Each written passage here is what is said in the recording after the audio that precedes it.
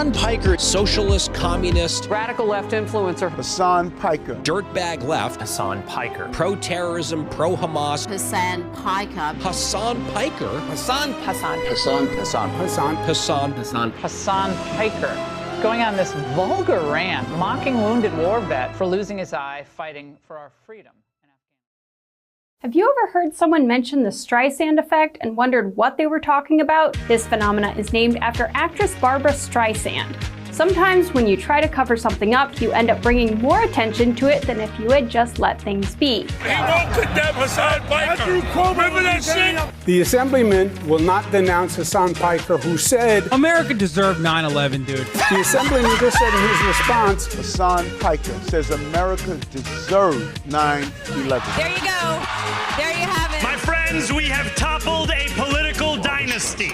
Now to the Michigan Senate race, where El Sayed is campaigning in Michigan, Appearing on stage at 2 Michigan campaign rallies. He's proactively campaigning alongside Piker. the man who says Hezbollah's flag is his favorite because it's dope, Why would you align yourself for raging anti-Semitites? who has defended Hamas terrorists. Calling them the lesser of two Israels compared to the evils. Lesser of two. That's what I find a bridge too far. When I went up to my good friend Chat and said, hey, can you walk me through some more controversial statements of Hasan Piker? Even ChatGPT went out of its way to soften the edges of Hasan and give me context. Thanks, but no thanks, ChatGPT. Hasan Piker is campaign poison. Placing yourself on the wrong side of a 90-10 issue is only going to make you look bad. It's going to be good for me. It's going to be good for the candidates that I work with. Turns out it was true. Abdul El Sayed at 27%. Oliver Larkin. Malak Heroes, everybody. Nice to meet you, Hasan. Welcome to the broadcast. Thank you for having me. Oh my gosh. What's going on, man? What's up, dude? Good to see you again. And I really enjoyed that, yeah. How you been? He's trying to get put out. Wow.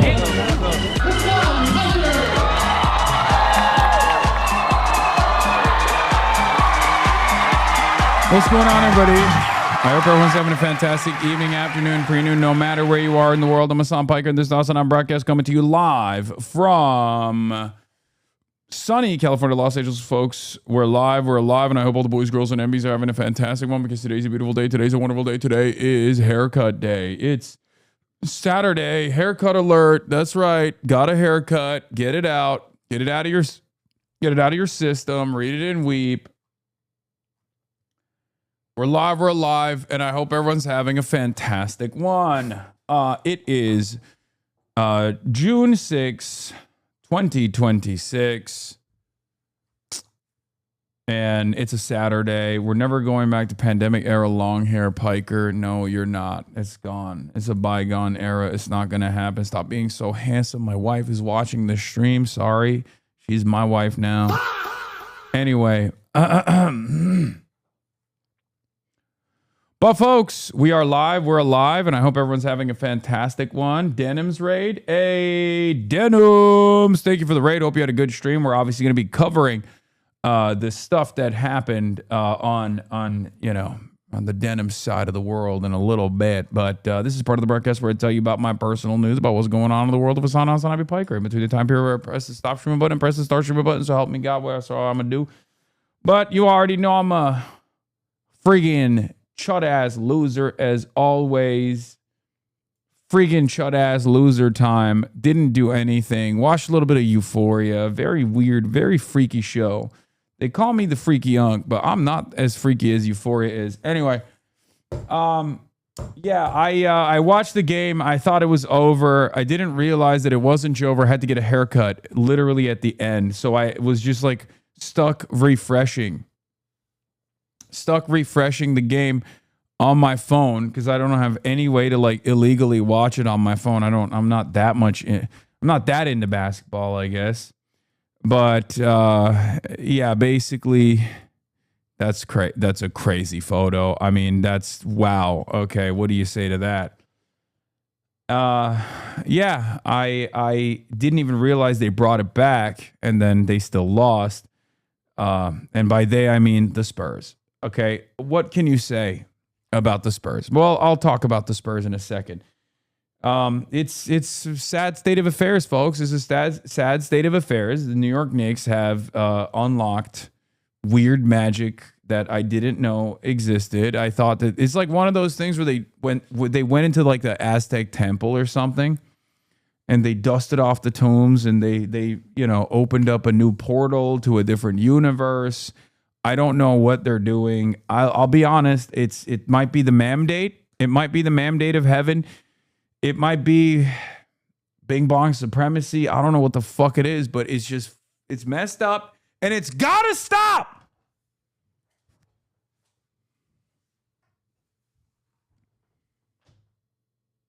I'll say it. Did you go to the dermatologist yet? I did.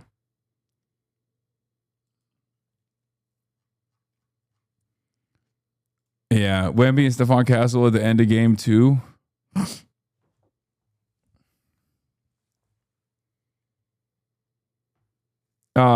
Anyway,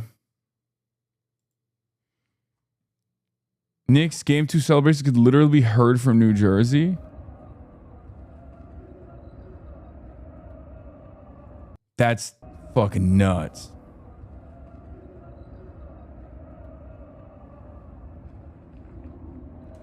Have I taken account of the fact that Jalen Brunson is the king of New York? Yes.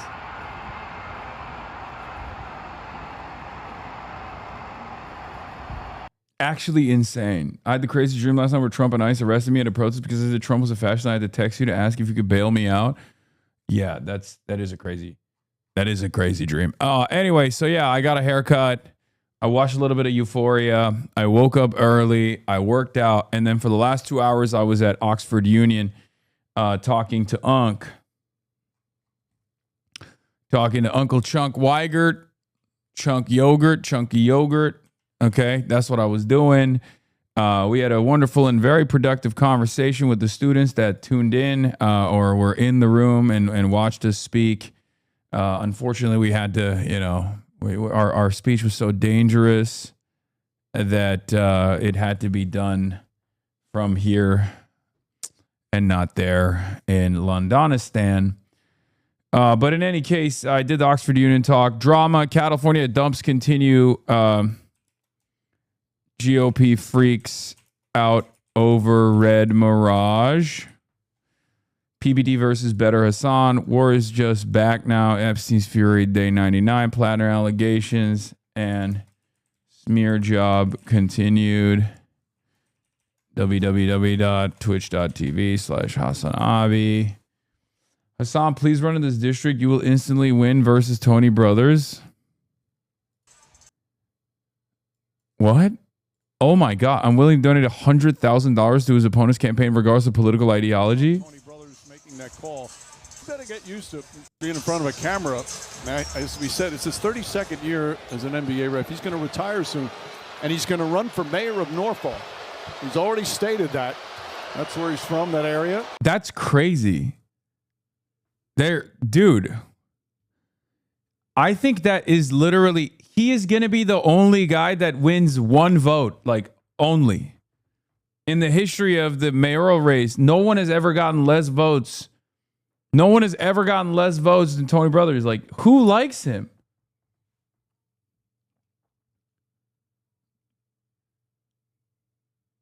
Nobody.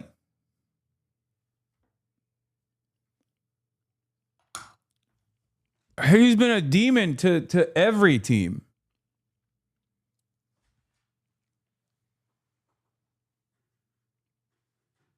People say Oklahoma City Thunder fans do, but like they're not voting in Norfolk. Tony Brothers is the father of 6 kids. While Tony Brothers. Anyway, that's interesting news. But yeah, Oxford Union Talk, Drama Cattle, all that stuff. Do we have a blast off meme, chatters? Do we have a good blast off meme or not?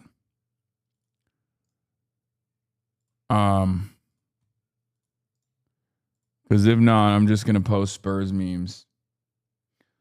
And yes, I know Tony Brothers' fun fact is he wants to visit Israel. I don't know what the hell is going on. You know what? I'm blasting off already. All right.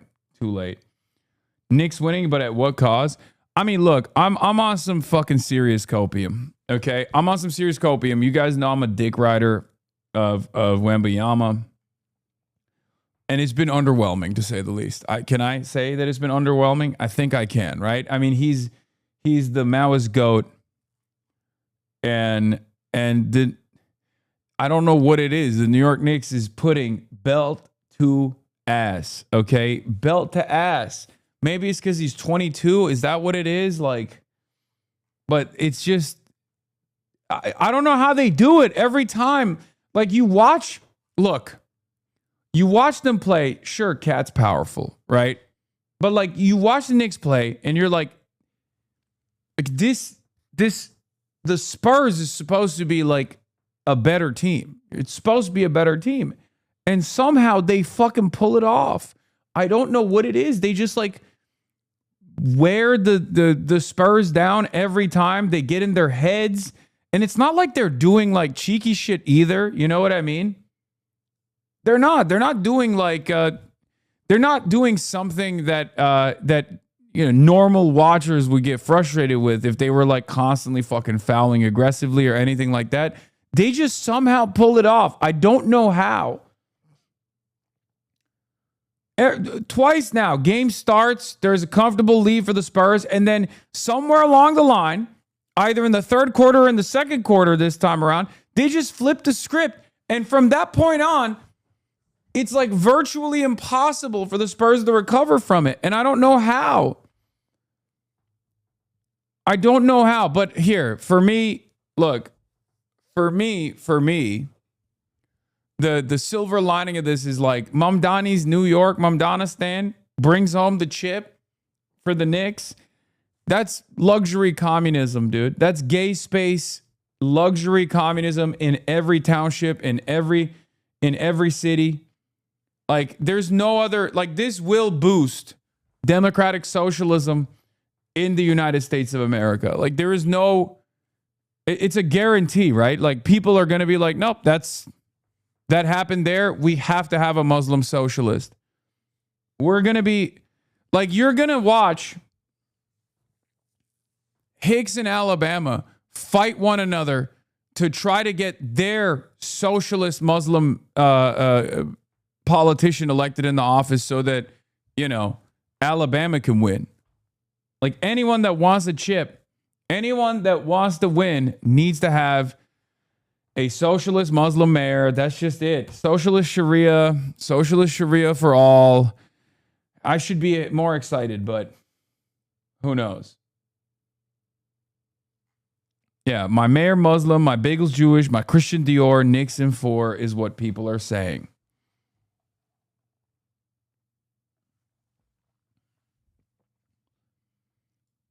Technically, 310 Spurs players are still rookies. They're a young team ahead of their schedule. Wemby threw the ball twice. Sad alien. You a bandwagoner. Analyze basketball Hasan. I mean, I'm shameless. I'm a shameless bandwagoner. Yes. I just really like Wemby. I like players. I don't really... It's just city vibes. City vibes are hard to explain right now. There's a guy smoking a cigar, holding a broom, and everyone is shaking his hand as if he's an essential worker during the pandemic. What's the purpose of making this up with AI picture as proof? Your AI detector sucks. We smiled and waved at each other this morning at Fort Washington Park.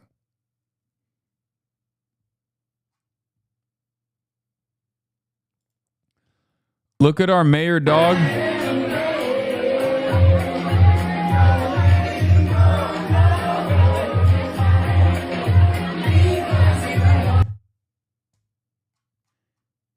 It just sucks because he just implemented the PETA terror tax. And it's like, I'm about to fucking, at this point, I'm about to buy a second home in New York City. We should maybe dial back that second home tax. You know what I'm saying? Like, we should just dial it back. This socialism shit is too much. It's too much. You know what I mean? I'm just kidding. I'm not going to buy a second home in New York City. Okay, that's a joke.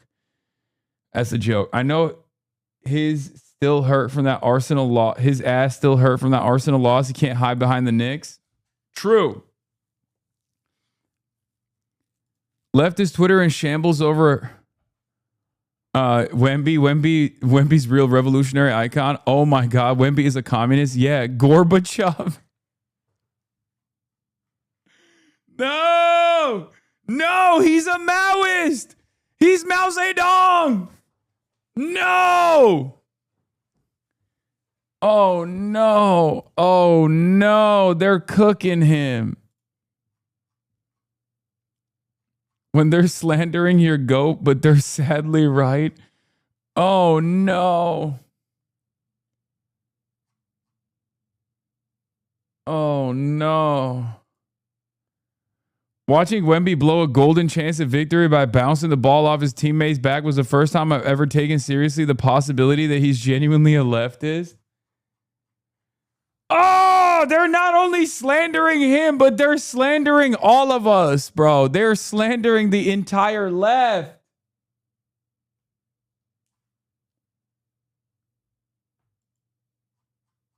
It's ridiculous, bro. It is ridiculous.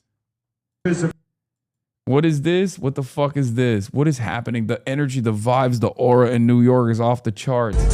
You're not going to believe this. So we just got a phone call from the mayor saying because of the Knicks winning, we can keep going until 12:30 instead of 12. So this is fucking amazing. Holy shit.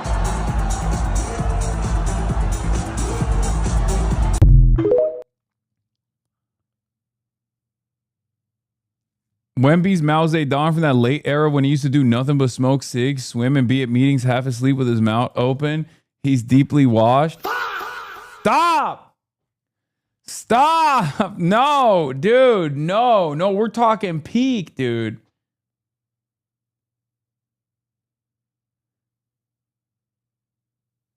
Oh, my Lord. Stop it. He's 22. He's 22. No, you know what it is? This is when Mao was like a little bit of an anarchist. This is like, you know what it is? Is 22. So he's actually Mao Zedong, not as an old Mao Zedong. He's actually too young. He's like, oh, this anarchism stuff seems pretty good. That's the era he's in. He hasn't done the work yet. He's only realizing the importance of the peasant movement. Okay. That's where he's at in his life. Okay. No great march yet. No. He hasn't mobilized the masses yet. You don't understand. He's 22. He's 22. He's making mistakes. It's all right. It's all right. We can't let these fucking revisionist democratic socialists win. We can't. What is happening? What is happening? Reform or revolution? You got Marxist, Leninist, Maoist, Wemby Yao Mao getting defeated by a team that's half social democrat, half democratic socialist. He's in his Castro being arrested for the first time era. He will get him next time, champ.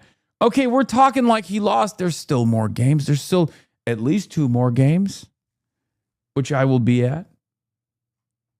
Okay.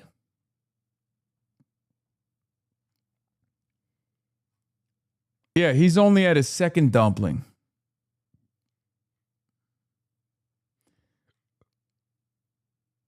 What is this? Brown was saying that you get your calm demeanor from listening to country music because you were getting fouled earlier in the game. You play with a certain demeanor. Can you give us a little bit of background on that? Yeah, I love my country music. That's all I listen to. I mean, dealing with these guys, they all, they don't listen to it. So that's why, got my headphones now. So maybe if they listen to it too, they'll understand. But they silly. No Maoists in San Antonio, only Galindo heads. Don't you know Maureen Galindo is the true expression of Maoism in America? MAGA Mitch is a known thing. Is Nixon for Unc? Get on board now. You owe us.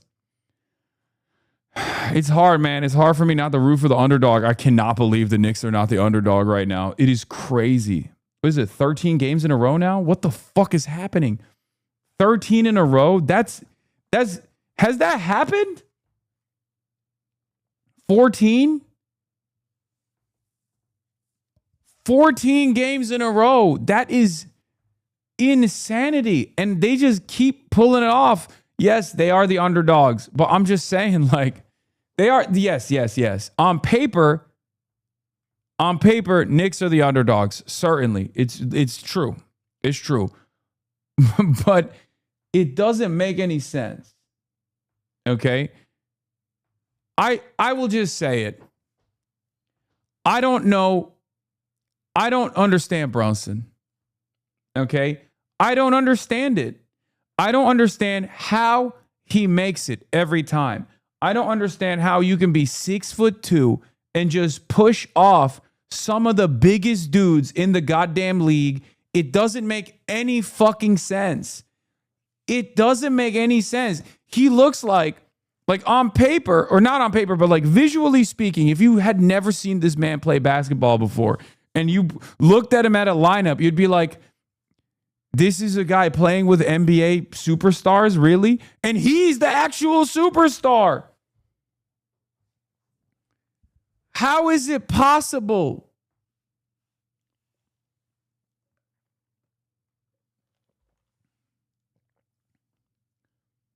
You look blitzed out of your mind right now? Blitzed? If Spurs win game 3, New York is going to blame Trump and you. They won't blame me. They'll blame Trump. That would be the crazy story, though. Imagine stopping the 14-game victory streak. W streak that the Knicks are on because Donald Trump came in and fucked with the vibes. Oh, my God, dude. I mean, there's no way, I'm going to be honest with you, there's just no way that this is bad for our movement in general. Because guess what? Guess what? If the Knicks sweep or they win, right, across the board, but if they sweep, it's ridiculous. It's over. Every other township in the country, no matter what their favorite team is. If it's NFL, that's fine. If it's NHL, it's fine. If it's like college football, even better. They're going to be looking for a socialist Muslim. They're going to be looking for their own Muslim socialist. They're going to be like, I don't care. Give me a Muslim man socialist. Give me a Shia 12er to come and run this goddamn town so we can run this goddamn team. Okay? War Eagle, brother. War fucking Eagle, brother. That's right. Inshallah, War Eagle, we will win. You have nothing to lose but your goddamn chains, brother. Workers of the world unite, inshallah, under the banner of socialist Sharia. Say wallahi, bro. Say wallahi. As Auburn, not Bama, I know.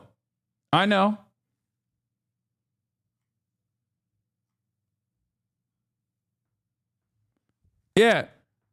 Roll, inshallah, the damn tide.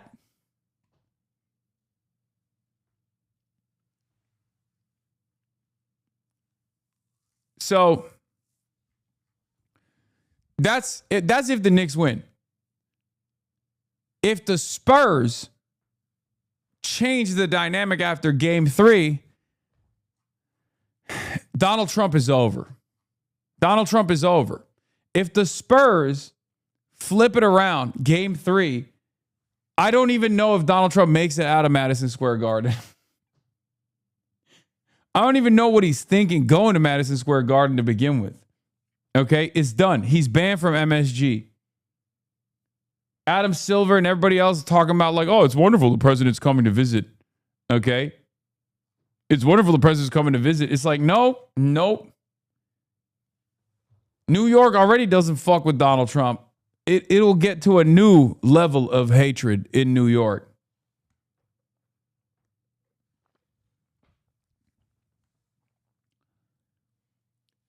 In any case, no matter what happens, we all win.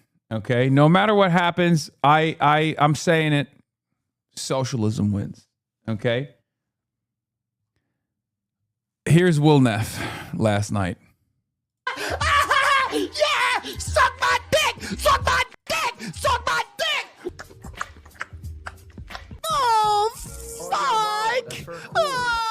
your name for you to be an influencer for my company's marketing. Oh, fuck! Yeah. Oh, yeah. Oh, yeah. You would. Oh, this is game 1. Never mind. This isn't game 2. Jesus Christ, dude. Watch me projectile cum on camera. You would watch it just grip my body and I would go, here it comes. He's doing ahegao. He's such a nasty little slut. You know that? He is such a nasty little slut. It's crazy. Is this your man's? I don't know this guy. I don't know who the fuck this guy is, okay? It's crazy because we're going to go watch in Madison Square Garden. I'm so stoked. I'm so fucking stoked. All right. Anyway, I blasted off already. That's all I got, honestly. What else can I fucking say? I mean, New York has everything, dude. It's messed up. They got everything. They got everything. Oh, God. They really do. They really do. They got everything. They got everything. They really do. New York, New York. They got everything. You're going to be in the same building as Trump? Yeah. Possibly. Probably. Hopefully they don't ban you. I can't watch his streams because he keeps moaning and I have speakers only and I can't have my grandma hearing that shit. Why? You worry she's gonna have a sexual reawakening at the age of 80? Is that what it is? What is this? Living in New York City in 2026?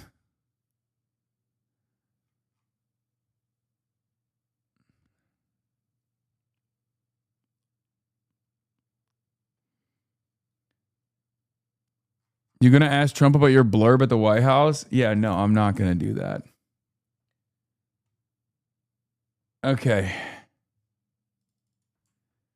All right, we're blasting off, folks. Yes, I'm on the White House. They put, not me, but somebody else on that White House page. Hasan Piker with 2 S's. I don't know who that guy is. Don't know him. Not me.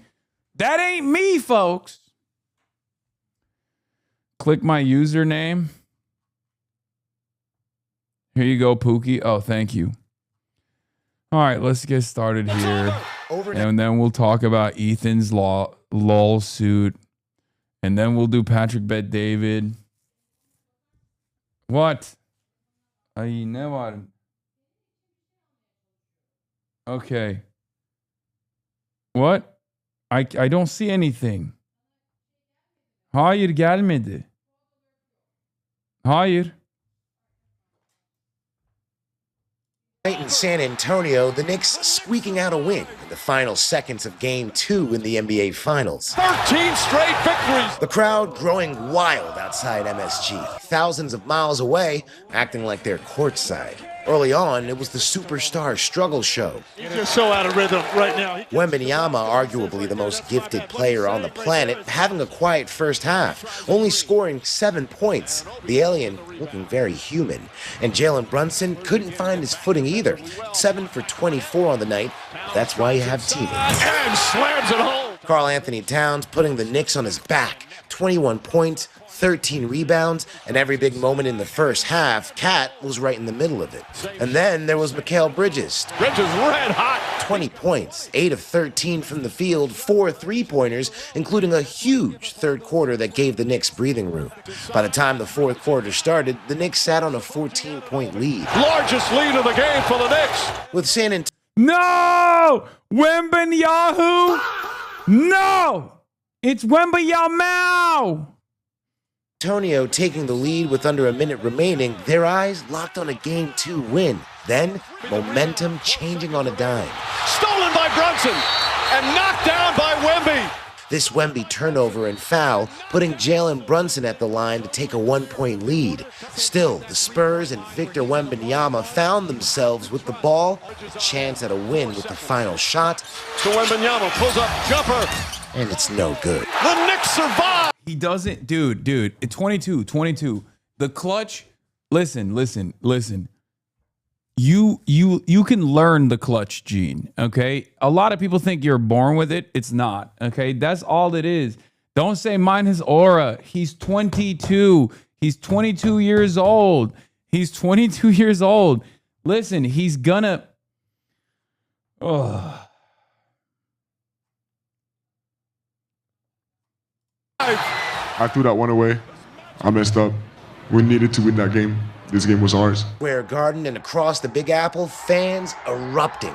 Even Spike Lee making an appearance. Karl Anthony Towns, who lost his mother to COVID in 2020, reflecting on the final moments. As you go through life, if you lose a parent, anyone's listening, you just... He's so fucking dope, dude, actually. Look for signs, and I'll take any sign I could get, and I prayed to her strong before that possession. Gotta love that. Now the Knicks are just 2 wins away from their first NBA championship since 1973, and the series now comes home to New York, baby. Let's go. It's just annoying. It's annoying because they got everything, bro. Why does New York get everything? Why? They can't have it all. That's gluttony, bro. That is avarice, gluttonous. This is unbearable to watch from the outside. Okay, I'm starting to fucking become a hater a little bit. I love New York. I love the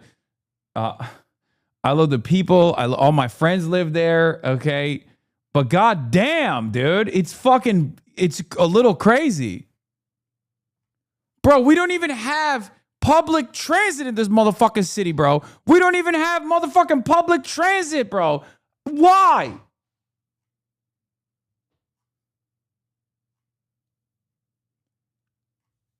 ESPN said last night it's like they're on a magic carpet ride, and I think that seems like the perfect way to sum this up. 13 wins in a row in the playoffs. More games to go, though. More games to go. Yeah, you got it. They haven't won it all yet. Thank you so much, Ike. You got it. That attack on...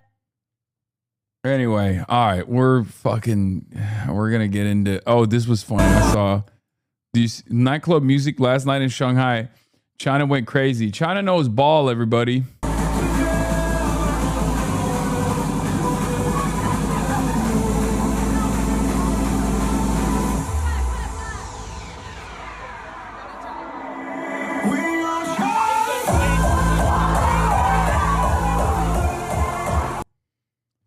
Yeah. Adam, mogging you again. I know who you are, Adam. Duh. Of course, I'll do your show. I love your show, but I definitely won't be able to top the Chet episode. Hunter Biden, I'm a talk show host in New York City. I'd love to hear your story. Thanks, bro. I messaged you. They have it all. I'm done, man. I'm done. They got it all. Adam Friedland has Hunter Biden on his show. I got nothing. I'm fucking washed. I'm chopped, dude. I'm fucking chopped. I'm chopped huzz. I'm chuzz. I'm unk. I'm washed. LA is fucking washed. Dude, New York has Zoran Mamdani. New York has the New York City DSA slate. Okay? New York has the Knicks. What does LA have? We're sitting around waiting for our fucking unbelievably slow vote tabulation process to kick in, making the rest of the goddamn country's Republicans more schizophrenic than ever before. They all believe the election is being stolen currently, by the way. That's what we're doing. That's what we're doing in LA. No aura, no Riz, chopped huzz. New York's got childcare, MTA system.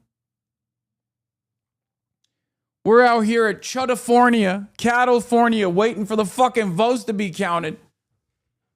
Maybe in a month or two, we'll find out who actually won. Yeah, we got Spencer fucking Pratt, dude. Even New York's chuds are awesome. Ours is Spencer Pratt. Your Republican on the mayoral ticket is better than half of our fucking Democratic Party politicians. You got Curtis Lewa.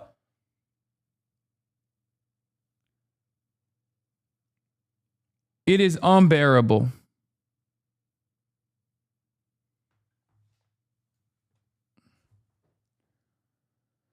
Oh, our politics is worse than our Spectrum Wi-Fi. Oh my God, don't even get me started on the internet.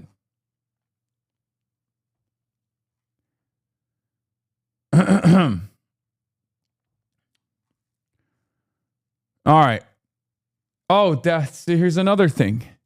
You know what New York doesn't have? Crime. Crime statistics of New York City for 2026 year over year. Robbery, 3,994 incidents, down 10.4%. Felony assault, 9,034, down 3%. Burglary, 3,414, down 20%. Grand larceny, down 3.8%. Grand larceny auto, down 8.3%. Total major crimes, down 7.1%. Major crime in New York City dropped 9.5% by early 2026, with murders hitting historic lows. During the first 4 months of 2026, the city recorded 76 homicides, beating the previous 4-month record low of 86 set in 2018. As a pro-crime voter, this worries me. Bro, shit's working so good in New York, people stopped murdering each other. How is that possible? I'm done with this socialism shit. It turns out it breeds envy. Okay? My whole life's mission, I'm casting it aside. I'm casting it aside, folks. It's done. I'm done. I'm over it. Turns out socialism in one city only, it creates resentment. It breeds enmity. I was wrong. This was my here's why I left the left moment, folks.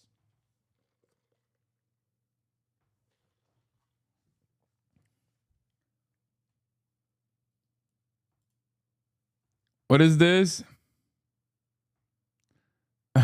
These guys must be so pissed. Oh, the Lee Zeldin heads. Yeah, you know who's really suffering with these historically low crime numbers? These guys. Crime! Crime! Crime! Crime! Crime! Crime! Crime! Crime! Crime! Crime! Crime! Crime!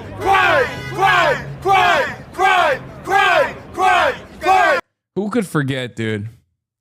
The resilient message of the Lee Zeldin for governor heads. That would just go run around and point the finger and go, crime. Can't figure out if they're pro or against. Like, are they pro-crime? Are they anti-crime? No message whatsoever. Just yelling into the fucking wind. Crime, crime, crime. If you left the left, you would be unbearable, dude. I would be the most lethal weapon. I would be the most lethal weapon of the right. The reactionary forces had never seen something like this.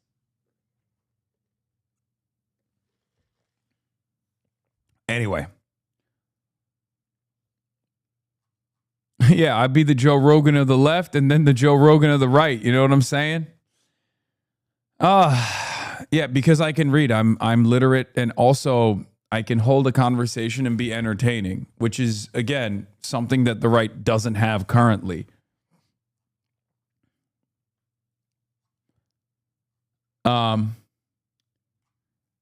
The CIA had a right do one good example and now everybody mad. It's true. In any case, does anyone have some updates on the Denims saga? Because I believe Denims did a show earlier today, a broadcast earlier today.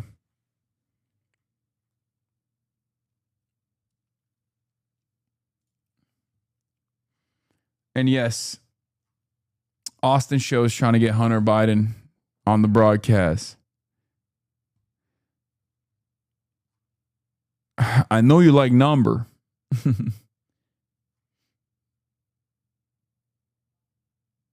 Just went over the lawsuit, I believe, and watched Baki.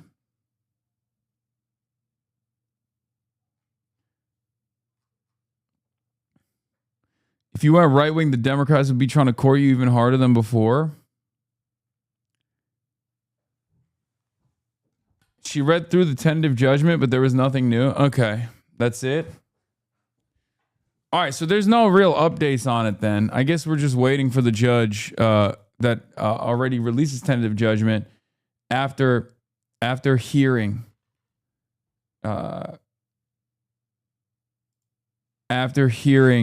from. Oh, this is sweet, by the way. Lena and Aber together with Zohran Kwame Mamdani. I believe they were also potentially, I think it was maybe a fundraiser too. This is sick. All my goats and then Zoran. All my goats in one room and Zoran. She was creeped out by you saying people should kiss her feet. Oh God, are there denim simps in here? Is that a real thing where people are like, excuse me, I think you should use your language a little bit more appropriate. Only I get to say that. You know, that's a joke, right? Like she's joking. Like you took that seriously.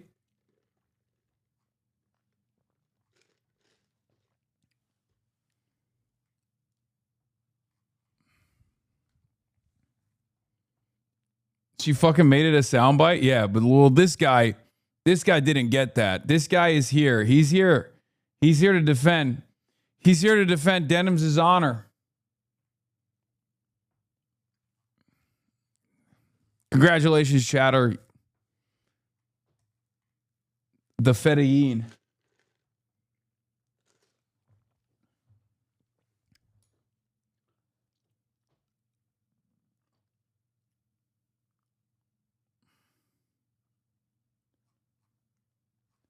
Toby Durden on Fear and When.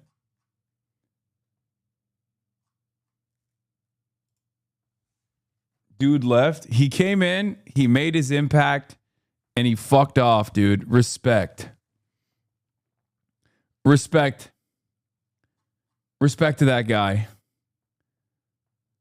What is this? Care to comment? I have proposed that I get Hasan's login. And so far, I have been denied. Best podcast idea. Caroline and Hasan host. Caroline uses Hasan's phone and connections to get celebrity guests and interview them. Hasan doesn't need to be present. The concept of March wanting to do even more work with Hasan. Anyway, them starting another podcast would be cinema. Oh my God. I know. March really wants me to do a fucking long, like Joe Rogan of the left style podcast. So yeah. I don't really have more than that to say. Those are all of the big updates.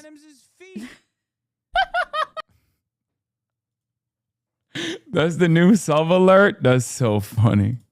So yeah, I don't really have more than that to say. Those are all of the big updates.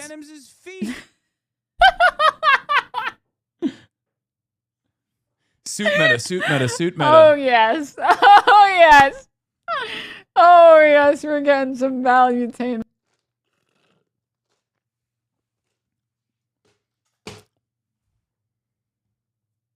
Aren't you basically a worse version of a podcaster?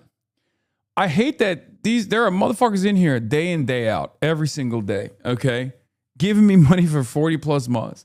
And they are my biggest haters, okay? They are my biggest haters every single damn time.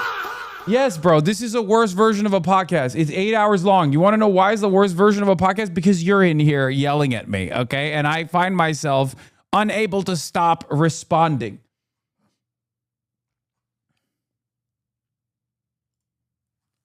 That's what it is.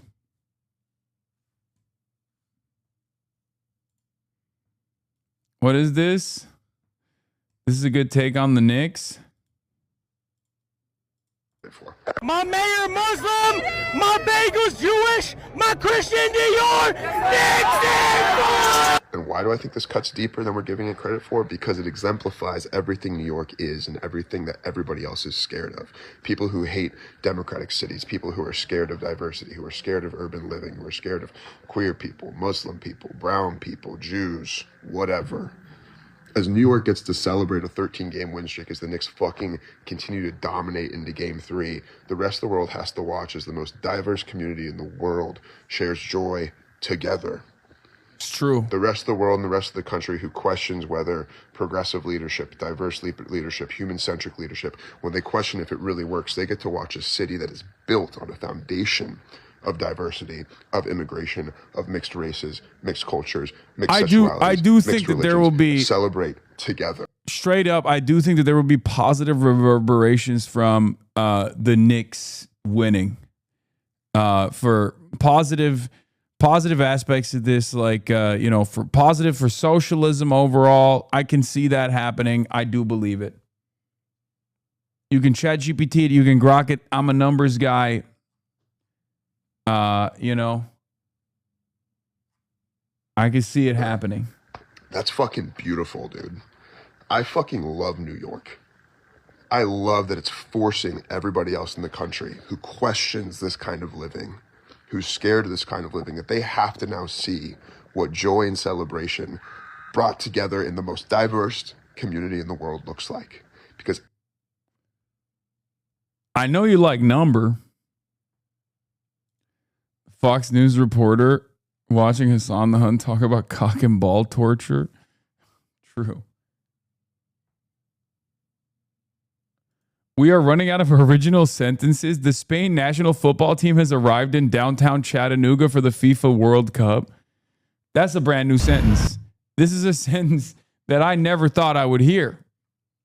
This is a sentence that I never thought I would read. It's true.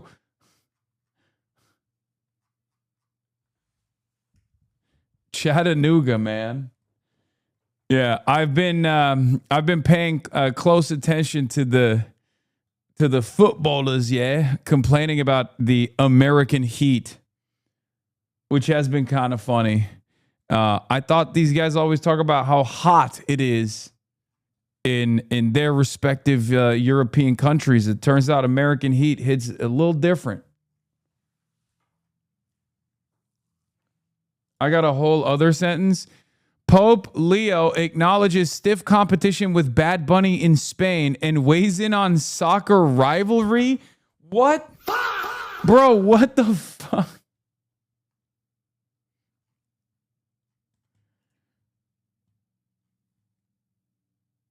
What? There is genuinely a disturbance in the force. I feel like we have disrupted something on the timeline. Our delicate timeline has been disrupted. Seriously, this is not a thing that should happen. This is not, like, the Pope should not acknowledge Bad Bunny. The Pope should not know who Bad Bunny is. Am I wrong for this? The Pope also shouldn't be American in general. I don't know what happened. We are in the weird timeline, man. I know we're trying to make the most of it, but it's pretty crazy. Anyway, speaking of which, let's get to the news. U.S. launches strikes after Iran fires at Bahrain and Kuwait. This happened yesterday while I was being value-tained. I didn't actually cover it, but we're going to get back into it. England's least Islamophobic anchor, Lindsay Hilsum, international editor for Channel 4, reports. Lebanese army vehicle is causing a lot of anger here.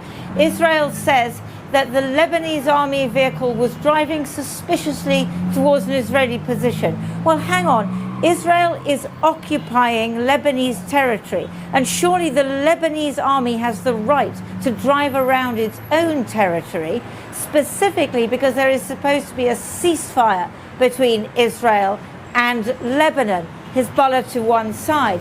So the government here says this is an assault on their sovereignty, and people say this cannot continue. This Israeli occupation of the south is causing a lot of fury here, even with those who oppose Hezbollah. Trump says he's going to get out of here quickly. What do you make of that? Well, he said that today, or was that yesterday? I can't be sure. I mean, whatever President Trump says from one day to the next, I'm not sure what bearing it has on the situation. There's a James Fenton poem that says, listen to what they did, don't listen to what they said. What's written in blood is set up in lead. In other words, watch what's happening. And you have just outlined that. The trading of blows between the US and Iran. We see this ratcheting up. We see each side trying to needle the other. We see more assaults by Israel here. We see Hezbollah still firing over the border into Israel. I think that tells you much more about what's going on than the utterances of Donald Trump. Lindsay Hilson in Beirut. Well, earlier I spoke to Hossein Kanani Moghadam, who is leader and founder of the Green Party of Iran and a former senior commander of the IRGC. He was one of its founders. I began by asking him his thoughts on the significance of the small exchanges of fire we've seen during this ceasefire in recent days. This is a normal conflict between Iran and United States and Israel. This is one part of ceasefire. All the time during the war between two countries, I think the just only resolution for solve a problem between Iran and United States, not Israel, just Iran and United States, that's an international solution. But at the moment, the process seems deadlocked. There's no progress. You're stuck. What do you believe is the way to break the diplomatic deadlock now? We have some precondition for the continue the negotiation. And this guy's your uncle? Moghadam is me? That's my name? That's my uncle Lamau? Oh my God. That's crazy. The diplomatic way. One of that is that the war must be tell Unc not to wear fucking slippies, bro. I know he's at home, but that's crazy. Unc is out here wearing slippies on Channel 4, bro. That's crazy. Put some shoes on, Unc. Unc was like, I gotta be cozy on Channel 4. I don't give a fuck.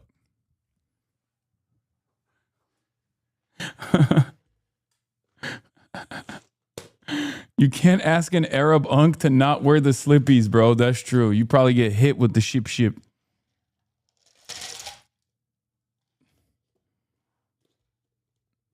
It's okay. Every Iranian is Unc, but that's straight up my Unc. I got it, bro. You don't have to keep doxing yourself. Jesus Christ, you got so excited. Chatter's like, Uncle mentioned.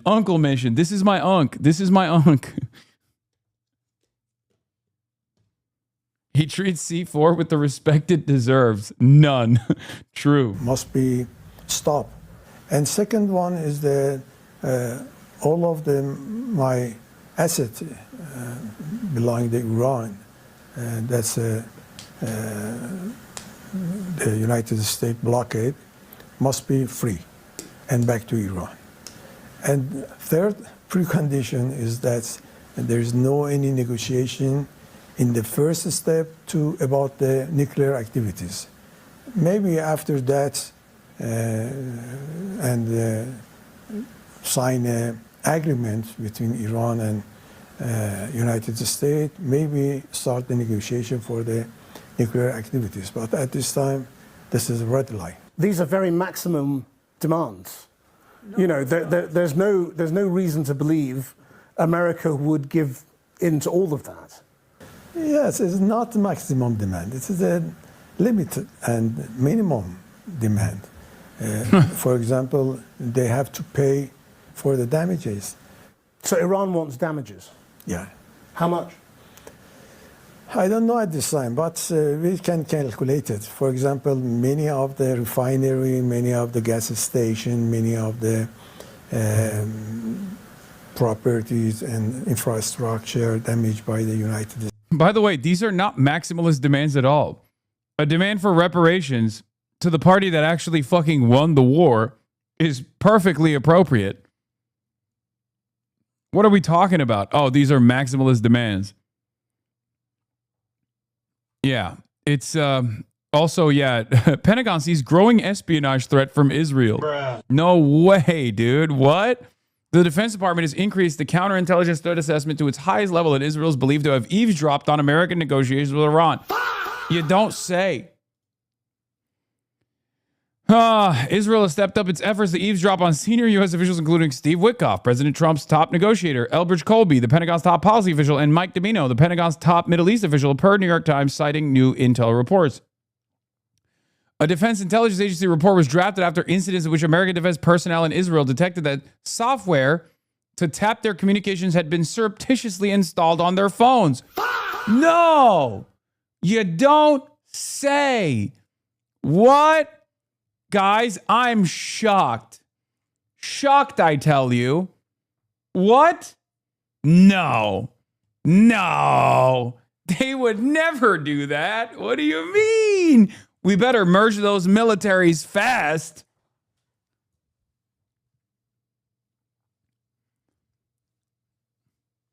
By the way, they're doing this to Steve Witkoff, who's already sympathetic to Israel. They're doing this to administration figures who are already sympathetic to Israel, for the record. And they're doing it so that they're sympathetic appropriately. You know what I mean? Like, oh, God forbid you think out of line. You step out of line in these negotiations processes. Like, these are guys who are already fucking pro-Israel. At this time, I think more than $2 trillion. If this deadlock goes on, how long can Iran hold out? You know, according to the defense strategy and doctrine of the Iran, we are ready to continue the war until minimum 10 years. We are ready. We know very well about that United States, they want to attack against Iran directly by the Israel. From on that time, we prepare and many capability and capacity about the economy and like that. What about oil, though? I mean, you're unable to get Iranian oil through the Strait of Hormuz. How are you able to sell your oil?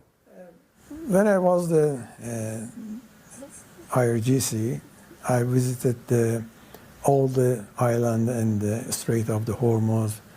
From that time, we prepare many facility for how we can export the oil without Strait of the Hormuz. You know, Alan, we have many pipeline for export the gas and oil, and to other countries, neighborhood. For example, Pakistan, Afghanistan, Iraq, Tajikistan, Turkish, and many of the countries. They need the oil, they need the gas, and we can prepare inside the Iran and export it, transfer by the pipeline. Do you think the people will be prepared to wait a long time? He's got a CRT monitor. Yeah, respect. Unk, bro. This is Unk. He's got clogs on. He's got the CRT monitor in the background. He's got books. This is Unk City. This is literally peak Unk status. For peace. Iranian people, they believe if they staying and paid the cost for that, it's better than the white flag surrender. They know very well. Thank you very much. Thank you very much. Right now, there are top Iranian official. Trump and Iran's supreme leader will not meet. So before we get into this, fuck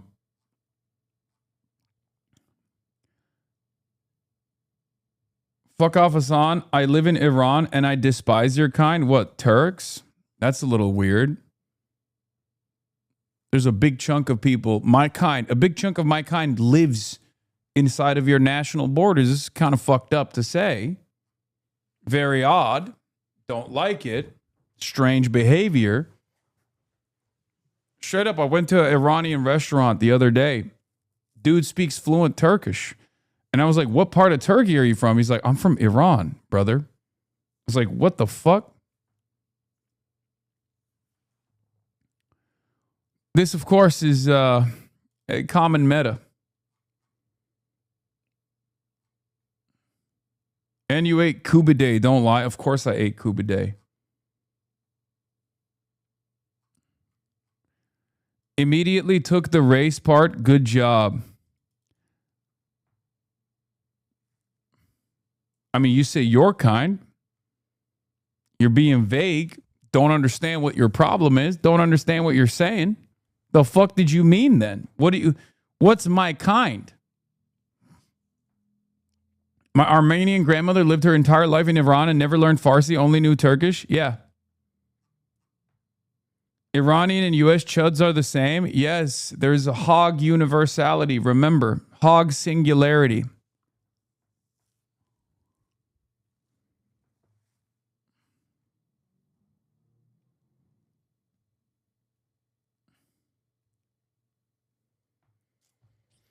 Hog International. This dude is 100% American Iranian, if not in Israel right now. Reveal your IP address, chatter. Yeah, he's not. I mean, we can tell from the way he's posting. He's I am Persian. I hate your kind. I am Iranian and I love your kind. Thank you, Blacksmith Kave.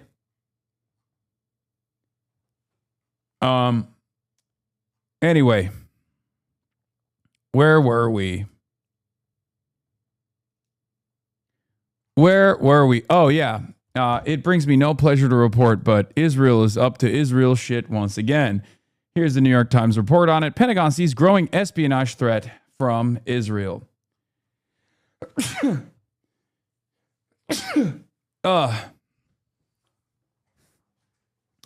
Guys, shocking revelation. I mean, this will shock your conscience. You will be confused. You'll say, what do you mean? Israel, small nation. Is small being Israel? What are you talking about? Israel, greatest ally of the United States. Israel, greatest country on the planet. Israel already has direct access into the Situation Room. Israel already gets to have direct conversations with Donald Trump after every fucking negotiation, every talk that takes place between America and Iran. And yet that's not enough. They want to also have, full-blown 24/7 surveillance. Pentagon is sounding the alarm over the increasing spying threat on American officials from Israel. Meanwhile, Congress is working to give Israel even more access to the U.S. military. Sick.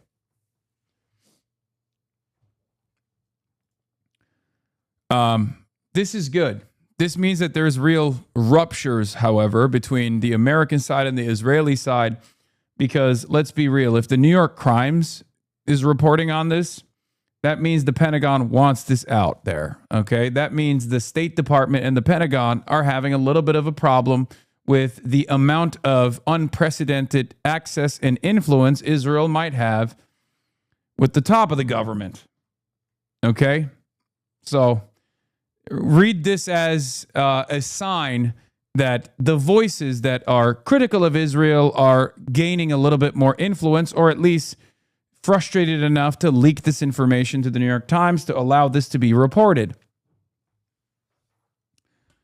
Recent U.S. intelligence reports have raised concerns about Israeli spy agencies eavesdropping on American negotiators working on a peace deal with Iran, amid rising concern over a more general counterintelligence threat by Israel. I assume Trump will probably say that's not true, they're not doing it, or depending on what he says about this, depending on what his statement on this is, we can measure the temperature in the room between the Israeli side and the Trump administration. Because this is a known thing. This has always been the case, right? Israel is always spying on Americans and certainly Americans in power. That's not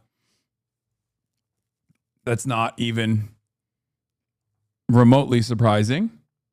What's surprising is that the New York Times is writing about it.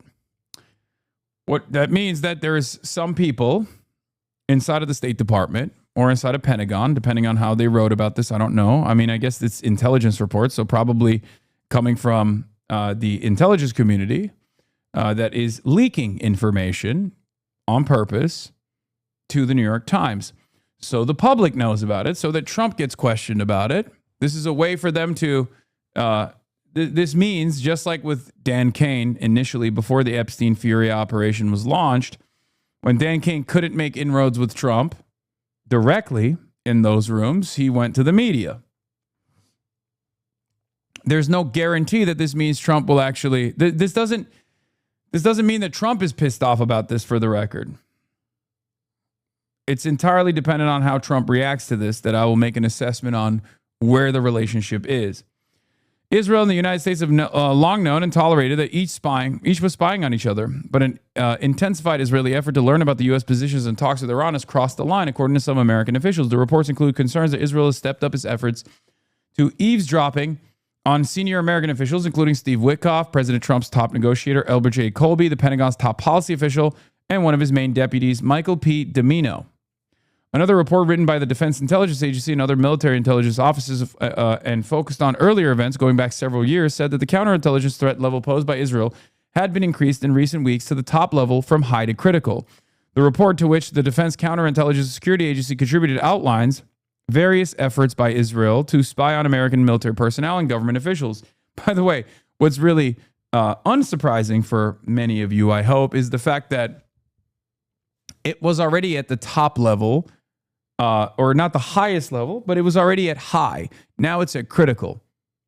It probably was critical always, but maybe they were getting the Israel grade and they were reducing the critical nature of the Israeli espionage. But the very fact that it was already high and yet American politicians were behaving like Israel is the most important ally that we have should tell you something.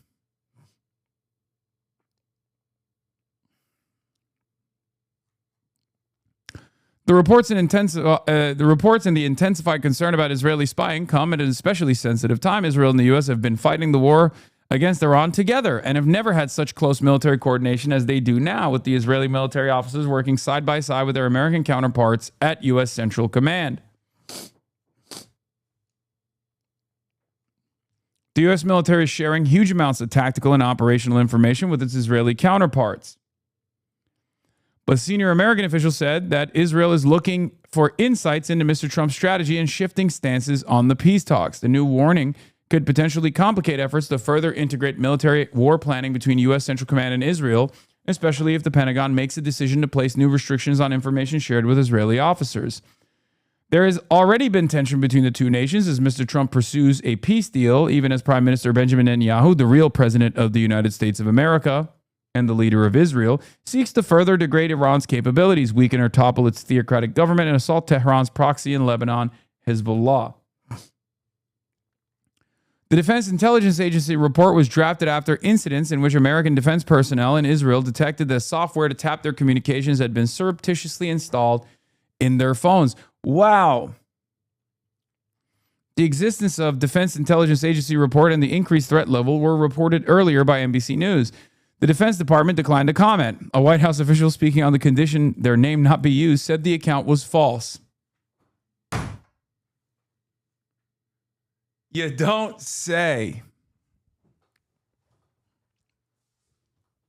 Interesting. A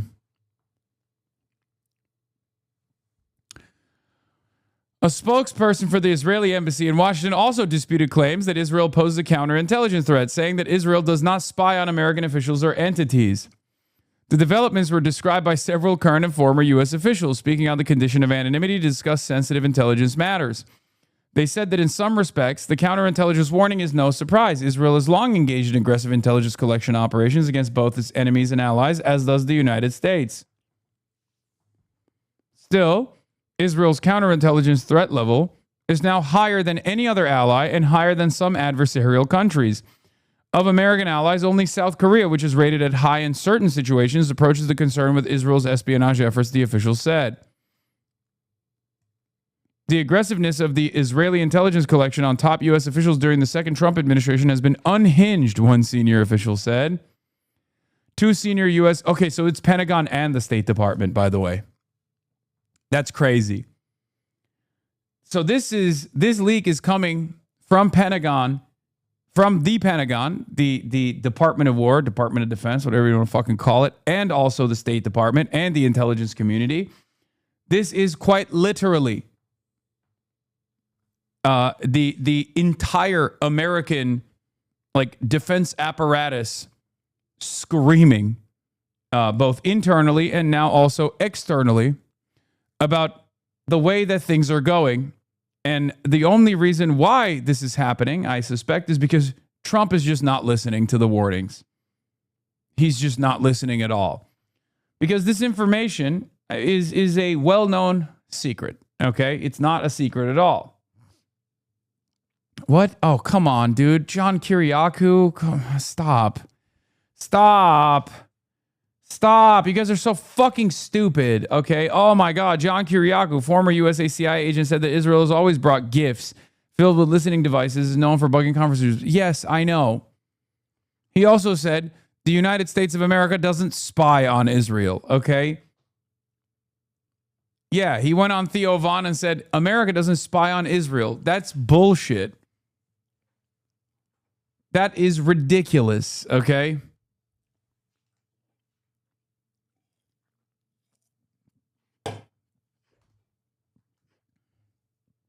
Is he still ducking you? Yeah, he is. I don't know why.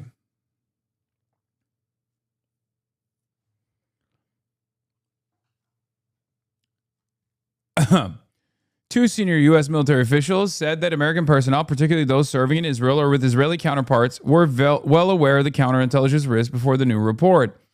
The officials, who spoke on the condition of anonymity to discuss internal assessments, said the U.S. personnel employ a range of security procedures and protocols to help counter the threat and to protect their cell phones and other electronic devices, especially while traveling in Israel, but declined to describe those measures in detail for security reasons. Cooperation between the two militaries is very close, but each side also needs to keep its most sensitive information secret. At the U.S.-led Civil Military Coordination Center in Kiryat Gat, Israel, for instance, American and Israeli military and diplomatic personnel work side by side to enforce the Gaza ceasefire and to facilitate humanitarian efforts. But the building also has a U.S.-only floor and an Israel-only floor where personnel from each country can discuss the most sensitive topics. Sure. Yeah, the U.S.-only floor is definitely not bugged into oblivion, and so is the Israel-only floor. I believe that as much as I believe that they're enforcing a ceasefire. Well, I guess they're not trying that hard. The report says counterintelligence incidents began increasing in late 2024 as the Biden admin pressed Israel to curb its attacks on Gaza and continued in 2025 as the Trump administration weighed options to attack Iran. The report, which incorporated contributions from a number of military intelligence agencies, also details several episodes in recent years. In 2021, the Israeli military intelligence officers were caught planting listening devices at DIA headquarters. Last year, officers from Shin Bet, Israel's domestic intelligence agency, were discovered to have tried to plant a listening device in a Secret Service vehicle. While the DIA document does not explicitly...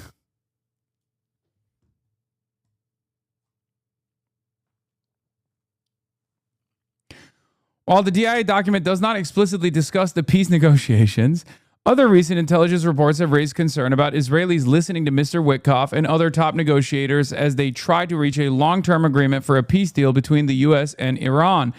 The tendency of some senior Trump administration officials to fly on private aircraft, to conduct national security business on their personal phones, and to reject staffing from U.S. embassies abroad made them especially vulnerable targets for the spy services of allies and adversaries alike, said a former U.S. official. The other current officials also acknowledged the use of personal cell phones by top American officials and made them easy targets for eavesdropping. The U.S. and Israel were largely aligned at the beginning of the Iran war, with Mr. Trump endorsing Mr. Netanyahu's long-sought goal to push the theocratic government from power, but their war aims quickly diverged as the United States focused more on trying to erode Iran's military capabilities to force concessions at the bargaining table, while Israel hoped the Iran hardline government would lose its grip on power. It is not entirely clear why Mr. Colby, who was in charge of Pentagon policy, would be a target. It's not. Which we're talking shit. Take 30 minutes off. Why would you ever fucking send that to me? But he is one of the most prominent proponents inside the U.S. government of a restrained foreign policy. Mr. Domino is in charge of Pentagon policy for Middle East, making him a person of natural interest to Israel.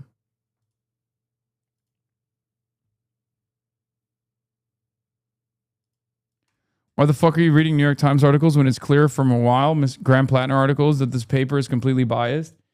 What do you mean? I read Fox News articles as well. It's important to fucking get insight into what is allowed in the paper of record, allowed to be reported. It's an American newspaper. It might be Zionist, but it's still an American newspaper.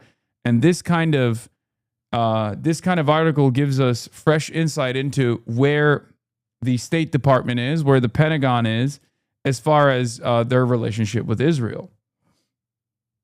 Are negotiations going on? What compromises is Iran willing to make? Is Iran willing to compromise on nuclear enrichment? Is Iran willing to compromise on the highly enriched uranium? ما در مسئله غنیسازی کاملا در چارچوب مقررات و قوانین بین المللی و تعهدی که در NPT داریم عمل کردیم. هیچ انحرافی نداشتیم و در مذاکرات برجام هم بین ما و آمریکا و کشورهای بزرگ توافق صورت گرفت. آقای ترامپ اومد اون رو پاره کرد. لذا الان ما شک داریم که آیا هر نوع توافقی در رابطه با غنیسازی با آقای ترامپ این پایدار میمونه یا پایدار نخواهد موند.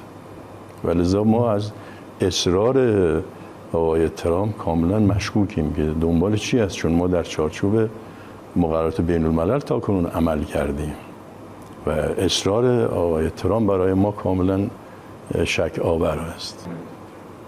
در این مرحله از مذاکرات ایران هیچ صحبتی در رابطه با غنیسازی با آقای ترامپ نداره. این مرحله از مذاکرات باید به نتیجه برسه. This stage of negotiation, though, is taking a long time. The Trump administration says that Iran is going very slow to reach a memorandum of understanding. Is Iran deliberately making this process slow? توپ تو میدان آقای ترامپ. ایشون مذاکرات با بنبست مواجه کرده. اولا که قواعد مذاکره رو رعایت نمیکنه. یعنی در مذاکره باید شفاف. The Plattner article convinced you that his bias, fuck you chatter, socialist supports imperialist war criminal, American chauvinism is truly unbeaten. Yeah, no, you're right. You're right. The New York Times is actually not operating at the behest of Zionist influence when it's disparaging Graham Plattner. They're doing it because they're anti-imperialist and they hate Graham Plattner's Western chauvinism. You're right. Like, Zay Squirrel had a really long back and forth with one of the guys that's constantly chirping in the chat, and I thought it was really interesting because like this has been a turning point for a lot of people who have much smoke for Graham Plattner because they realize that it's obvious like this is happening because of his anti-Israel position. It doesn't matter what his other it doesn't matter what his perspective is at all beyond this.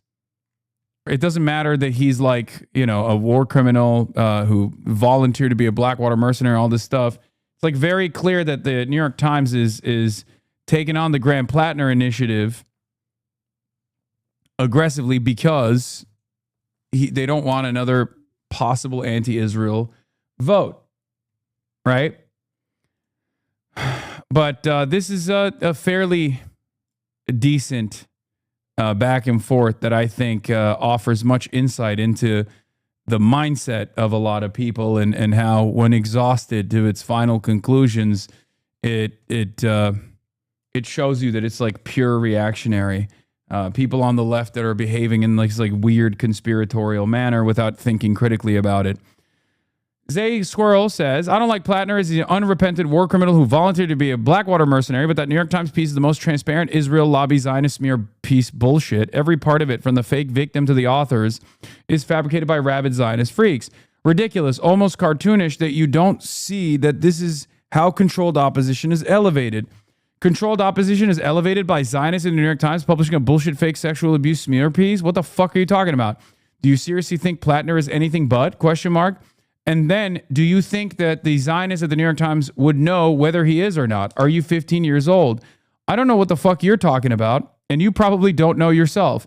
Just say you don't like him because he's a war criminal and likely a liar who will be another Fetterman. That's a good argument to oppose him. But this notion that the New York Times fabricated a sexual violence hoax about him because they've because they're actually doing an epic 4-dimensional chess move to elevate him as fucking deranged. Of course, the New York Times and Zionist media and political class prefer Collins to win over him. Why wouldn't they? Do you think Collins is some epic anti-Zionist hero or something? It's totally incoherent. It's like saying that the New York Times fabricated the genocidal atrocity propaganda rape hoax about Hamas because they actually want to elevate them as epic resistance heroes. What the fuck does that even mean? I refer to him as obvious controlled opposition, and you refer to him as a war criminal and likely liar who will be another Fetterman. Same shit, different words. You're effectively arguing that the New York Times are being honest and attacking him. Idiotic. Do you think they really want to take him down? Really? What threat is a mass murdering psychopath with a Nazi tattoo going to be to American capital interests? I'm trying to comprehend what your argument is. Do you actually think that these articles saying he's a sexual abuser makes it more likely that he wins or less? Is that the argument? How the fuck does that work? Who knows in this climate whether it makes it makes it less likely he wins or loses? People are seriously entrenched in ways we haven't seen in generations. So your argument is that the New York Times and mainstream legacy media writing articles about you being a violent sexual abuser is actually positive PR, so they're doing it to help candidates they secretly love? That's awesome. No, that's not what I said, and it's not my argument. You've avoided my question again. I did enjoy your account for a very long time now. All good things come to an end. Thumbs up.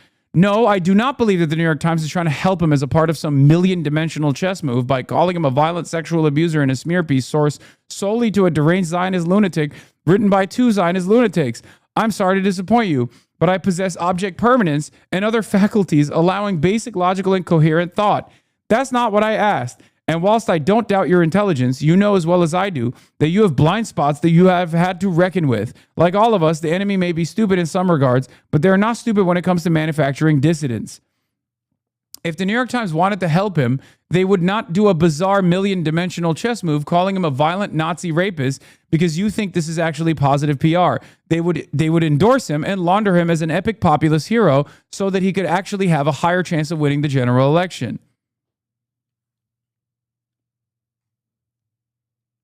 The reason why I read this is because there's always a guy out there that's like way, way, way more invested in the parapolitics of it all that just has no understanding. Okay? That just that has no like decipherable worldview at all. There's always a guy out there. Okay? In many instances, Squirrel is that guy for me. We're ostensibly on similar sides on the issue of Israel and the malign influence that the pro-Israel lobby has over numerous aspects of American existence, and we diverge on how to fight, right? We diverge on how to fight against that.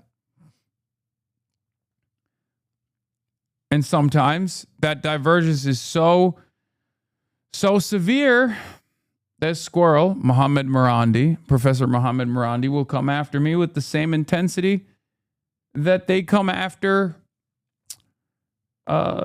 straight up Hasbara operatives, right? Now,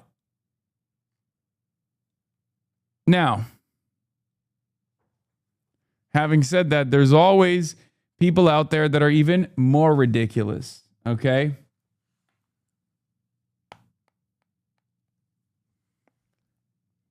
I've said this already.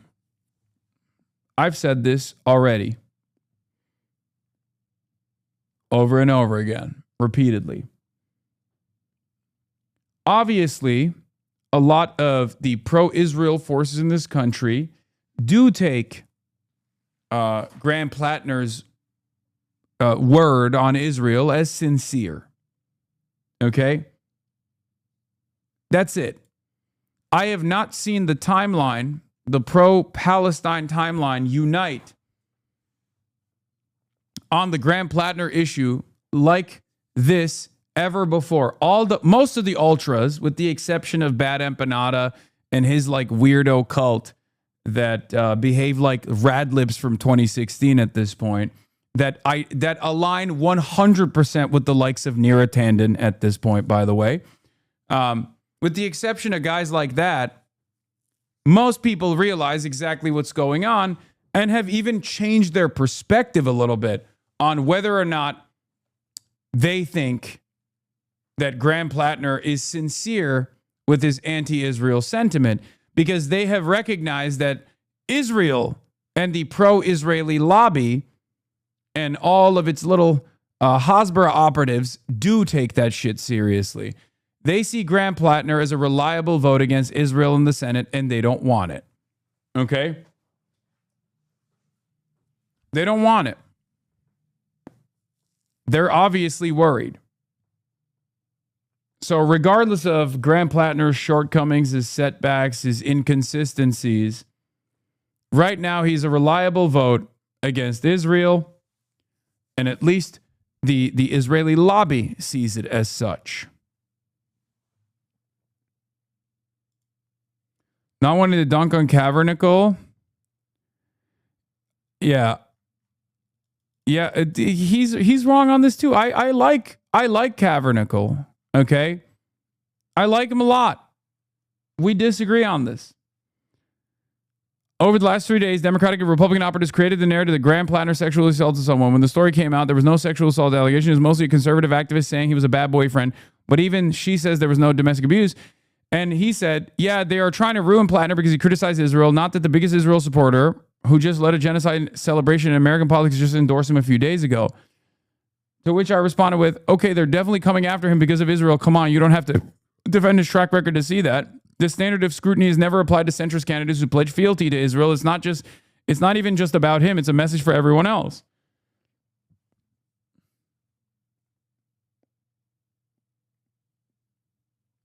Like, it's pretty wild to look at what's going on right now and go, no, this is normal. Hasan, people are defending Plattner like they defend you. What do you mean? Plattner doesn't have inconsistencies. Plattner is ideologically... No, we're talking about his background, man. We're talking about his background. I'm not talking about his inconsistencies now. I say, I have been fairly clear on this. The things... But when Bad Empanada says this same thing, you say he's crazy. Bad Empanada doesn't just say this, okay? Plus, I mean, I disagree with Kaepernick, but he's not as insane as Bad Empanada is. It's that simple. That's it. Bad Empanada has been posting almost singularly about Graham Plattner for like, I guess, the last couple of months. And he has openly admitted that he takes credit and ownership. The amount of hubris from this guy, the narcissism from this guy is alarming. Okay?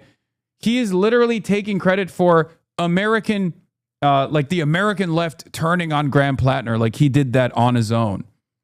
Okay?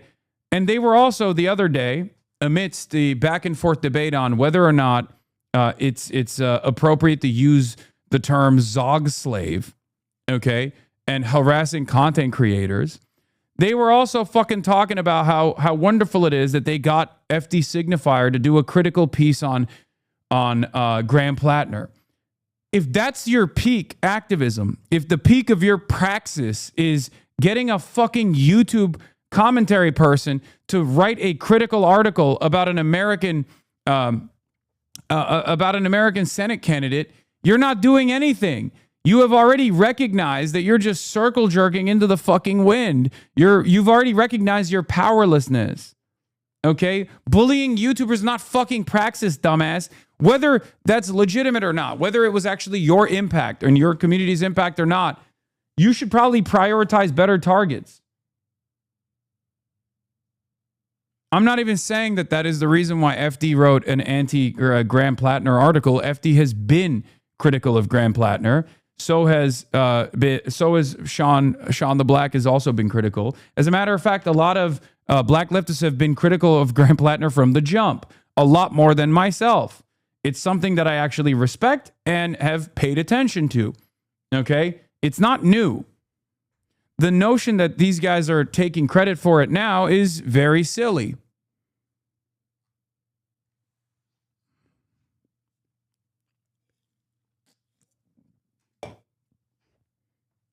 But even if that was true, like, do you understand what I'm trying to say here? Even if it was literally like Bad Empanada and his community that finally got FD Signifier to write an article that was critical of Grant Plattner. That's the peak of your activism. That's the peak of your goals. You've achieved something. You feel like you've achieved something there. You got a YouTuber to make a YouTube video. Wow. Brilliant. You've done it. You've done it.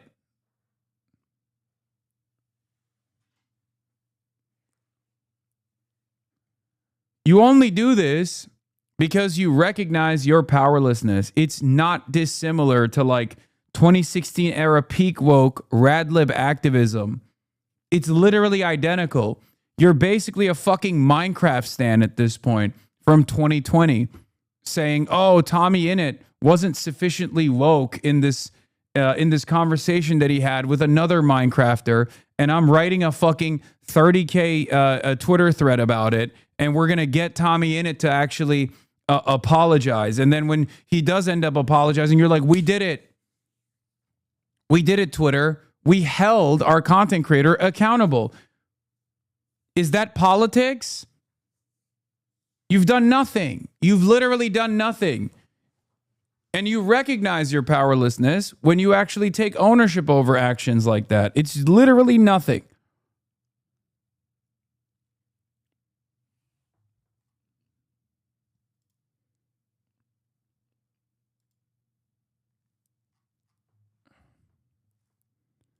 I think that if in response to what have you accomplished, the first thing that comes to mind is internet beef, you have to have better priorities, 100%. If you don't rock the boat, you get way more fucking views. Noah Samson does not criticize people on the left, even though I know for a fact he thinks way less of way many of them than he will ever say. It's because he does not want to compromise his audience. Sorry, Noah, you know it's true. No, I don't think so. I disagree. I think it is. Well, the reason I don't do that is I know because that you agree with me on tons of things that you will never say publicly. You will never make comments. Banana, It's fine. Listen, no. Like I didn't wade into this drama and shit because I think it's like the most unserious, the most unproductive, dumbass bullshit of all time. Okay? It's not even the racism conversation or it's just like you have to pull yourself out of the content that you're consuming for a brief moment if you're watching shit like this and think to yourself, like, what does this accomplish? Like, is this actual politics? Am I watching actual politics right now? Am I learning anything right now? Is this in any way, shape, or form productive? Or is this the exact same dog shit that we rail on Hutch for, that we rail on Sexpestany for? Okay? Why do we rail on these fucking neoliberal losers? Not just because of their ideological predisposition, the fact that they're rudderless, the fact that they're reactionary. We also rail on them because all they care about is fucking drama, because they don't have any interest in moving the needle in a significant way. They have no interest in like actually offering coverage and analysis. Bad Empanada used to, at a certain point in his life, genuinely do that. He used to offer analysis. Maybe he still does. But somewhere along the line, he literally just flipped a switch and became this insane person. He was always insane. I've, always said that, obviously. But like, in spite of his insanity, in spite of his fucking insanity, when you watched his like comprehensive breakdowns and his YouTube videos, there was obviously like a lot of information there. There was some utility to what he was doing. There was an educational component. And then he started attacking, content creators and whatnot. And I think he really liked what that did to his analytics.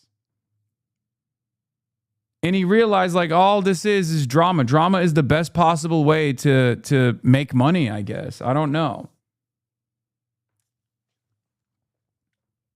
And ultimately, it's irrelevant. It's insignificant. Okay? It's the reason why I'm even touching this with a fucking 10-foot pole is to show you briefly, like, this kind of stuff is very silly.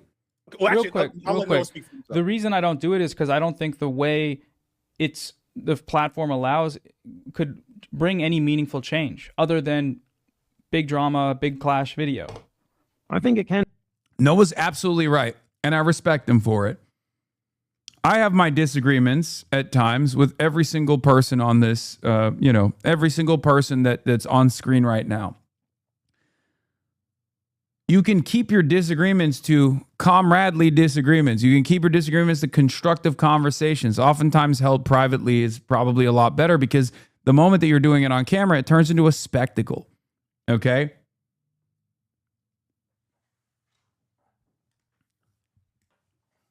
If that's the only thing you have, if that's the only type of output that you engage in, then all of a sudden you're just nothing but a wrecker. You're just making money off of being a wrecker.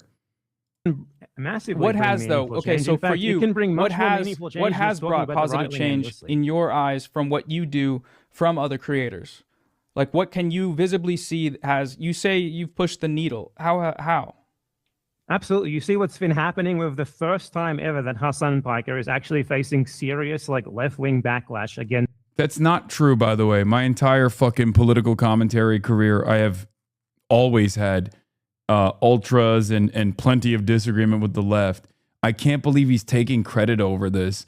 And even if that was the case, even if that literally was the case, if this was all because of him, what a delusional statement, by the way. But if this, first of all, the backlash is not even fucking serious. It's irrelevant. It's only serious because sometimes I get so fucking annoyed that I respond to it. And then everyone celebrates it because they go, oh, we got him. We pissed them off.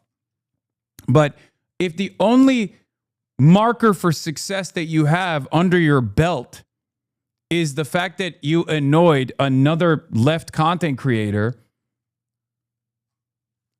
you're unserious. This is the most pathetic thing to take ownership over. His, I'm going to support Zionist electoral strategy.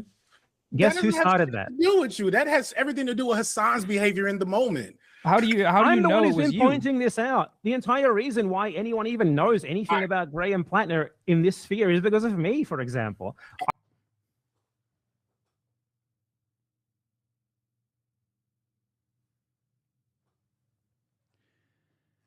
Yeah, bro. Every content creator is a fucking delusional narcissist at the end of the day, myself included, okay? We all have our fucking blind spots, but this is the most delusional. You know what this is the equivalent of? If I was running around being like, I'm the only one who can get anybody elected, okay? If I was running around being like, yeah, guess what, dude? I'm the reason why Kamala Harris actually lost the election because I pointed out her fucking flaws. Can you imagine if I sincerely believed that? I would expect none of you to be a fan of mine from that point on. If I ran around being like, Kamala Harris lost the election because of me, I'm the kingmaker, I'm the only one who actually fucking had the capacity to understand Kamala Harris's flaws, and without me, Kamala Harris would have probably won. I did that. I'm taking ownership over that. Imagine if I fucking ran around saying delusional nonsense like this, or even like I singularly got Mamdani elected. I got Mamdani elected. If I was like genuinely running around saying dumb fuck bullshit like that.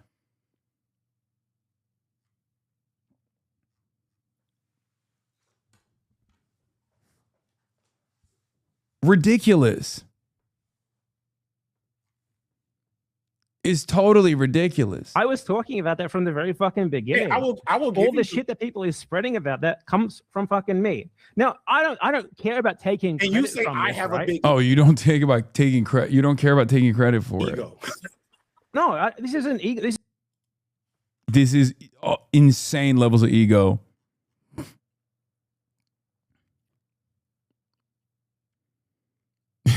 Bad Empanada is essentially saying that his biggest contribution to the movement is having gotten more people to hate Hasan Piker. He's really just functionally destiny at that point because that's his only contribution to the entire planet. Yeah. Like for example, I have yet to hear a convincing argument from anyone that actively talks about the successes of like making sure Susan Collins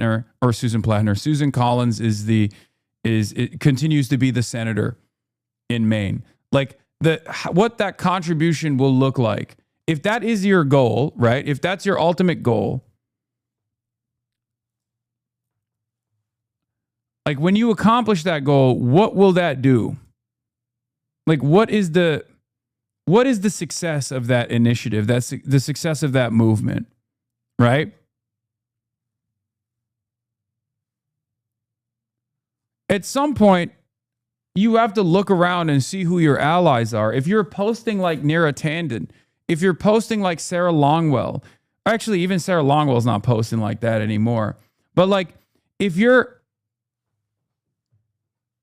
posting the exact same shit that like the New York Times is posting, if you're taking the New York Times criticisms of Graham Plattner, the article that the New York Times released about Graham Plattner seriously, okay? At some point, you have to realize like you are serving the interests of Israel, okay?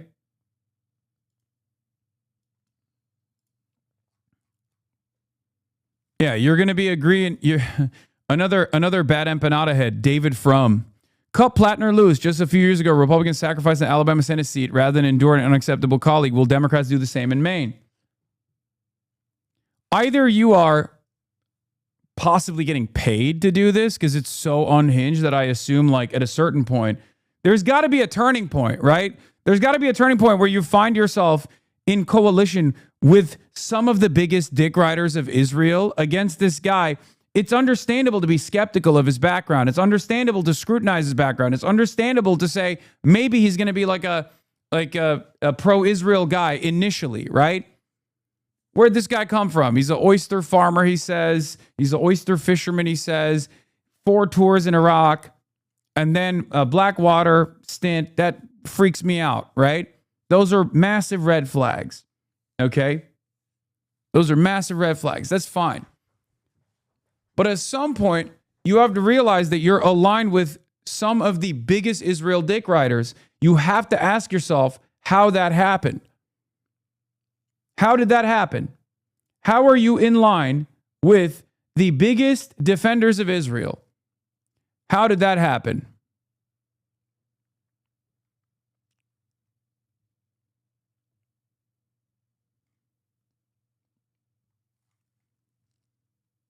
And at that point, just like Zay Squirrel did, you have to make another consideration.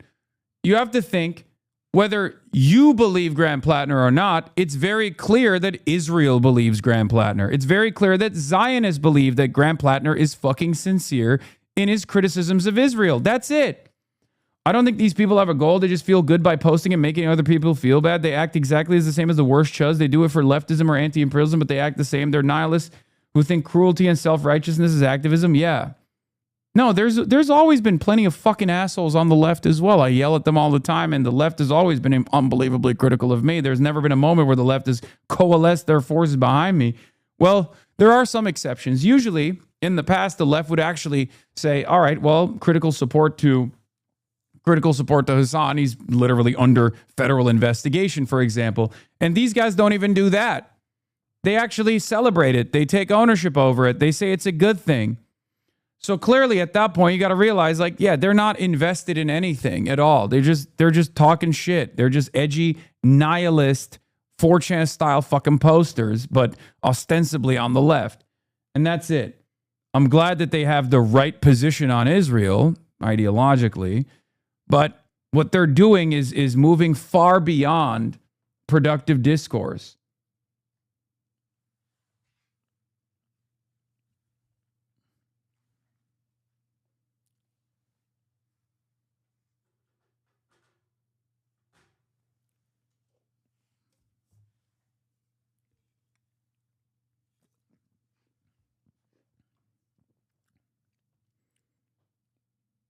Yeah, they might not personally. A lot of people, and by a lot of people, I mean like this is a tiny fucking minuscule, insignificant number of Twitter posters. That's pretty much all it is. So any kind of reflection on what they're saying as though it's a serious mover or shaker is already utterly preposterous. But like these guys, like their whole smoke is with like the DSA or anyone that even dares to engage in electoralism and nothing else. There is a fucking massive sea of unbelievably powerful Zionists out there. And instead of fucking attacking those people, they literally exclusively hit people that are closest to them ideologically. Okay?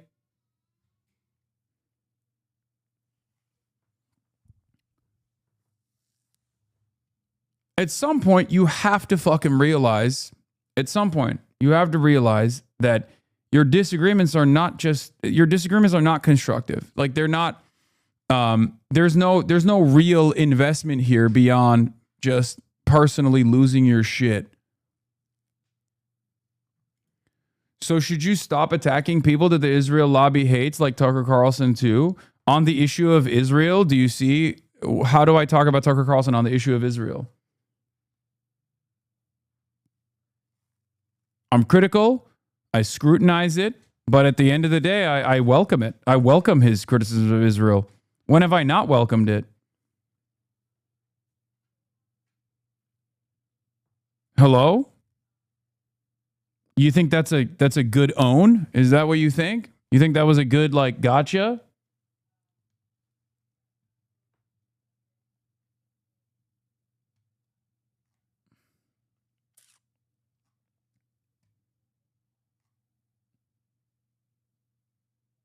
Yes, people need to put energy into other people. Plattner is not the single worst guy. No, that's what I mean. If you're like, we have a finite amount. What do I always say? We have a finite amount of time on God's green earth, okay? Use it wisely.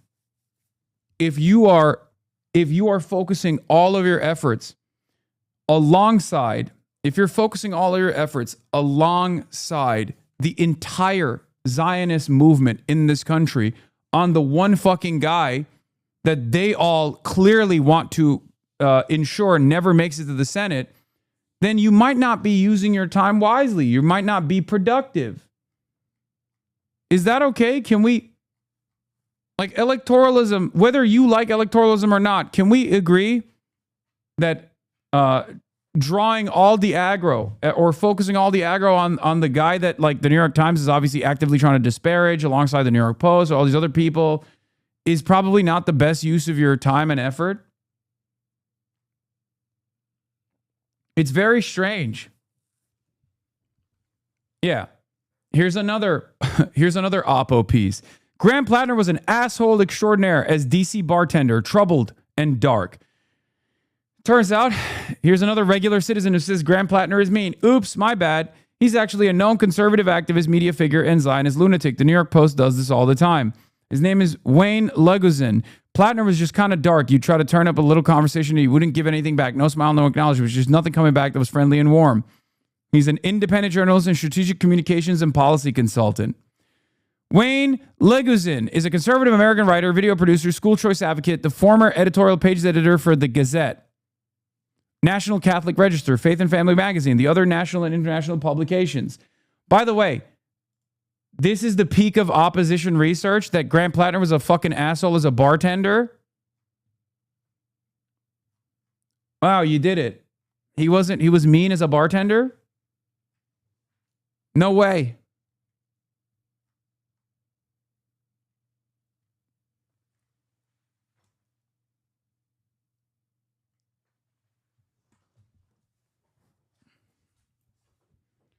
Like this right here, by the way, this right here is a perfect example. From the newspaper that brought you, Hamas was doing organized and directed mass rapes on October 7, comes another hit. Graham Plattner is actually a rapist domestic abuser. And this guy immediately fucking eats it hook, line, and sinker. Graham Plattner fantasizes about committing rape to show how dominant he is. Imagine what he did to Iraqi and Afghan women if this is how he talks to American women. Like, what the fuck is that? What the fuck? What does that take?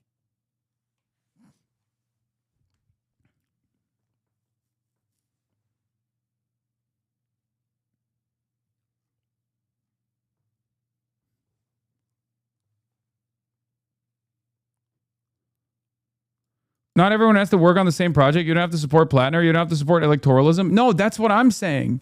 Exactly. Fuck it. Who cares? You don't. I mean, you're a Cypriot.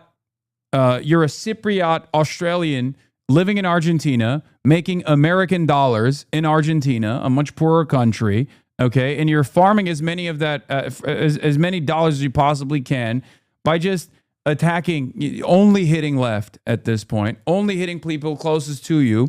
It's very clear that you're not really invested in a political project or even advancing a political ideology. It's just pure nihilistic. It's pure self-interested, right? But like at the end of the fucking day, just what is the purpose of all of this, right? Like, what do you achieve with all of this? Is your goal to just like make sure Susan Collins is the next fucking senator? Is that what it is? Republican majority? Because like I'm willing to entertain that argument.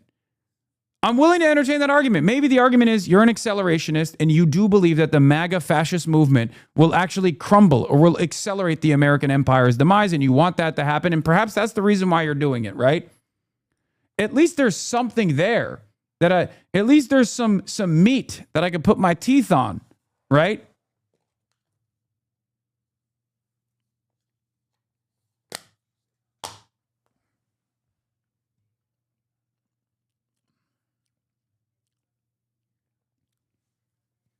Like, what's the argument? Is that an argument? I mean, it is an argument, but is that your argument? Yeah, these chatters can't distinguish between choosing not to support Plattner actively and making your entire online persona opposition to him. Yeah, that's it. I understand people being like, I disagree, but I at least understand people being like, I can't see myself endorsing a person that like, is a war criminal. I suspect that he did war crimes. He doesn't seem repentant about his service, all this stuff, right? I can't endorse this person. I can't trust this person. And there are plenty who have said that in the pro-Palestine movement, right?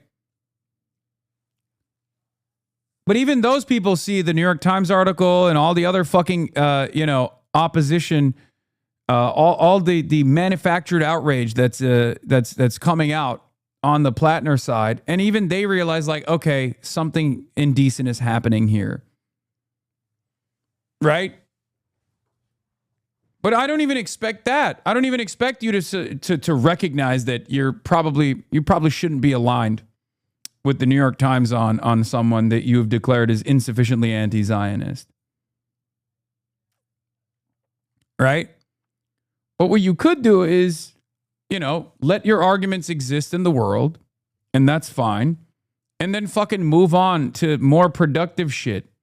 You know what I mean? Talk about Israel's impact in Latin American elections and Latin American countries, if you want to cover that.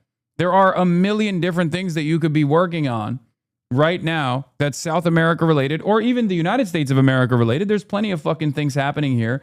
But if all of your focus is literally constantly posting about Graham Plattner, and you're posting in an identical manner to like some of the craziest fucking pro-Israel posters out there, right?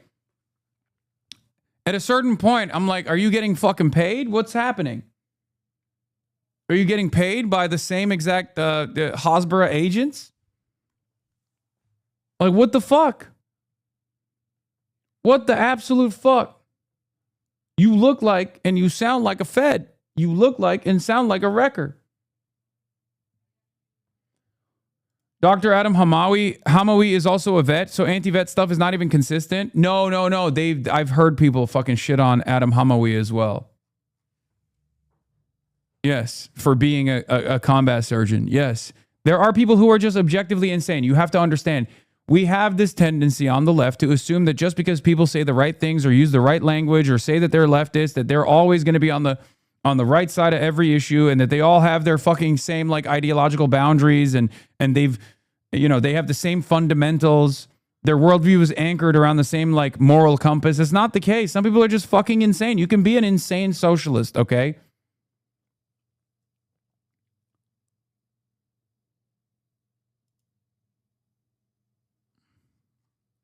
Come up.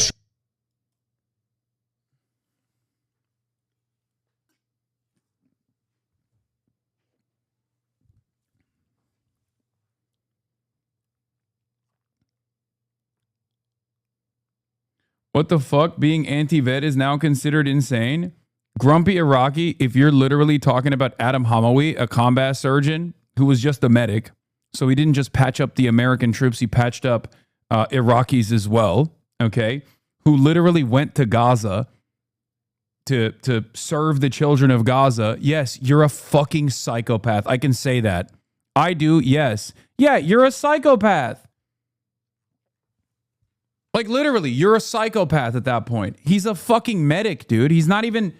Like, what are we talking about? What the fuck are we talking about?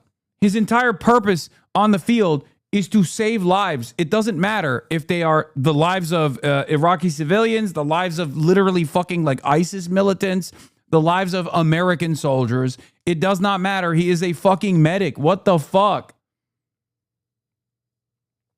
Hello? And even then, it doesn't even matter. He's like not a fucking pro-war in any meaningful capacity. He is. Law, speak to me when you survive 4 wars caused by the U.S. Dude, what are you saying? You're talking shit to a dude who's only served one purpose, is to heal people, okay? Is to heal people. And has then gone on to literally serve in Gaza.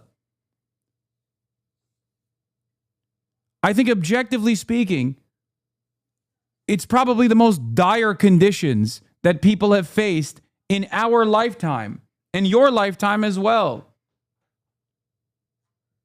I'm sorry, being against that level on the principled anti-vet stance that you have is no longer a principled stance. This sounds fucking insane. It is literally crazy.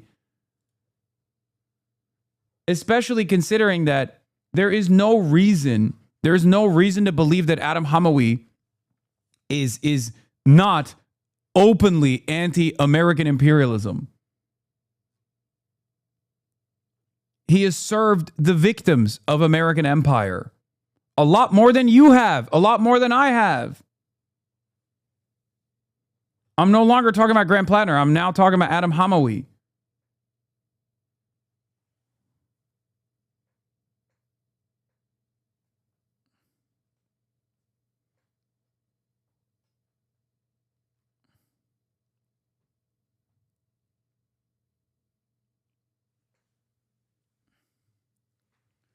Dude, if your pro-Palestine advocacy revolves around literally saying a doctor that went to Gaza and risked his life to save the children of Gaza is bad, you have lost your fucking mind.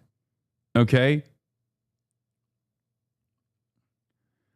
I will never understand this personally, because it's fundamentally at odds with my worldview. I've talked about it as well. A million times over, and I will always fucking repeat it. No one is completely irredeemable, okay? Obviously, the bigger the crime, the harder it is for you to redeem yourself.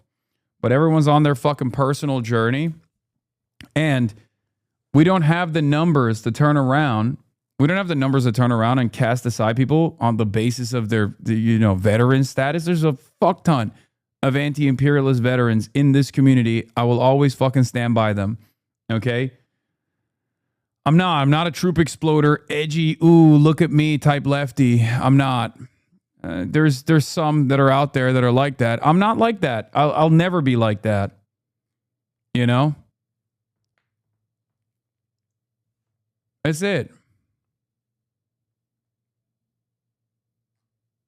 We need the numbers. We need the numbers. I'm a numbers guy. We need the numbers, okay? You like the number. I'm a numbers guy. At the end of the day, regardless of someone's veteran status, if they're an anti-imperialist now, if they're trying to stop others from fucking joining the military, because like, I'm not one of those people that'll be like, no, joining the military is good. I don't think it is. I always say that it's not, right? And this freaks people out when I say this, because their understanding of the American military is very different than mine. Okay? But if you're a veteran and you're running around and you're urging others not to serve, okay, then fucking awesome. Great. I'm not one of these like, hoorah, the American military is fighting for our freedoms out there type people either. But it is totally ridiculous and unbelievably unproductive to it's totally ridiculous and unbelievably unproductive that should be like every veteran has murdered children and they're completely fucking irredeemable and fuck them all. Because like you don't got the numbers. You don't know how to fight. You don't have anything. You're just chirping. How are you going to fucking build a broad coalition? Point to any singular instance where there's been any kind of successful organized movement, whether it be labor militancy or an outright revolution that has not actually had a robust number of fucking veterans, robust number of military officials, people in the military, people that have served in the Tsarist army in Russia, people who have served in the KMT forces in China. It just never happened. It's literally never happened.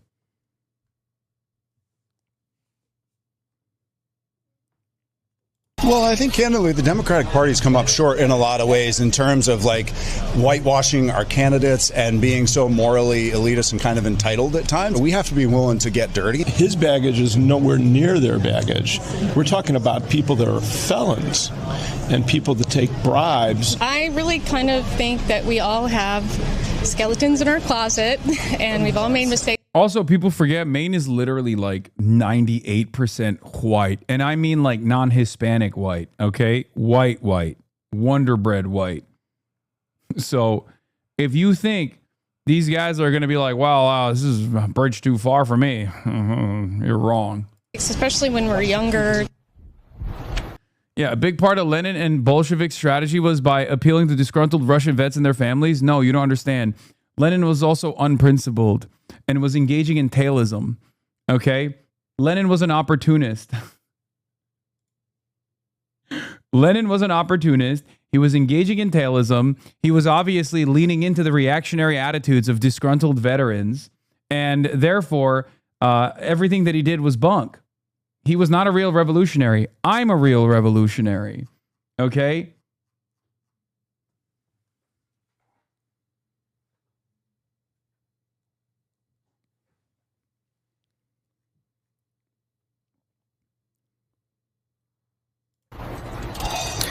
And that was really a refrain we heard time and time again, this kind of redemption arc. We can, have faith and forgiveness, given that he might have changed his ways or improved his life. Well, I think candidly.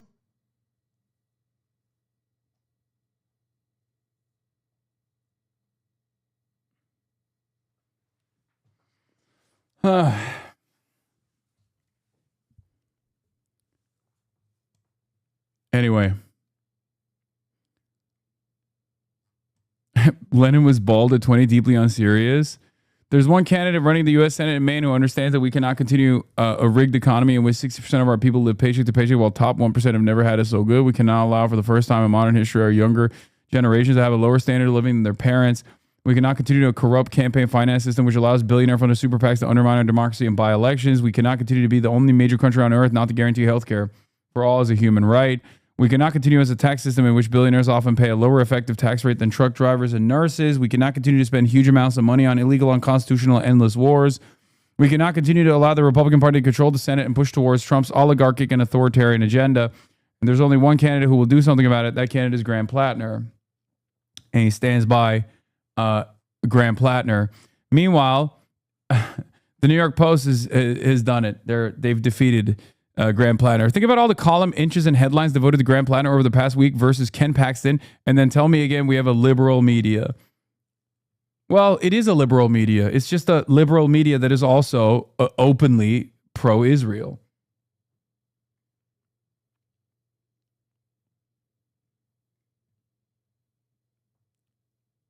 I'm sorry, but you're comparing dirt poor conscripts that have fought for 4 years in one of the most brutal and pointless imperialist wars to U.S. professional army soldiers that by joining the military automatically become middle class. I have tried not to chime in because it doesn't matter, but people are delusional. Yeah, the impact is still the same. Okay, you're not adjusting to their material conditions. Okay, they could have been a dirt farmer instead of joining the Tsarist army. Like, it doesn't matter. We're literally no. you have to adjust it to modern day American material conditions. Like, that's it.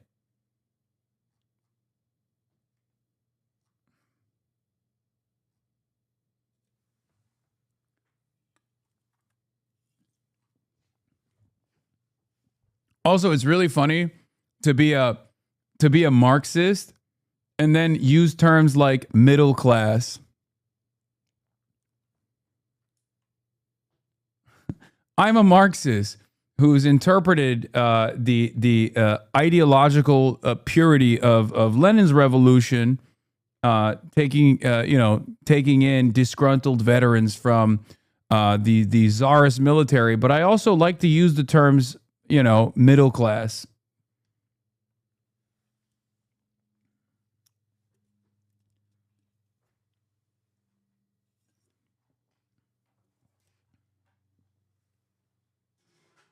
I think it will help Plattner that he's younger than the majority of Maine voters. The average age in Maine is 45, but among voters, 68% are over 45. So voters will see him as a young man who made mistakes.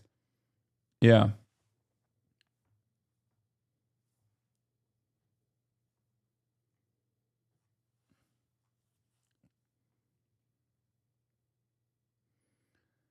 And if you don't want to use the czarist forces, which were obviously conscripted, you can use the example of the KMT. KMT had a standing military that was ideological in its purpose.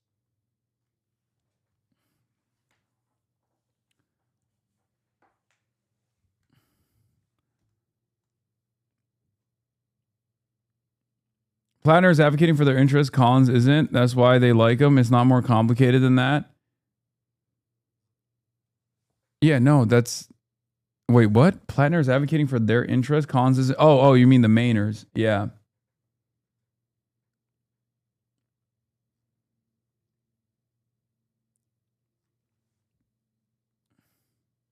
You are a filthy incrementalist and will be tried for your crimes of stifling revolutionary sentiment when we finally achieve true socialism on my neighborhood commune in 50 years? Yes.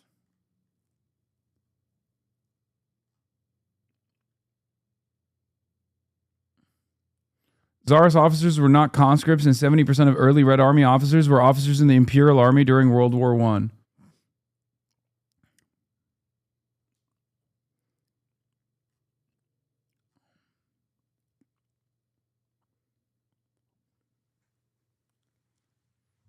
This is exactly what Mike has been saying. It's only either outsiders with a half grasp of American politics and overeducated leftists who just aren't used to seeing actual working class candidates. Liberals have the issue, obviously. I brought this up as well.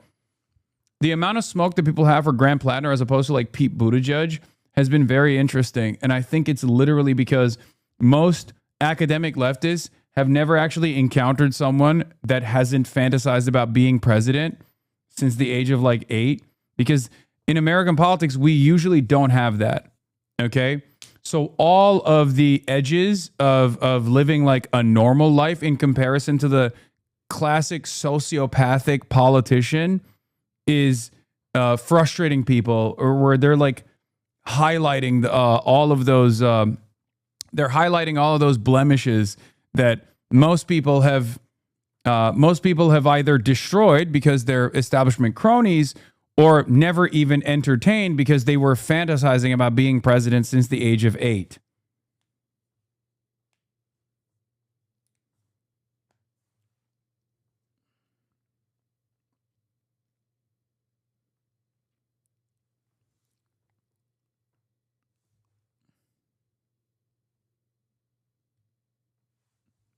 All the ultras kept pointing to Jordan Wood as an alternative Plattner, the guy who was literally the main version of Buttigieg. Not to drag on the Plattner.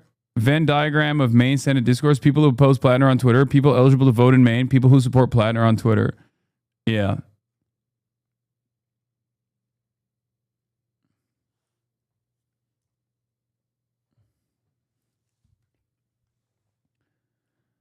I don't know, man. Like, sometimes it's appropriate. Sometimes it's appropriate to look at like who our biggest enemies are in American politics, and maybe reconsider our stances if They are literally identical to them. You catch me posting like fucking near a tangent, I'm going to have to second guess what I'm doing, okay? I'm going to have to reconsider. You catch me saying shit like David Frum, I'm going to be like, okay, this is a little fucked up. Has David Frum actually had a noticeable shift in his worldview? Or am I accidentally doing propaganda for the Zionist lobby?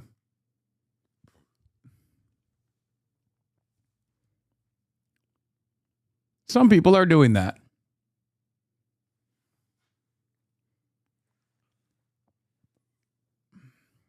I think there's also a little bit of a sunk cost fallacy, which is interesting because they say I'm doing that, even though my support for Graham Plattner has been far from unwavering or far from uncritical. Like I'm looking at the trend lines and securing any kind of positive impact from this potential victory. That's it.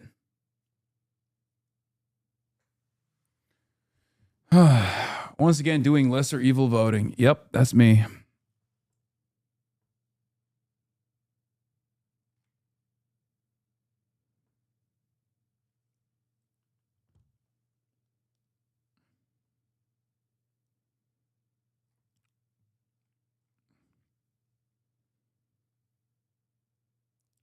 Anyway.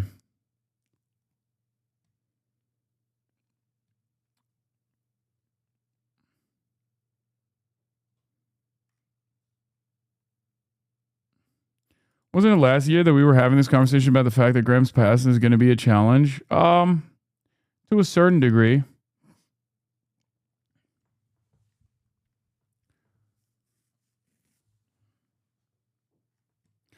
Like, a lot of people think this is the same as like criticizing Kamala Harris, and I've said it over and over again. If Kamala Harris had the same policy platform as Graham Plattner, I would have been door knocking for her, and I would have been ecstatic at voting for Kamala Harris.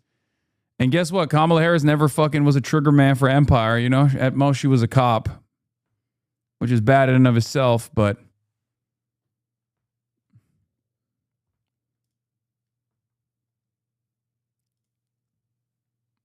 All right, I'm skipping this.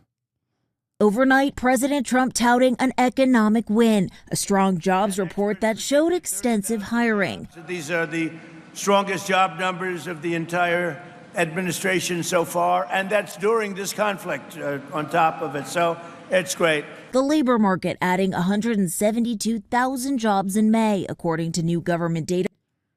The President Plattner, a national Democrats now face a choice between reviling a large and maybe growing number of women as liars, or arguing through November that twisting a woman's arm and locking her in a room is merely messy, not violent.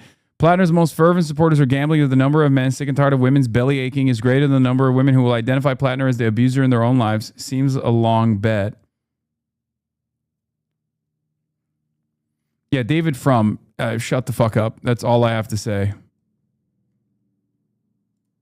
More than double what economists expected.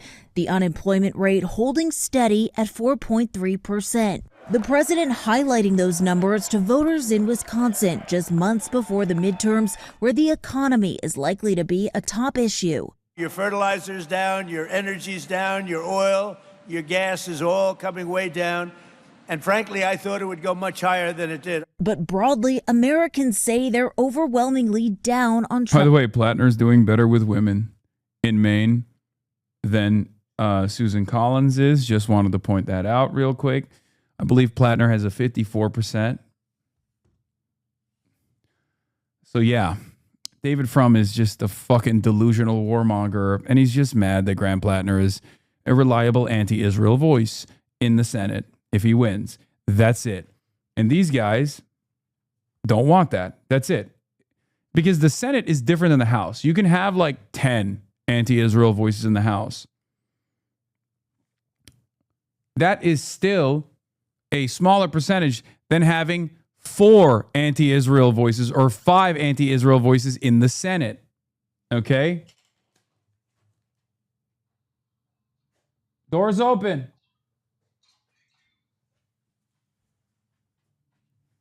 That's what these guys fear. Trump's economy, according to a poll, with 75% of adults saying the economy is poor or not so good.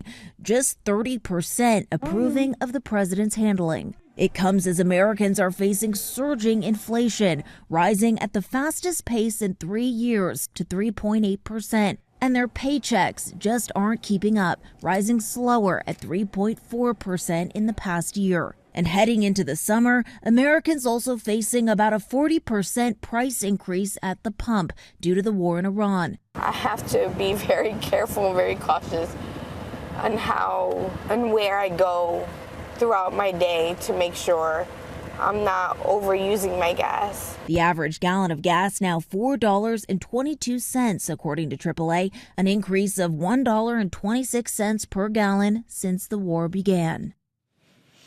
And the stock market closing lower this week on news of that report, sparking concerns it could cause the Federal Reserve to hike interest rates. The Nasdaq dropping 4% for its worst day since last April. Rhiannon. All right, Olivia, thank you for that. More controversy surrounding Maine's Democratic Senate candidate Graham Plattner. The first-time candidate returned to the campaign trail yesterday after new allegations of, quote, toxic and unsettling behavior toward women. Hundreds of supporters greeted him at an event in Bar Harbor, showing their continued support. Our Caitlin Huey-Burns has more from Capitol Hill. Just 3 days ahead of the Senate primary, many Maine residents say they're sticking with Democratic candidate Graham Plattner, despite the latest allegations against him. He's not a perfect candidate. He's owned up to a lot of the stuff that he's done in the past. Nobody is perfect. There is not a person out there who is absolutely perfect. Mother Teresa was not perfect. A former girlfriend, Lindsay Fifield, told the New York Times that when she dated Plattner over a decade ago, he never hit her, but regularly grabbed her by the shoulders, sometimes hard enough to leave marks. And that during one argument, he twisted her arm behind her back, shoved her into a bedroom, and held the door closed. There are some allegations in this piece that I just want to be kind of unequivocal about are simply not true. Plattner has also insisted he didn't realize that a chest tattoo he got as a Marine and has since covered up is widely recognized as a Nazi symbol. But Fifield told the New York Times he did know. Anything alleging physicality, anything alleging that I knew what my tattoo was, these are the statements of someone who's politically motivated. Fifield has worked for Republican campaigns but denied any connection to Republican Maine Senator Susan Collins. By the way, the K-File report also came from the same woman. So clearly she privately revealed this information to K-File anonymously. And then, because it came out, Andrew came out and said that it was from Lindsay Fifield, okay? The same Republican operative. Because if you recall, there was another article that was written a while ago, like one of Plattner's old friends said that he knew what the tattoo was. It was the same woman. It was the same woman that is advancing this. And what's interesting is there's not a single other friend or former friend or enemy that has come out and been like, yeah, he actually knew the tattoo. Isn't that crazy? Like, I find it unbelievable that he did not know. I find it personally unbelievable that he didn't know that it was a fucking totem cough. But then I look at the fact that he literally had it visible all the time. Like, people were talking about his Kick profile where he's like hand covering the totem cough tattoo, but he literally had on his Instagram photos of himself shirtless where you can openly see the tattoo. If he fucking knew that it was a Nazi tattoo, I doubt that he would show it. Based on his Reddit history, I think he knew. I don't know. I personally find that unbelievable. Okay? I personally find that unbelievable that he did not know. But he also was literally shirtless around his Jewish immediate family members. Like, that's one of the photo that they use all the time of him like fucking drunk and shirtless dancing around. That's from his family. He's literally surrounded by his Jewish in-laws.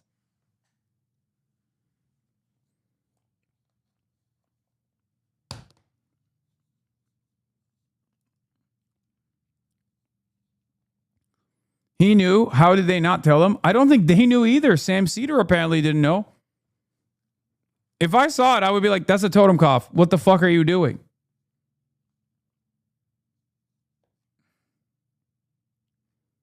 Zateo followed up on this specifically and got Proshko on the record for a second time, corroborating Plattner's account and categorically rejecting Fifield's story about the tattoo.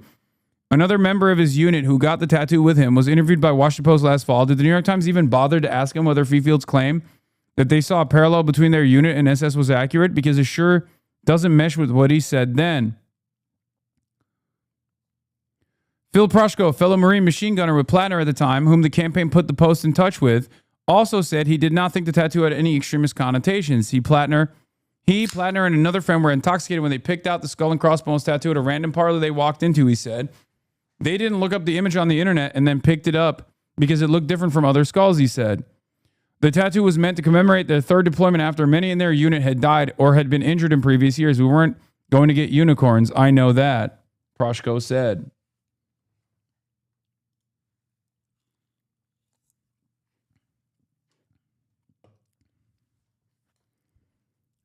The Times, Zateo followed up with Proshko again, the other guy in his unit that has the same tattoo, or maybe had the same tattoo. I don't know if he still does. The Times wrote that Fifield further claimed that Plattner said he told her that he and other members of his unit selected the tattoo because they were like a death unit. They were killers and saw a parallel between their unit and the Nazi Schutzstaffel or SS unit that used the skull and crossbones image, she told the paper. They literally deliberately selected it because it was relevant to their military unit. Phil Proshko, who served with Plattner in the Marines, dismissed his claim in a brief interview with Zateo on Friday. No, we did not purposely get a hateful fucking shit because we're racist people, he said. We got matching tattoos because we were in our 20s drunk in Croatia, and that's it. That's all fucking happened. I still find it unbelievable, to be fair. Genuinely. But I know the depth of knowledge that I have on Nazi symbolism is clearly not the same as the average American. And even in my community, right? So that's why it's like I find it unbelievable because, again, we looked up the Wikipedia page. It was the third most popular Nazi symbol on the planet. Okay? The swastika being number 1, the double lightning bolts being number 3, and the 2, and Totenkopf being number 3. You and the brainless chatters can't accept. No, I can. I objectively am accepting the reality that 98% of the United States have no idea what a fucking Totenkopf is. Okay, I am saying that. I'm literally recognizing my own depth of knowledge in this that is probably causing me to find his story unbelievable. That's it.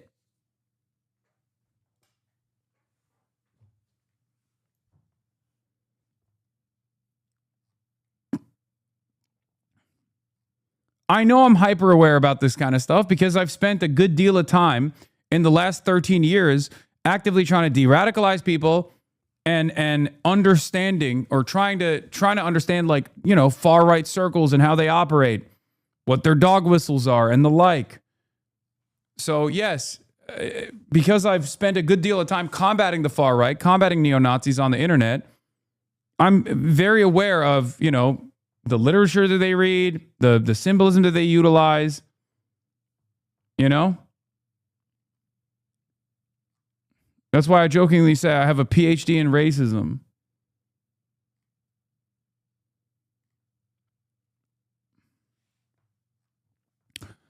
But yeah. Collins, who Plattner would face this fall if he wins Tuesday's primary. But a second woman, a Maine Democrat, who also said she dated Plattner, told the New York Times she found some of his behavior, quote, reckless. Do you believe you deserve to represent Maine? Plattner is also facing criticism within his own party. Some Democrats will defend that mess. Yeah, the people that are criticizing Graham Plattner in the Democratic Party, by the way, the depths that Jake Tapper will sink to is expected, okay? Is totally expected. Did you guys see Jake Tapper had a Democrat on to unendorse Graham Plattner? Yeah, the motherfucking Democrat that Jake Tapper had on to unendorse Graham Plattner Her claim to fame is getting fifth place in a fucking Democratic primary one time. That's it. They don't even have like a deep enough talent pool here to get quotes from. The only one that it will openly, like the highest profile person that will openly oppose Graham Plattner and call for a majority Republican Senate is this fucking dumb ogre. I will not. Yet other high-profile senators like Bernie Sanders and Chuck Schumer are standing by Plattner. And as for his likely general election opponent, Susan Collins, she said that these newest allegations are troubling and that Plattner has a lot of questions to answer. For CBS Saturday Morning, Caitlin Huey-Burns, Washington. Overnight, the Democratic candidate in one of the year's most closely watched Senate races defending his candidacy against a firestorm of controversy. Graham Plattner, an oyster farmer and former Marine, is running to unseat Maine Republican Susan Collins. When hurtful things I said on the internet a decade ago came out into the public, as I shared my personal journey through PTSD and darkness of recovery and accountability and growth, Maine had my back. Now, as every single piece of that past and journey gets dug up, litigated, and weaponized, you have my back. The allegations against Plattner have piled on fast. First, a series of sexist Reddit posts. Look, this is classic, okay? This is a classic media smear job, okay? I will give you the autopsy of how this works. First, they'll do a full spectrum opposition research on every single thing. They'll find old social media profiles, stuff like that. That's classic. That happens all the time. That happens for all candidates, by the way. So Graham Plattner is not unique in that sense. And they'll try to find anything and everything they can that has like meat on it, right?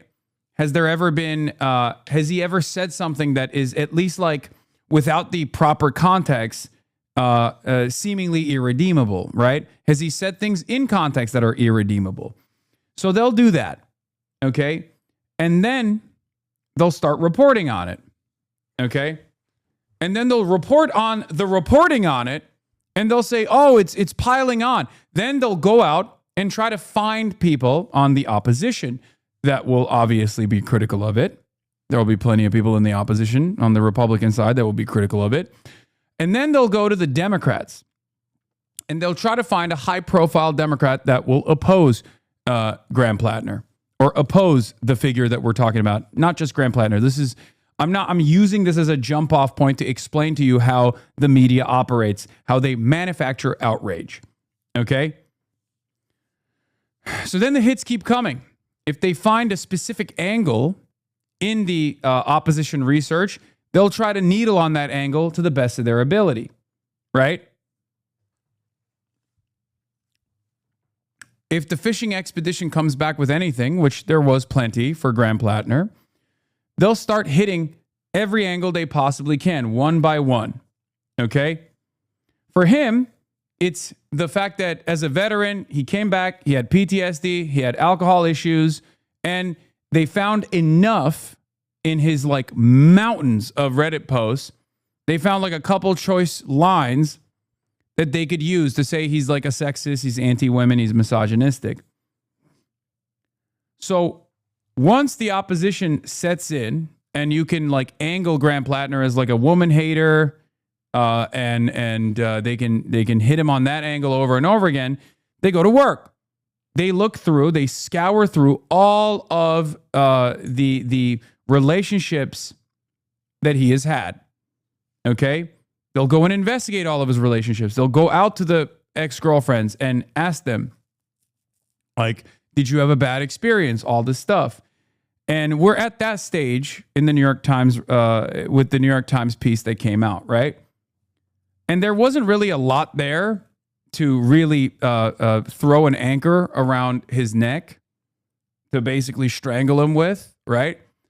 So when that doesn't happen, when there isn't enough there, The story then becomes there's a lot of scandal around this guy. Okay? There's a lot of scandal around this person. So the story itself becomes, if you can't actually jam him up with something serious, then the story itself becomes the fact that there is a lot of stories about this guy.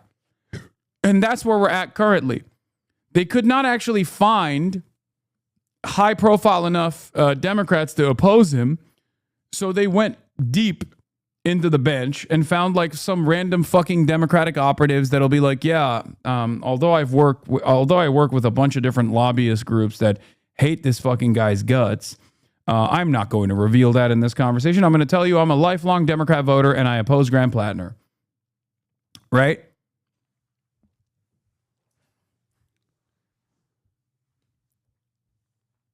And then for Jake Tapper, he'll go to any lengths, obviously, and then the story itself becomes there's a lot of stories about Graham Plattner.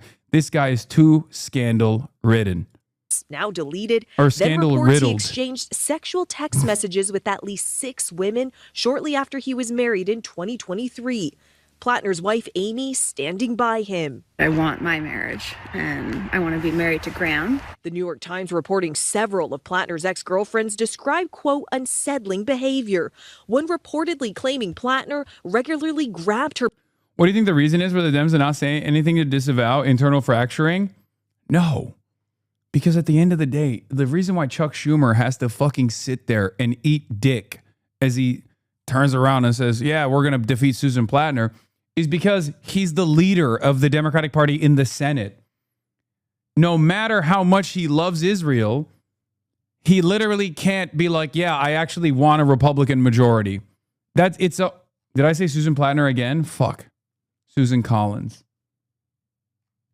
By the shoulders, sometimes hard enough to leave marks, and on one occasion yanked her out of a cab by her wrist. She says during one argument, Plattner twisted her arm behind her back, shoved her into a bedroom, and held the door closed from the other side so she couldn't get out. Yeah, this is all from the Republican operative. Plattner fiercely denies any violence. Again, the Republican operative that worked to actively get Brett Kavanaugh appointed, okay? That is an important fact. That is an important fact. They say this is coming, like the media right now is doing this as though like all of his former ex-girlfriends have had similar stories. That's not the case. The only person that's come out on the record to say this is a literal Republican operative that started the Women for Kavanaugh group. Okay? The Women for Kavanaugh group. You don't think that's relevant? You don't think that calls into question her perspective on sexual assault, domestic violence, and the like? Democrats here in Maine divided. I feel like his political mission is sincere, and that's what I'm voting for. I will never vote for Graham Plattner. So Graham Plattner is not the Democratic nominee yet. The primaries are on Tuesday, and Maine's Governor Janet Mills is still on the ballot. Now, she had suspended her campaign back in April, but as this scandal swirls around Plattner, she wants to make sure that Democrats here know they can still vote for her if they want to, Gio. Lots of twists and turns in all of this. Selena Wang, thank you so much. Do you mind telling us what you think about Graham Plattner and the situation right now and him staying in the race? Yeah, look, I think it is really sad when you have someone who's a self-described communist who put a Nazi tattoo on himself, to see so many Senate Democrats supporting him. That should be beyond the pale. What do you think right now in the race? Do you think he should stay in or drop out? A few other things in my mind. Are you reconsidering your support for him? Who told you I was supporting him? Are you? I don't vote in that state. You know, you got to really feel sorry for the true. That's weak. That's weak as fuck. But Democrats in this country, they have no representation. Now they're taking these people that are absolutely have no business representing anybody. And if this is the best they got, my goodness, I mean, they get to choose who they want. Are you concerned about it? Are you? God, Raphael Warnock was a lion before he ran for Congress, dude.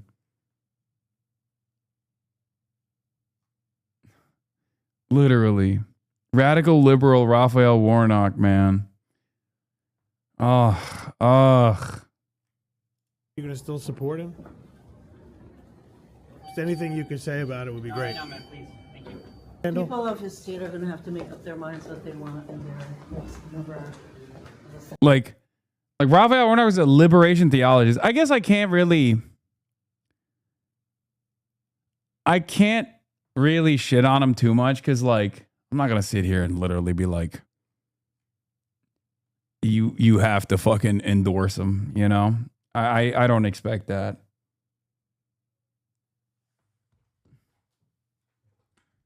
Yes, you can't. No. My initial reaction was because I thought like he's a little bit captured by the same exact like corporate entities, corporate interests, foreign lobbies.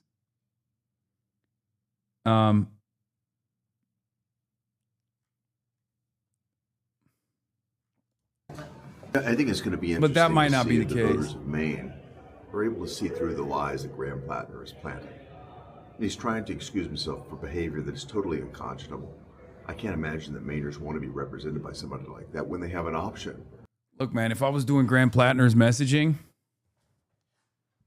here's what I would say. Okay? A lot of these politicians send veterans overseas. They come back broken. And they don't want to fucking, they don't want to face what that broken reality looks like. Okay? They love sending men and women overseas, but they never want to fucking aid and heal the broken men and women that they send overseas, and they never want to face that reality. Okay? That's it. That's what I would say. Sometimes you got to face that reality. I certainly had to in my darkest days. I certainly had to in my darkest days work through that reality piece by piece and became a better man as a consequence of that, blah, blah, blah, that kind of shit. You know what I mean? Straight up.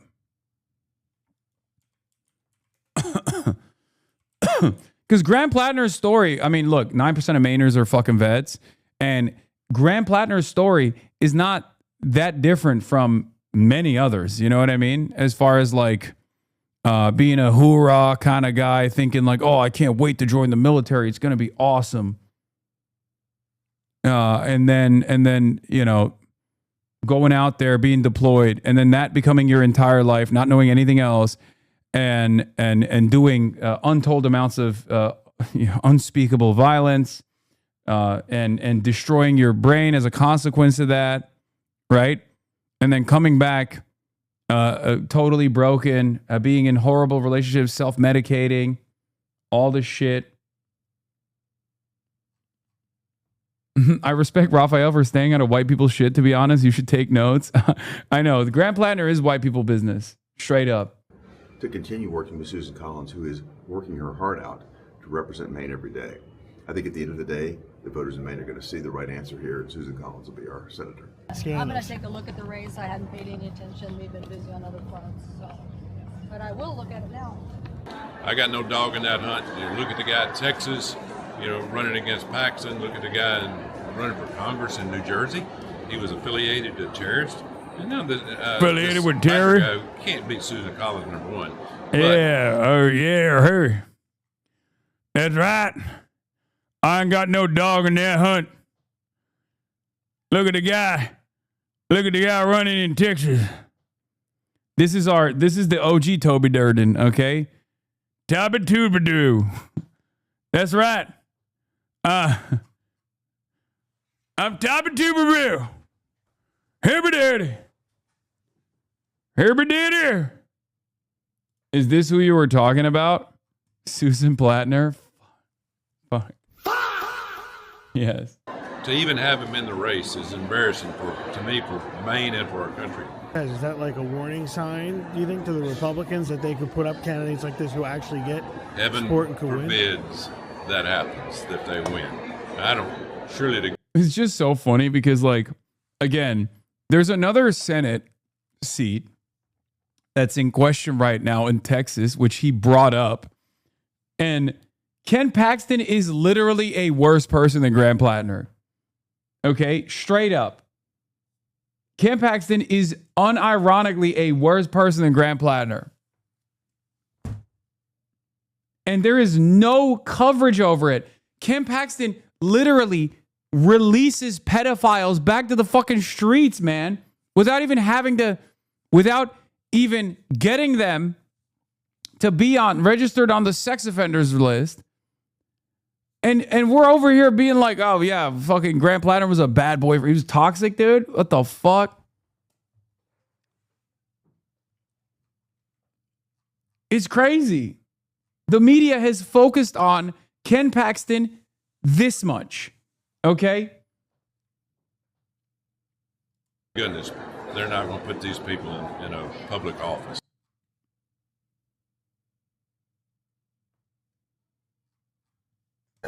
We begin with Maine, where more than 500 Mainers joined a rally for Democratic. All right, we saw this. Ethan Klein has lost his copyright lawsuit. Why is it fucking Tim Pool that is covering this? Like, why is this not? Why is this not Moist Critical covering it? You know what I mean? Like, that blows my mind. Like, this is a story that I would expect from Moist Critical. It's not completely over, but the story is actually massive. This is one of the most important stories in social media. That's the latest most important story, I must stress. But this has to do with whether or not we can make money on our content, whether or not people are allowed to engage in public debate. And the results of this, derivative from several years ago in Akilah Hughes v. Carl Benjamin, we are now looking at what may be a definitive nuclear strike in the social media space, which is changing the game and eviscerating IP law protection. So before everybody jumps out and just cheers and celebrates, Ethan Klein filed the frivolous lawsuit, so he's losing. We got to talk about what the ramifications of this will be. Now, admittedly... Oh, he's taking the side of Ethan Klein on this. He's taking the side of IP protection. Yeah, no, the literal opposite took place, where the pre-established precedent on fair use was relitigated and defended. It's not a bad thing. It's actually a good thing. Straight up.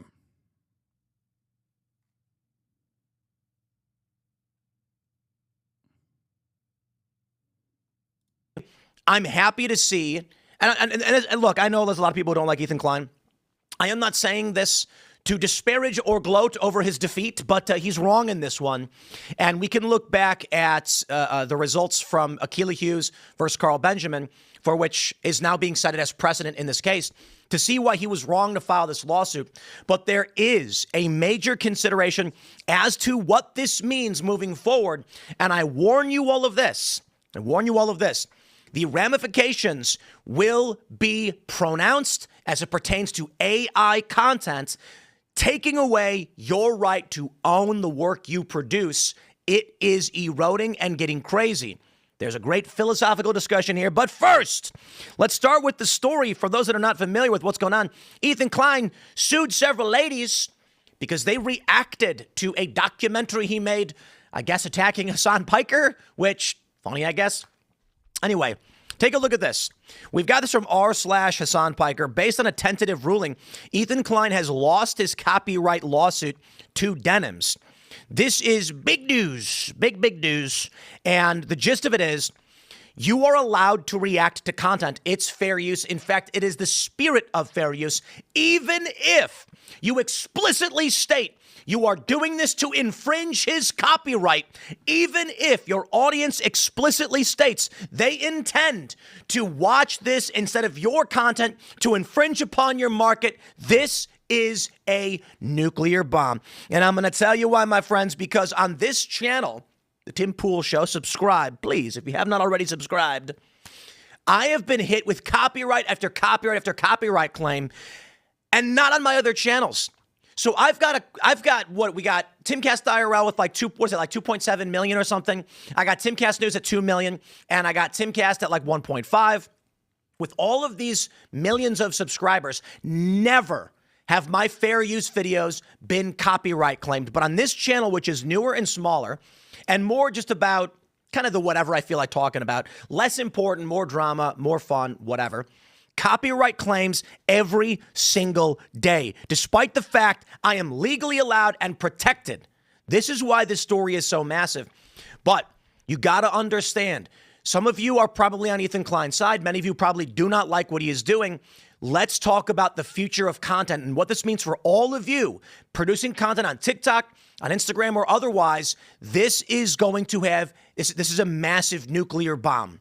You got to understand. This means, right? So right now, I got a video on this channel where I included like a 1-minute clip in a 30-minute podcast of Star Trek The Next Generation. And they said I'm not allowed to comment on a work of art this way. Now, we've got more precedent saying absolutely you can, even if it's the entirety of the work. This means, my friends, understand. I know we got to read. I got to give you the context here, but for everybody who's already been tracked. God, this is tough to watch. Actually, like it's a little bit of a tough watch, not gonna lie.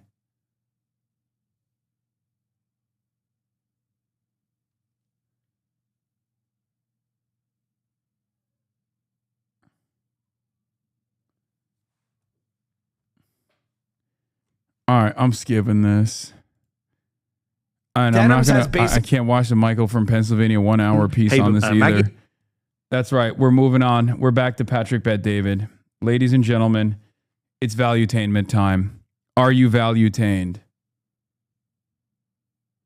You're the only big YouTuber that has covered it properly? That's crazy. Not a single other YouTuber has covered this landmark fucking copyright. Like, am I crazy? Am I overestimating? Maybe I'm overestimating the significance of the story, but this is a genuinely impactful story that no one has covered at all.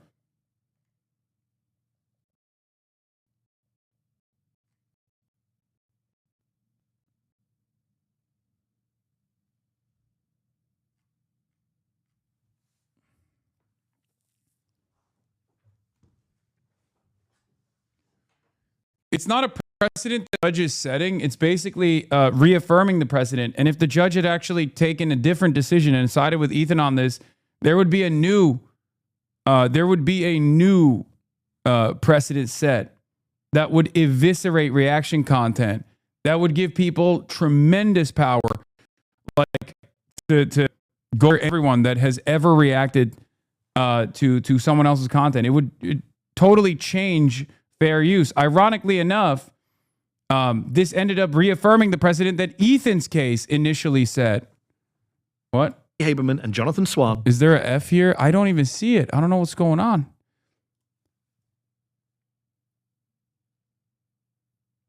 Hasan, I'd be scared of Ethan Klein doing dumb lawsuits? No, I don't think so.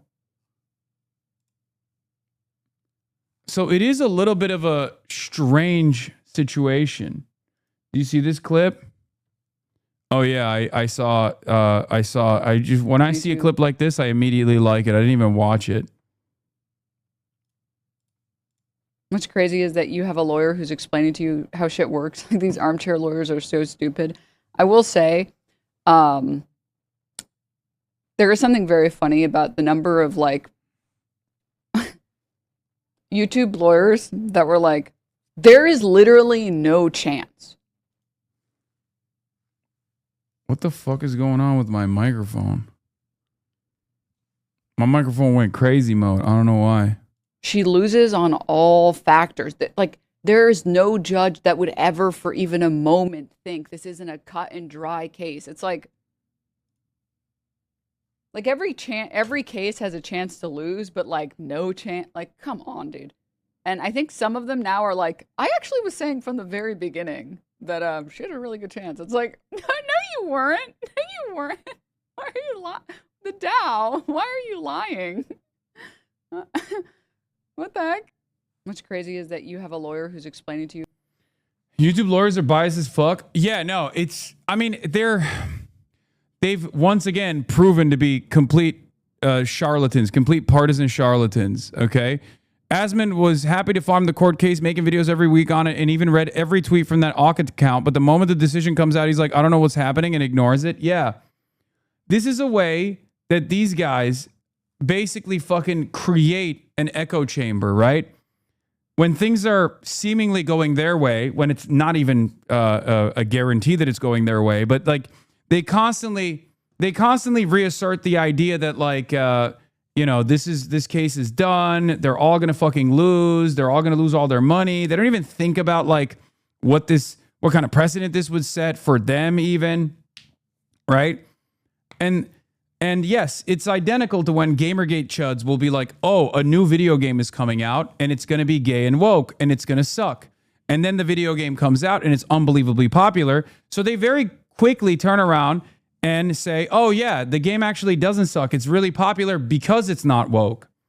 Right?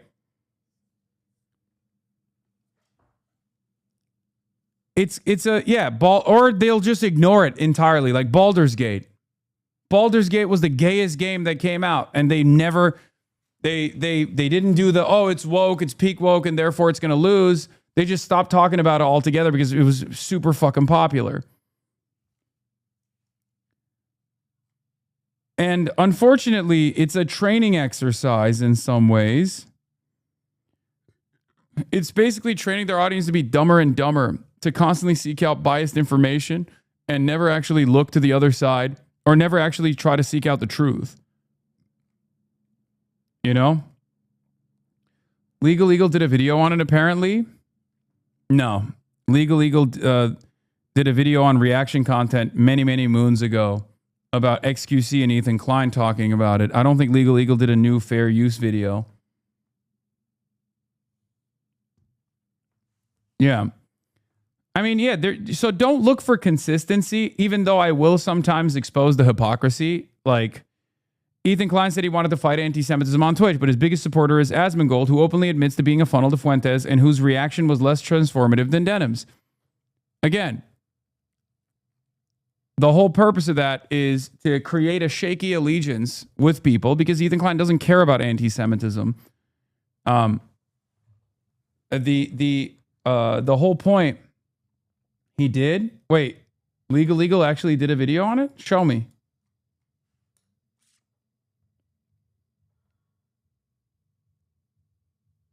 Legal Eagle actually did a video on this case? I'd be surprised. Yes, days ago? Really? No, he did a Lego video. I'm looking at it.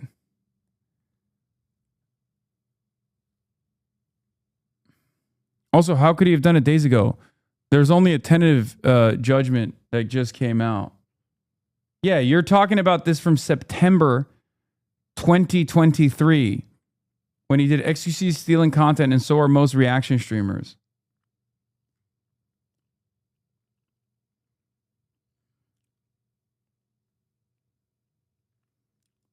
One of the YouTubers that Ethan was hyping up for months recently called him a slimy Jew and he completely ignored it.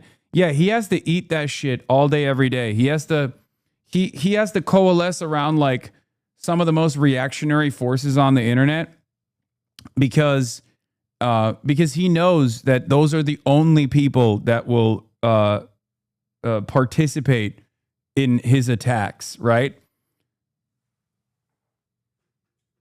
Like he'll never bring shit like that up. I mean, Epstein literally said straight up, Epstein literally disrespected him in a way that no one that Ethan has attacked has ever dared to disrespect him as. Like what was it? He like accused him of like sexually assaulting his own children and being a pedophile or something. That's what it was, right?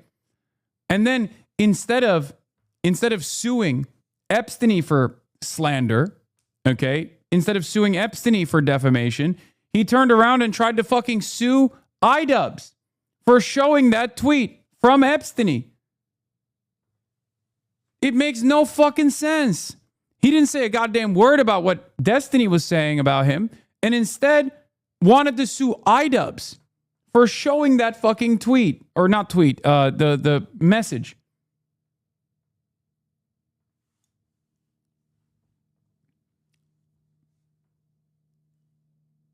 It makes no sense.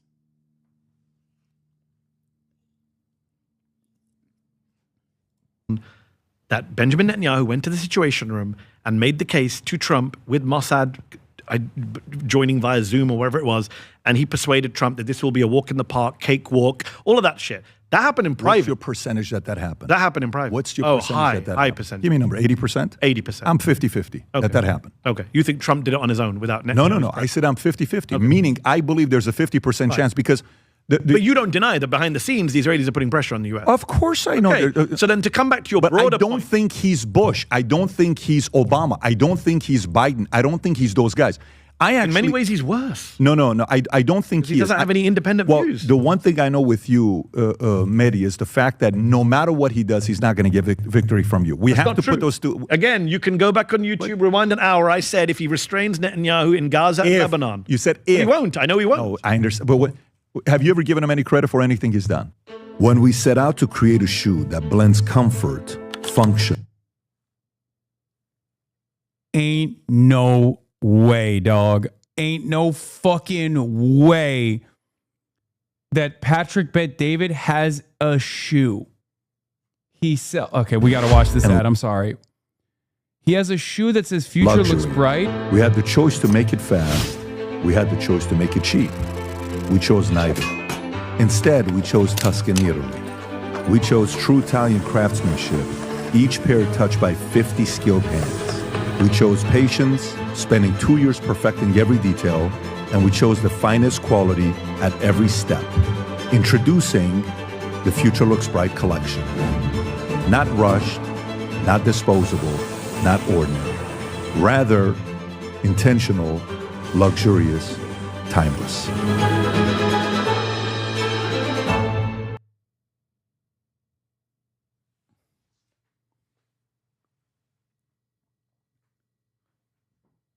Oh my God.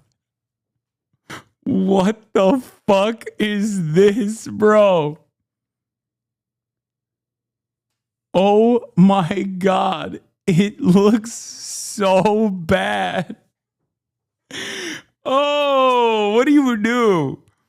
What do you do when the homie rolls up in them Patrick Bet-Davids?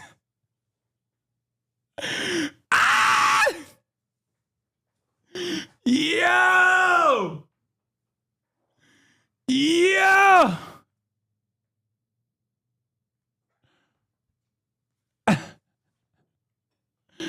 What the hell is this? It's like, is it casual? Is it supposed to be dressy? He made these shoes. First of all, there's no laces, but he wants to have the appearance of laces. And it's supposed to be like a casual shoe that you can wear under a suit. Nah, Loki, get a pair. Ain't no fucking... Wait, what? $600? $600? $600. Ain't no fucking way. Oh my God.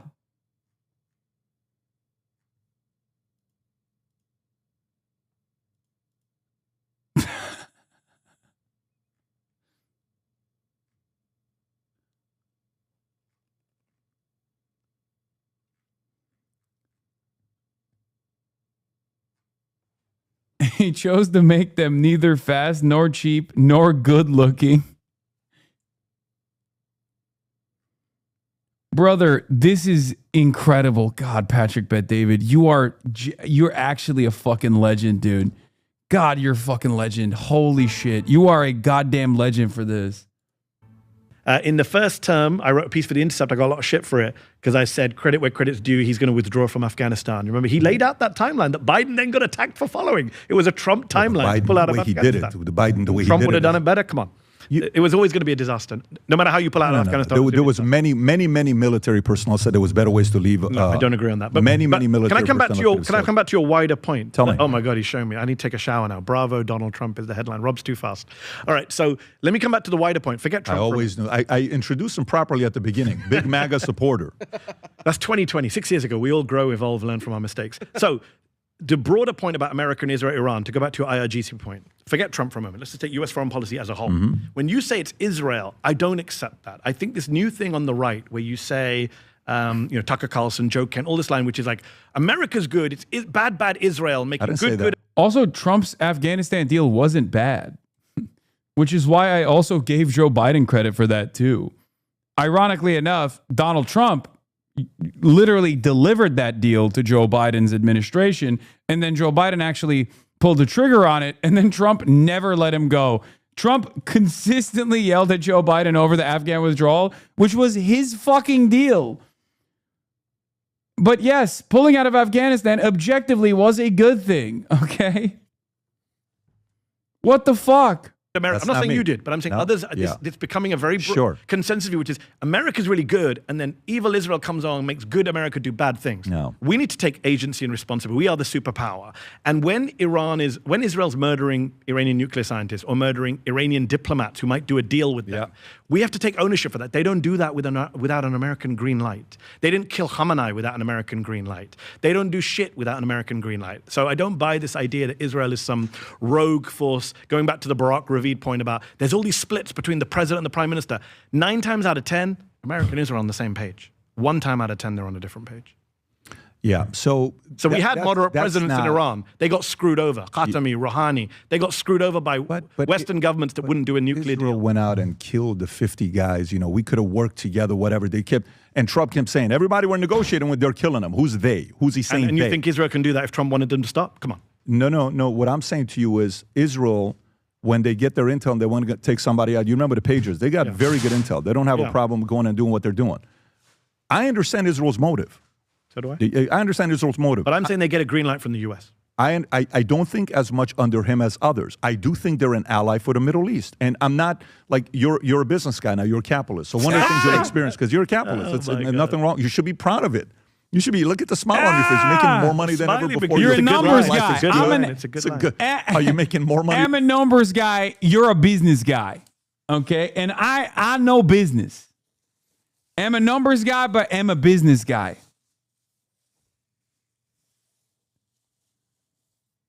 Taliban in power is a good thing. Objectively a better thing than us still occupying Afghanistan. Yes.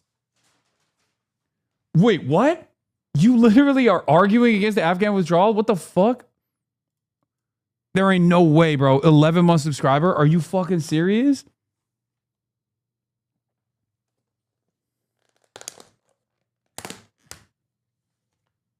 Wait, you... What? I know you like a number. What the fuck? Bro, defending the Afghan occupation in the Big 226. Oh my Lord. Have you seen Afghanistan now? Yes, I have. I have. Wait, are you... There's no shot you're genuinely saying the American withdrawal should have never happened from Afghanistan, right? Oh my God. Respect, chatter.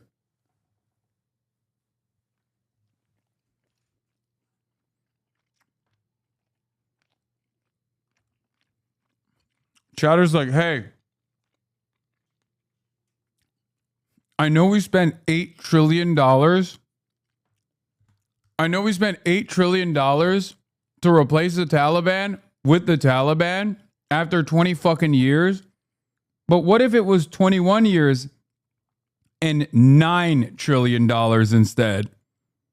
Just one more year, bro. Just one more year and we would have fixed it up.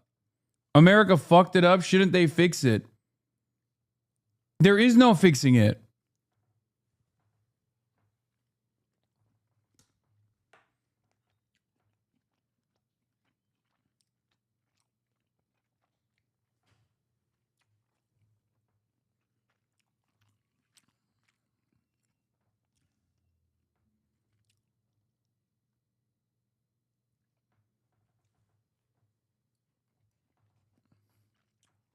Less money right now. I'm making more money. That's good. There's nothing wrong. We should be proud of it. Did I say that? That's not my definition But of here's where I'm capitalism. going with this.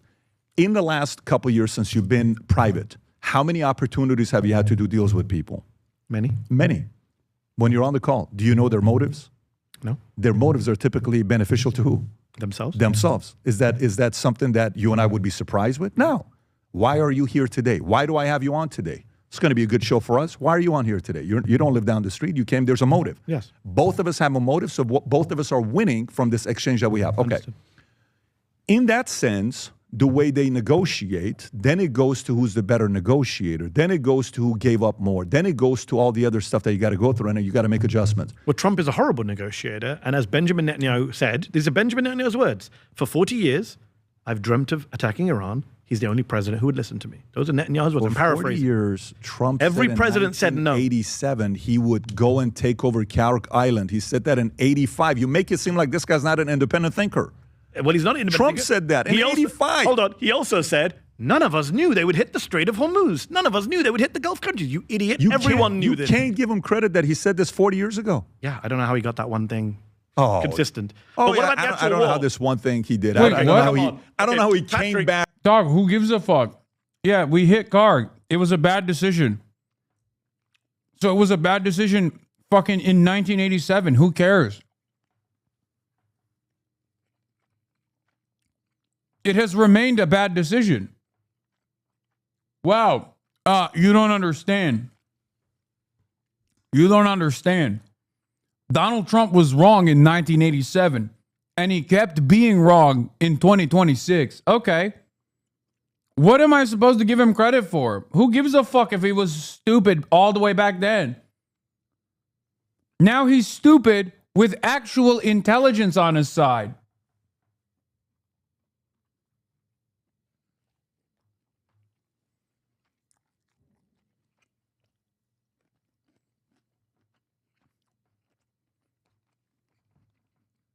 Patrick, you keep asking me to give him credit. Yeah. The Iran war, you praised him.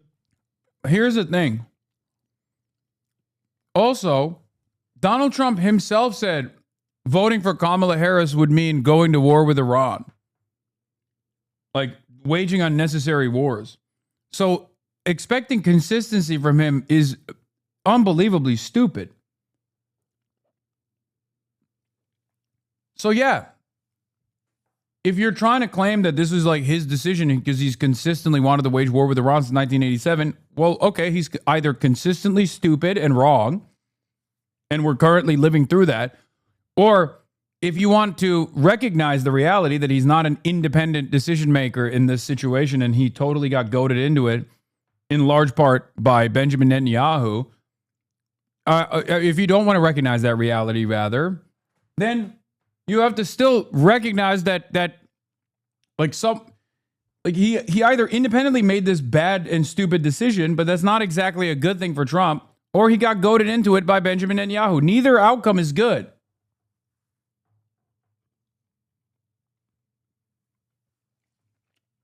On day one of the Iran war. Would you accept today it's been an absolute disaster because Donald Trump is not a war leader? He doesn't understand foreign policy. He doesn't understand what he just said this week. I'm bored. You know what he said this week? I'm bored of all this. Mehdi. Like a child. Mehdi, let me tell you what it is. You know, I have a local doctor I want you to go see. He specializes in TDS.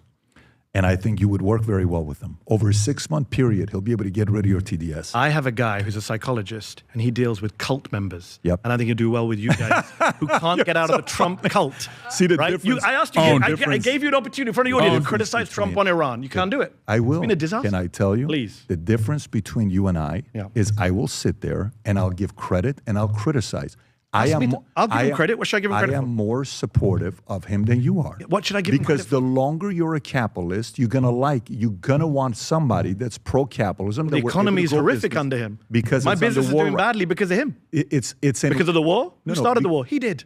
I take ownership that he started the war. So when you say give him credit, can I finish? You're gonna allow me to finish my thought? Please. Did you give him credit with Venezuela? No, of course not. Illegal action. That's also no. He broke international law, American law, the Constitution. So that's a no for you as well. He killed a grandmother. Let me ask you a question. And he brought this guy into a court case that he might lose. If they take over Cuba, would that be a victory in your eyes? So give it already criticism up front. You think I'm supporting? You want me to come here to Florida and support imperialism?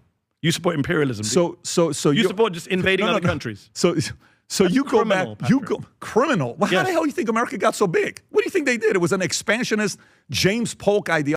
Oh my God.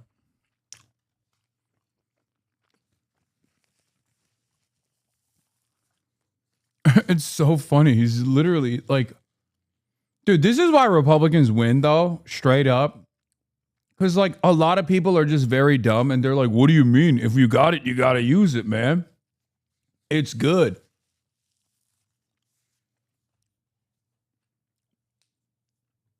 I guess the counter to that literally is like liberalism, internationalism under a liberal world order is a progressive force in history.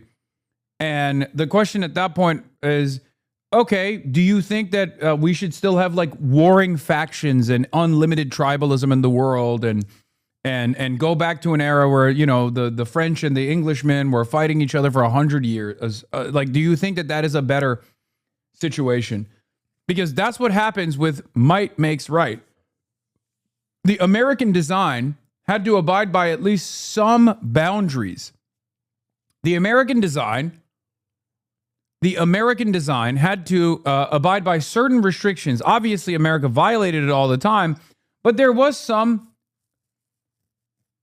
at least like some kind of lip service offered to the international rule-based order at times, and that kind of kept things fucking intact. Might makes right is the reason why currently America's getting its shit pushed in by Iran. Because Iran was like, all right, if you don't play by the rules, we can't play by the rules either. And that's the reason why we're fucking going to close the Strait of Hormuz.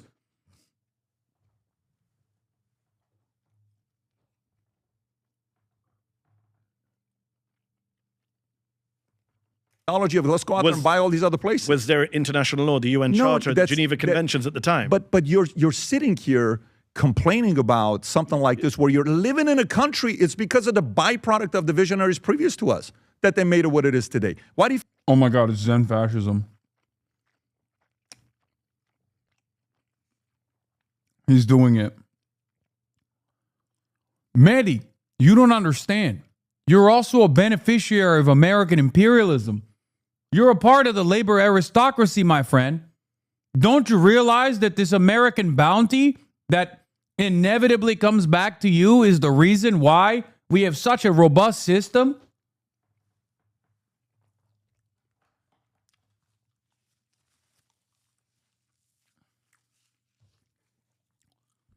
If we don't extract natural resources from the periphery, someone's got to do it. I just spat out a piece of rice from my mouth. I don't even know where it went. I'm a numbers guy.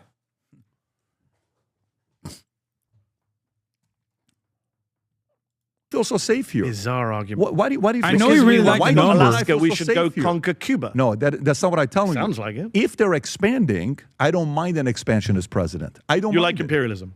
So how are you different to the IRGC? I don't mind an expansionist. How are you different to the IRGC? Everyone says what? Everyone says Islamic revolutionary guard. They're accused. Everything is about. Wait, what? Man, dude.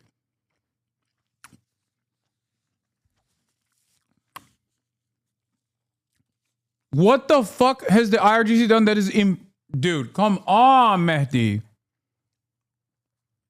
God damn it. Let him finish? Okay. They're God accused. tells them what to do and that on death upon America. They're accused of being expansionist, of trying to take over the Middle East. That's the big allegation that the Gulf states make against Iran.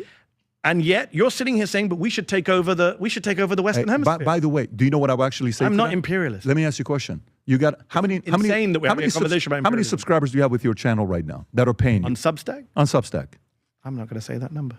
Let's say it's 100,000 people. Okay. There you No, go. It's not. Wait. He did it again. He fucking did it again. He literally keeps asking. He keeps asking these fucking questions. As soon as Mehdi retaliates and offers a reasonable counter, instead of addressing the counter at all, Patrick Bet-David immediately moves on to a totally separate question. Oh my God. Not sadly. Okay, but let's just say you have 50 to 100,000 people. You're doing well. You're making good money. Yeah. Okay. Have you taken any viewership from anybody else? What do you mean? Are people watching you that used to watch somebody else on YouTube? What an expansionist you are. This is what a shameful expansionist capitalist. I've been with you for 1 hour and 20 minutes. Okay, I'm going to be honest with you. That might genuinely be the stupidest argument I've ever heard in my entire life. Straight up. And I've seen a lot of, like, I'm talking like, you know, Twitter posts, subreddits. It sincerely reminds me of when people try to fucking make the comparison that I'm basically Jeff Bezos because I react to other people's YouTube videos or whatever. And it's still somehow dumber than that. I would much rather have to deal with someone sincerely believing that I'm basically Jeff Bezos and I'm exploiting other people's labor by reacting to their YouTube videos. I think that's a more intelligent argument. And it's not an intelligent argument at all, but it's still a more intelligent argument than the one that Patrick Bet-David just advanced. Yeah. If that argument is 2 + 2 = 5, this is 2 + 2 = fish. Incredible. This is beyond a non sequitur. I've actually never seen the nuclear grade enriched uranium version of stupidity until this very moment. And he's so happy about it. Look at his face. This guy's expanding his YouTube channel, but God forbid anybody else does it. I've waited 1 hour, 20 minutes for you to say the dumbest thing with respect, Patrick. That is not an analogy. Every time that you is say the dumbest things is when you get cornered. What do you mean you're expanding? That is the worst you're analogy. Expanding. Did I go into the New York Times? Hold on. Let's you're take your expanding. analogy. Did I walk into the New York Times and abduct the editor-in-chief of the New York Times, put a bag over his head, do you have any and take employees? him out in order to undermine the New York Times? Do you have any employees? Yes. How many of them came volunteer? How many of them did you recruit and hire away from another company? How many of them did I get with a gun and a special forces team?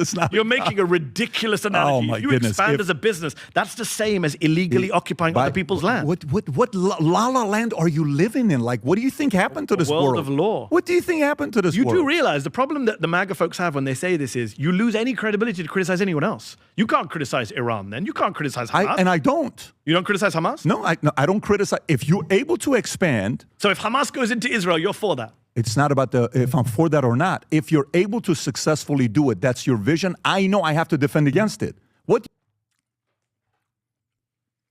Oh my God, he's so awesome. All right, I'm back in. No, he literally is so one-track minded on being Sigma grind set that he literally said if Hamas were to militarily occupy Israel, then that's their vision. And they went out there and they said, I'm a numbers guy. We're going to ChatGPT it. We're going to grok it. And we're going to seize Israel. And they did it. You got to defend it. You got to defend it. I'm a numbers guy. Listen. The problem with Hamas that I have, Patrick Bet-David, is that they're not Sigma grind setting hard enough. They're not locking in. If they had actually bought my new shoes, that would have given them the confidence. If they were wearing my $600 shoes, that would have given them the confidence during October 7 to seize control over the Knesset. Okay, at which point I would be defending it because they locked in. They have the vision. He said, like, look. Able to expand. So if Hamas goes into Israel, you're for that? It's not about if I'm for that or not. If you're able to successfully do it, that's your vision. I know I have to defend against it. What do you think companies do? How do you think companies work? What do you think companies are supposed to do? I think it's insane that you're comparing business expansion to us going around the world we have military? killing people. Mehdi, why do you think we have military? To For what? defend ourselves. Against what? Threats. Against But another you one want to trying be the expand. threat. I'm not saying that. You think Cuba's trying to expand right now? No. You think Cuba's trying to expand? Where are they expanding to? Miami? No. You've been living in Miami too long. By the way, maybe I think you've been drinking too much that's Miami their water fault. too I long. should rarely go to Miami. Maybe that's their fault. Maybe that's their fault. What's their fault? Maybe their ideology, communism, created a poor country, and their people want something better. But that doesn't give us the right to go and take over the country. How do you think all this stuff happened in history? Okay, lots of things happen in history that weren't right. Yeah, but guess what? This is 2026. Dude, you understand. You've taken...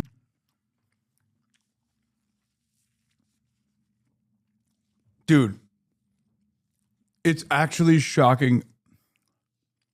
Patrick Bet-David's lack of knowledge and lack of intellectual curiosity is genuinely confusing me. Okay? I did not realize that people like this actually existed in the real world. Like, he has expanded. His first principles are, it's a dog-eat-dog world, everybody capitalist, everything capitalism, everything business. Okay? And because that's his only worldview, that's where it begins and ends, he is applying that to international relations. And what's shocking about this worldview is that it would literally justify chattel slavery. Like every single awful thing that has ever happened throughout history, you would justify with this mentality.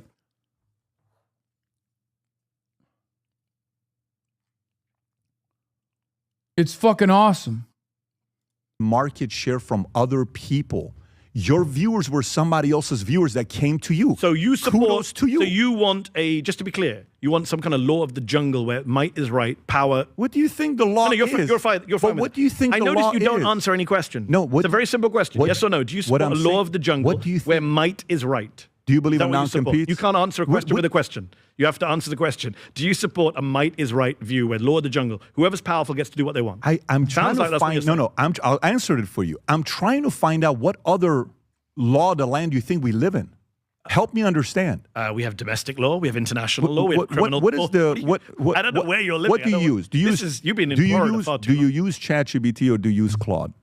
Which do you use more? Probably ChatGPT more.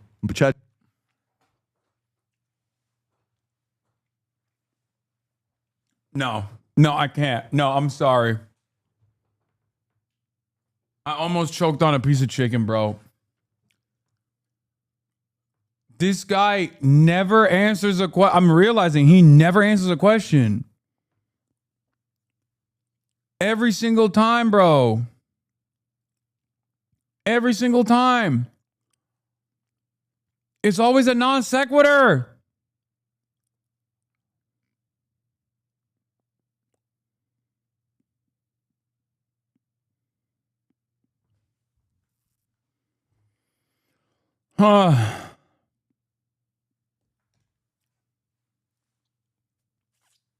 GPT more than Claude? Okay.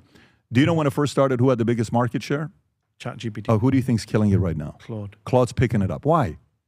Because they invaded another country, kidnapped the president. Because they produced a better product. And hold on. Why? Did Amade? What's the guy's name? Dario Amade. What's his name? Yeah. The guy who runs Claude. Did he go into Sam Altman's house in the middle of the night, take Sam Altman and his wife, put bags on their heads, and fly them back to his compound and kill a grandmother in the process? The only difference is that, but war is That is the big difference, Patrick. I can't believe you don't see it. No. I understand what you're saying in the argument of that, but the reality of it is, which is what? A law of the jungle where the might is right. Do you support a world? Do you like living in a world? Are you pro? Do you support the idea of living in a world where powerful countries should be able to do what they want? Can I ask you a question? What country? You keep answering a question with a question. Why do you live in America? Why do you live in America? The most powerful country the law. in the world. You know what I like about the US? It's the most powerful. No. Go live in Iran. No. Go live in Iraq. I don't live here because it's the most powerful country. Why do you live here? Because many reasons. Give me. One is it's a country that's governed by laws, principles, free speech. Yes. I love the First Amendment, the Constitution. Yeah. I don't favor presidents and people who say we should just break the law because we I didn't say break the law. What do you mean? Taking over Cuba is breaking the law. UN Charter. That's the law of the land. If they come and they try to take over. Who's coming? Whoever it is. Trump's already talking about it. Rubio's already talking about it. The Cubans are not taking over anything. No, Cubans are not.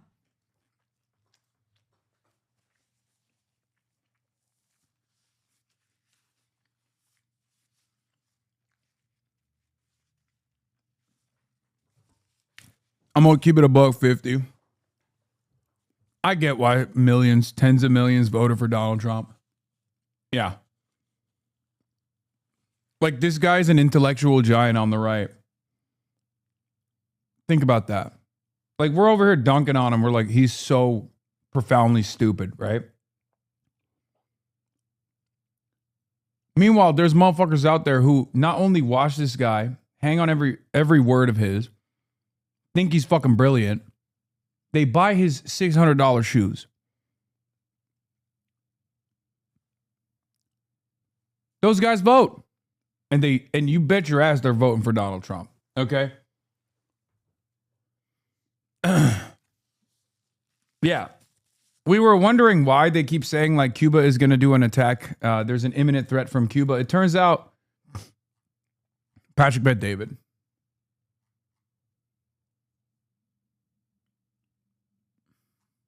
Not taking over anything. We are launching a war of aggression, like the Nazis. Nuremberg called it. You know what the Nuremberg Tribunal called a war of aggression? I'm assuming the supreme international war crime. Is it fair to say you were against tariffs on day one? Yes. I was for tariffs. Guess what Supreme Court ruled? Against tariffs. Okay, great. Yeah. Guess what? You just. Okay. That's what happened.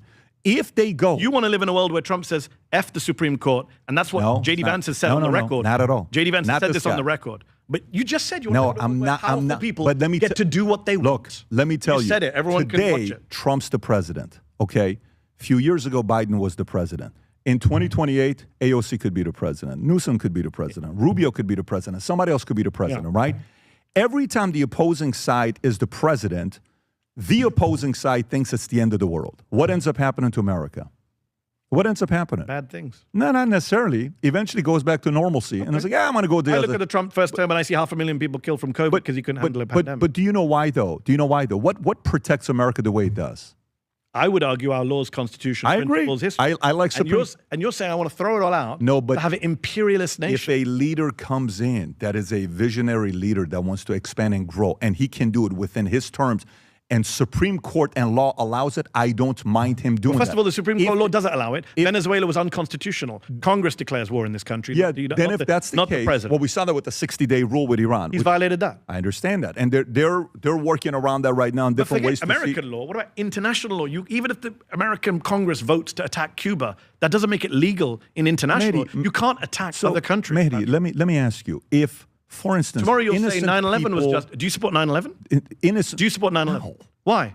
Al-Qaeda could do it. They did it. According to your logic, Al-Qaeda had every right to do it. There's a difference between me supporting it and then them doing it and then me retaliating to you. Like right now, if you and I were sitting... But you don't think it was illegal? Do I? Of course it's illegal. Why? According to you, it doesn't matter. No, of course it's illegal. Also, 9/11's illegal, but us attacking Cuba is legal. I didn't tell you. You never heard me say attacking.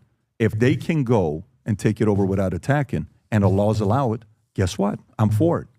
But none of those things are... None of those things happened with Venezuela, and actually the exact opposite of those things happened with Venezuela, and you are still supporting it. Who cares?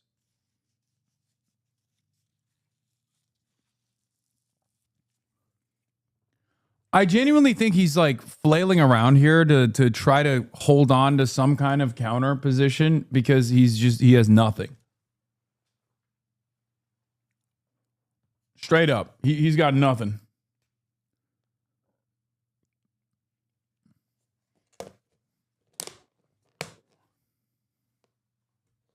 Like, there is no real disagreement here because there is no argument here. He's just being, he's just operating off of vibes and being a pure contrarian because Mehdi is woke and a libtard. And he has to, like, defend Donald Trump. That's it.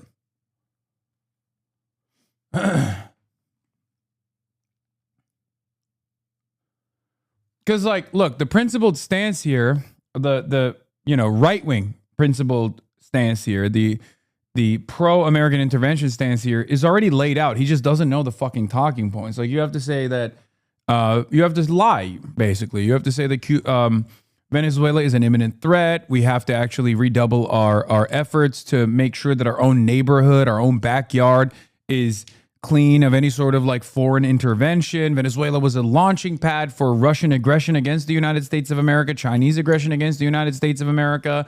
Venezuela also happens to be a major oil provider to Cuba, which is, again, 90 miles off of our coastline, imminent security threat. Like, there are talking points that you could advance, but he hasn't even read the talking points. He doesn't even care. By the way, I'm not saying these are correct, okay? I'm simply saying he hasn't even dignified Mehdi Hasan with a clear-cut, agenda-driven worldview as to why what Trump is doing is good. He is just a pure reactionary. He is a pure reactionary that is simply going, no, Trump did it and is good because he's got the power, he's got the bitches. That's a whole different argument. It's not if a whole the Cuban different. people vote in a referendum to become the 51st state. Don't spin right now and make it seem like I want to go kill people and take You stuff over. defended Venezuela. We killed people to get him out. I never said if. But by the way, You said give him credit. Wait, you never defended Venezuela? You did. I know you like number. Venezuela, you did say that. You don't think that was a good move? No. You don't think that was a good move? I don't believe you should. I don't support regime change. I don't support assassinating foreign leaders. You What did George Washington say? Don't go abroad looking for monsters to slay. Or was it Adams? I forget. Founder. So you don't support what he did. I do not support the United States government. Well, I thought that was a attacking massive foreign victory, countries, especially the way they did it. and killing foreign leaders. Even if it has a good outcome, I don't support it because I support laws and principles. Well, I do also support laws and principles. But if you say you support laws and principles, you're trying to tell me Obama followed everything? No. You telling me he violated the law in Libya. I criticized him for every one of them. Because I'm not in a cult, I criticized Obama in 2011 for doing Libya. You know what's the difference between you and I and them? I criticize people on all sides. You don't. Yeah, we do. We do it as well. But you know what's the difference between you and I and them? Go on. What's the difference? Wait. What criticisms does he have of Donald Trump? As much as I hate to admit it, your accent is getting better. I know you like number.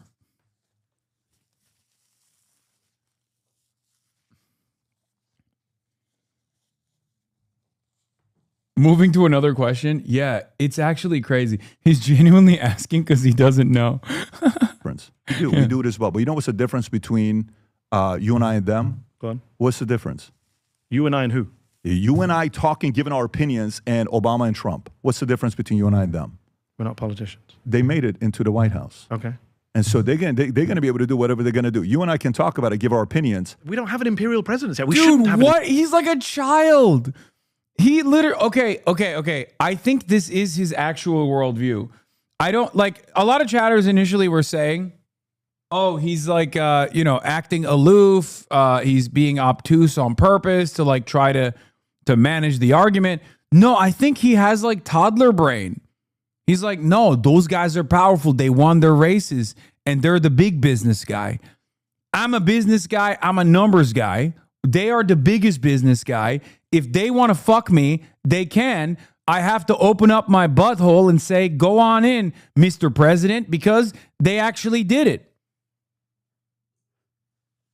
They actually did it. They became the president. If you're the president, you are the big boss. You do whatever you want to do. Fuck my wife, please. You can fuck my wife all day. It's okay. There's nothing I can do. I'll sit around. I'll say I'm a numbers guy. I'm a chat GPT it. I will grok it.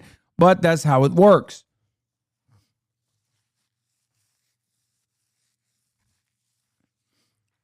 Like everything is a business. Everything is a business. Anyone with any power deserves the level of power that they have because they've worked tirelessly to get it. Okay? And whichever way they abuse that power, it's actually valid because they have the power to do it. If it's successful. If it's unsuccessful, well, then maybe we can have a different conversation. But of course, if it's Donald Trump doing it, I'll still act like it is successful, as is the case with Iran. Imperial president. We did. That's why we have the freedom of speech of giving. Hi, Hasan. I really like your PBD impression very much. Is there a way to rewatch it? Yes. Subscribe to Valuetainment.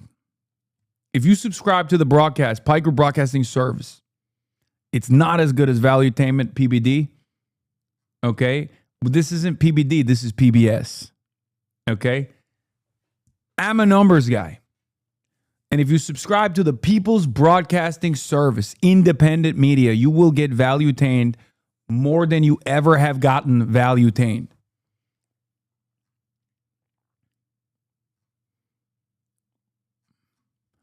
That's right. If you subscribe, you can rewind. If you subscribe, you can send me links. And when are we getting $600 shoes with no laces for our subscribers?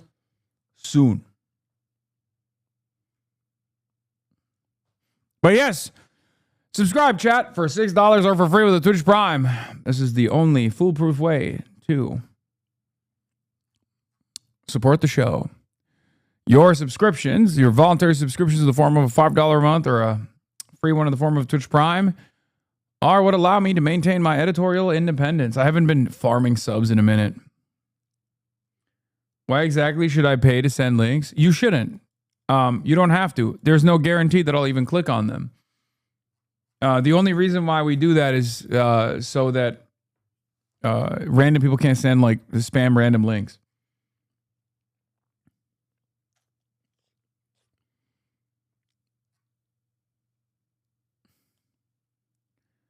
Do a level 10 reward again? No, I don't think we're going to do it. Kill me if I ever give money to a Twitch streamer. I don't think you should be killed if you ever give money to a Twitch streamer. You're pretty cool, though. I'll be honest. We all think you're cool. Because, like, it's a little bit, you know, it's a little bit cooler if you were to say that on Twitter. Because most people do that on Twitter, which is, you know, again, at least it's not literally on Twitch. But you're currently on Twitch. On what I assume is a sock account created and following at the same date. So I think you are a far bigger loser than the way you perceive a mega donor to, you know, a tier 3 subscriber to Pokimane. By the way, your mods banned me for saying your beard was going gray. Okay. I don't know why they did that, but you've proven once again that it was a worthy ban by doing this, creating a sock account. And you're now a subscriber, by the way, so you've de facto given me money.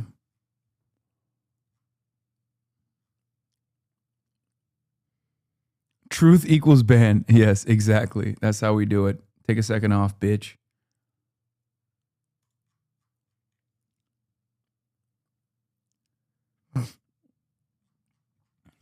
Given our opinions. We also have a vision of America, which is supposed to be a restrained commander-in-chief. The founders came to, we're celebrating 250 years of American history. They came to this country, from where? From my old country, the UK, to get away from a mad king, not to recreate a mad king. Okay, so we can get past this. I mean, when maybe the next time we'll do the podcast, we'll do it in Cuba or Venezuela, just for the sake of what we'll enjoy ourselves with. Anyways, let me get to the next story with you. By the way, Mamdani Spencer.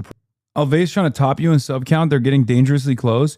Hey, yo, chill. Subscribe now. We cannot allow the sanctuary city of Alveus, sanctuary city for animals, to defeat us in the marketplace of subscriptions. Subscribe now. Brad, what commonality do you see between the two of them? Very little. Very little. Very little. Tell me why. Because I know this is argument that says all of these candidates who make a lot of noise, do well on social media, are similar. But I think people have underestimated what Mamdani is. Mamdani, yes, is charismatic, had a great social media game. I interviewed his team that made his social videos. Great people, smart people. The video he did where he jumped into the water, freezing cold, to show freeze the rents. The video he did for halal. You're saying Mamdani or Mamdani. I'm just talking about his campaign was brilliant online. No doubt about it. The halal. Maybe one of the best.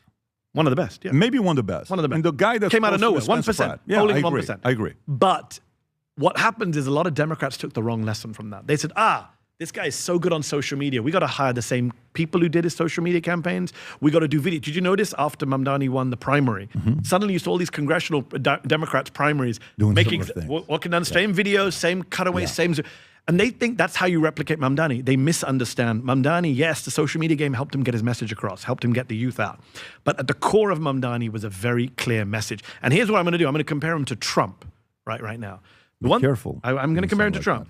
Donald Trump, I asked this question to everyone. I can't get fired. So you're a capitalist. You're free. I'm free. 2016, I say this to everyone I talk to about politics. I said, tell me. I say this to leftists. I say this to liberals. I say this to Muslims. I say this to non-Muslims. Tell me what Donald Trump's 3 main policies were in 2016. What was it? You tell me. What was his slogan? Do you remember what Donald Trump, what did he run on? When he first ran, what did he run on? Get rid of these rapists and all this stuff. Ban Muslims, build a wall. Remember that? That was all his big lines. Build a wall is one. Yeah. So we remember all those slogans. Sure. Yeah. Right? Do you remember what Hillary Clinton's lines were? No. I'm for her, and that's about it. No. First female president. But her own slogan, which she had a great, 77-page childcare proposal, I'm sure. I'm sure it's better than Trump's. But people don't campaign like that. And I think what Mamdani did is, even now, you ask me, what does our Mamdani run on? Okay, freeze the rents, free buses, free childcare. It was message discipline around a set of policies that people identified with, that helped with this ridiculous affordability crisis, that made him seem like he was in touch. And I think this is what I try. This is why I try to force candidates into doing this. If Democrats only take away, or people in the media only take away from Mamdani that, the guy's slick, he smiles well, Trump loves him, he does great social videos. You don't That's think a Pratt mistake. has that? I don't think. What's Pratt's main policy platform that's going to get people out for him? Kill the homeless. Melt the homeless. Melt the homeless. Throw them in a vat of acid. And anyone that might look homeless even. Did I win that? Did I get it right? The fires, homelessness. Everyone says they want to deal with that. That's but that's because that's the what's guy is a happening in reality LA. TV star. I'm not a fan of reality TV stars running for president. I wrote a piece saying Oprah should not run for president years ago. Although I have said Jon Stewart should run in a Do primary. you think just for Spencer fun. Pratt stands a chance? Yes, He does. Because America's fucked up right now. You think Spencer Pratt stands a chance? Donald Trump is president of the United States twice. I'm never going to rule out anything in this country. I thought Trump wouldn't win in 2016. That's how dumb I was in 2016. That's why I don't do predictions anymore. No, 24. I said he would win, and I said he's going to win, and he's going to be a fascist. When did you say he'd win in 24? All of 24. I spent. Patrick Bet David posted a video excited about the numbers from Backrooms, and even knows how it started. He had to grok it. Some film criticism from Patrick Bet David. Just got done watching the Backrooms. Budget $10 million. Gross $140 million. 14x. Director Kim Parsons, 20-year-old. Obsession. Budget $750K. Gross $150 million. Director Curry Barker, 26-year-old. Mandalorian. So we just got done watching the movie Backrooms. What a weird movie. Crazy movie. For 2 hours, I'm thinking, what happened? Oh my God. Oh my God. This is a joke. This is a joke. He doesn't make this. He makes this to fuck with people, right? Like it says the future looks bright under the brim too. And in reverse. Oh my God. Stop. There's no way. There's no way this is real. Bro, this is elite satire. This is fucking elite satire. Please stop.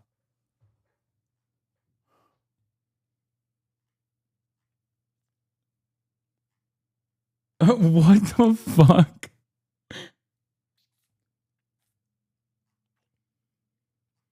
I have never seen uglier merchandise.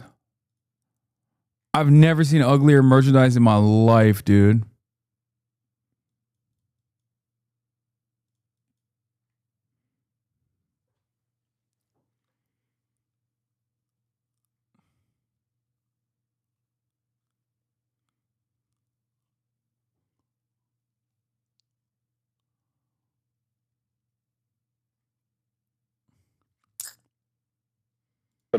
Why is this lady glitching? You go through that wall, all these hotels I've stayed at, you're now thinking about. No, I'm gonna be honest. Like, I mean, I slandered Teddy Fresh, but this is worse than Teddy Fresh. We have officially found merchandise that's literally worse than fucking Teddy Fresh, okay? Straight up. It's not saying much because this is the worst thing I've ever laid eyes on. So it is remarkable in and of itself. These rooms. And this guy, Kane Parsons, 20 years old as a director, $10 million is what the movie costs. It makes $140, $150 million. Then you have Obsession. This guy, 26-year-old director, with $750,000 makes a movie that does $150 million, 200x on your money. And in Mandalorian, that's supposed to be this big project, $300 million investment, doesn't even make $300 million. 2 weeks later, it's at 240 right now. So amateurs built the Ark, professionals built the Titanic, and Hollywood's got massive disruption, and it's being done by young, ambitious creatives. Can you imagine what the future of Hollywood could look like? I think Kane was the one that, based on a meme that came out in late 2019, 2020, takes that, makes a video on his own, gets 7.9 million views. That same video today has 79 million views. And if you've seen Backrooms, I don't know if maybe you got the entire theme and you know what the story's all about. It is a horror movie, but a very, very weird movie. Very weird movie.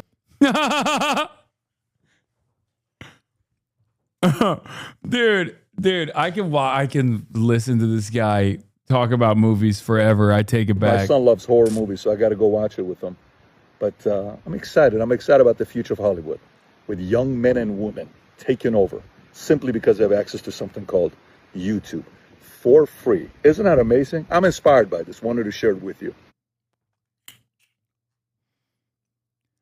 Okay, this goes back to him being a numbers guy. Every piece of art critique coming from Patrick Bet-David is about performance, is about the numbers.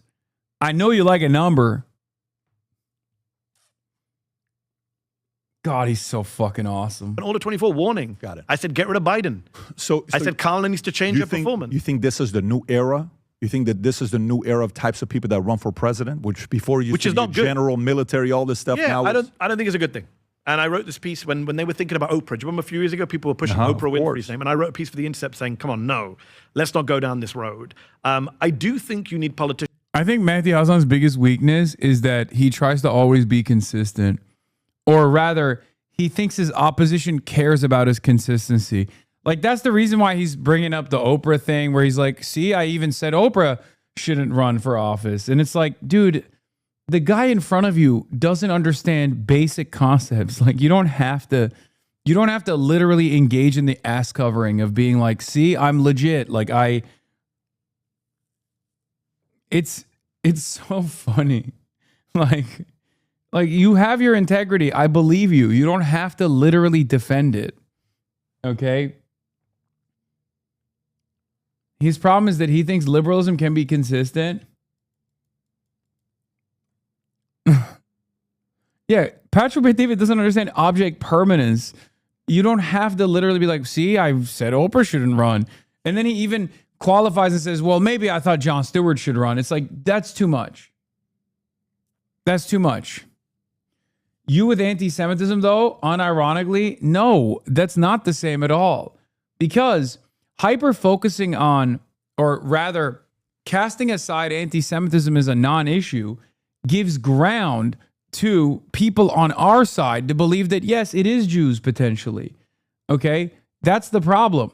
I don't do it because I think my opposition will be like, well, he said he's not an anti-Semite, so he's actually fucking, I now I'm going to actually think whether or not he's an anti-Semite or not. Why question marks is the repetition I'm talking about? No. The reason why I bring up anti-Semitism as a separate issue is literally because if I don't do that, I worry that other people will then hyper-focus on it because it's a much easier argument to understand.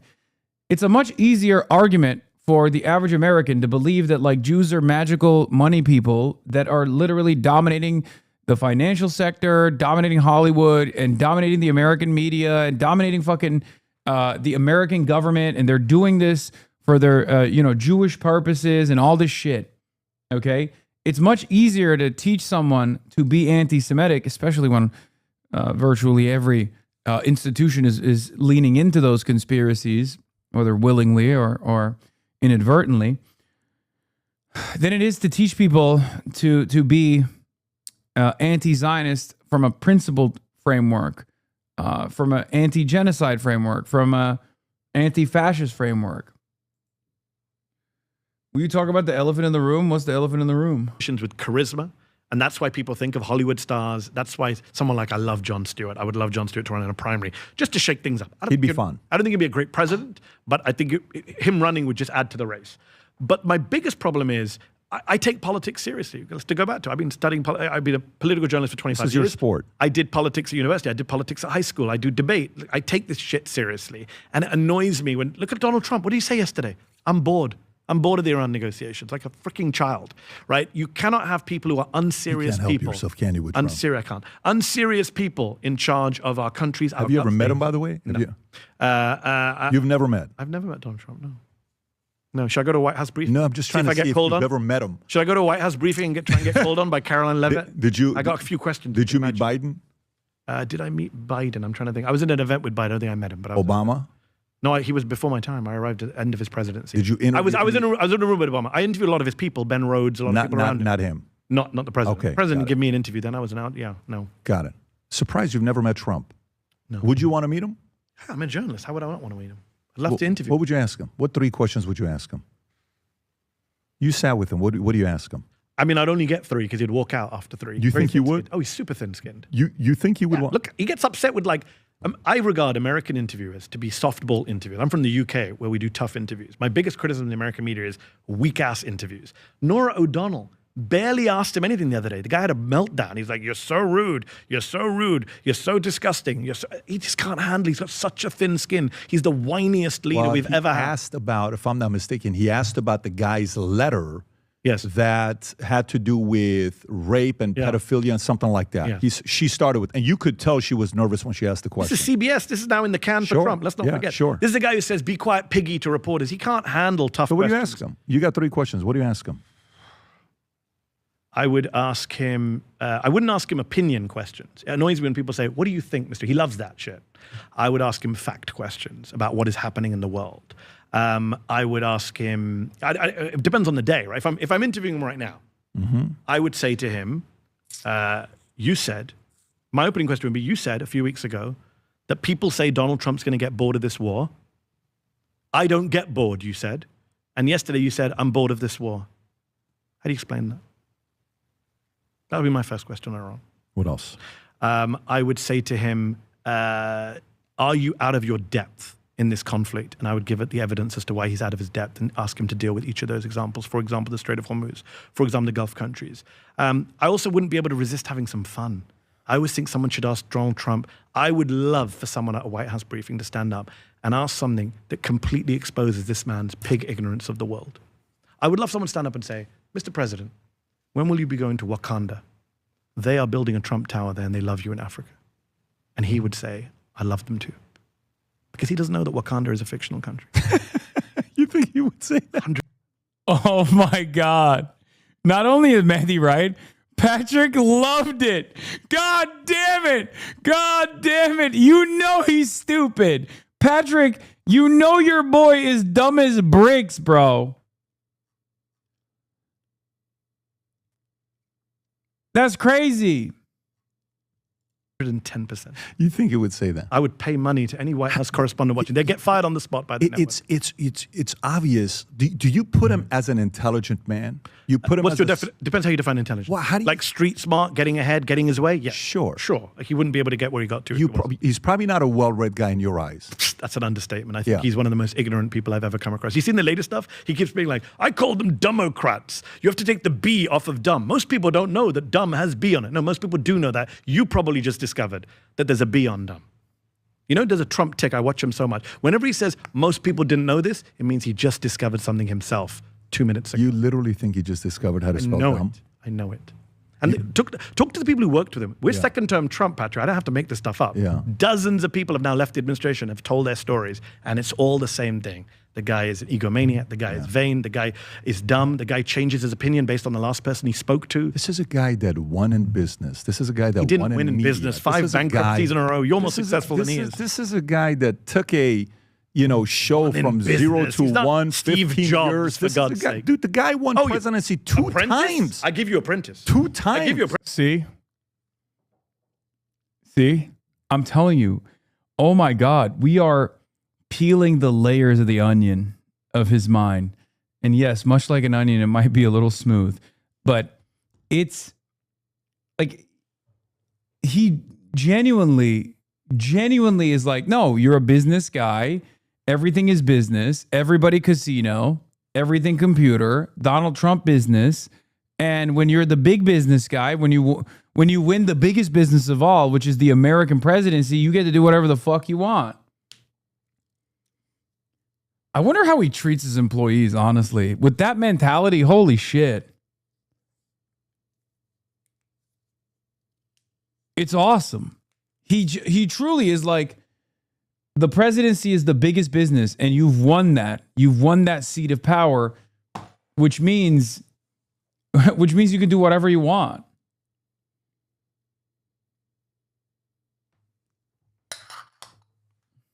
Apprentice, great reality TV star. 2 times. Great. I'm not going to question his ability to run a reality TV star. I'm questioning his ability to run America. How do you think about his kids? Do you give him compliment as a parent, as a father? No.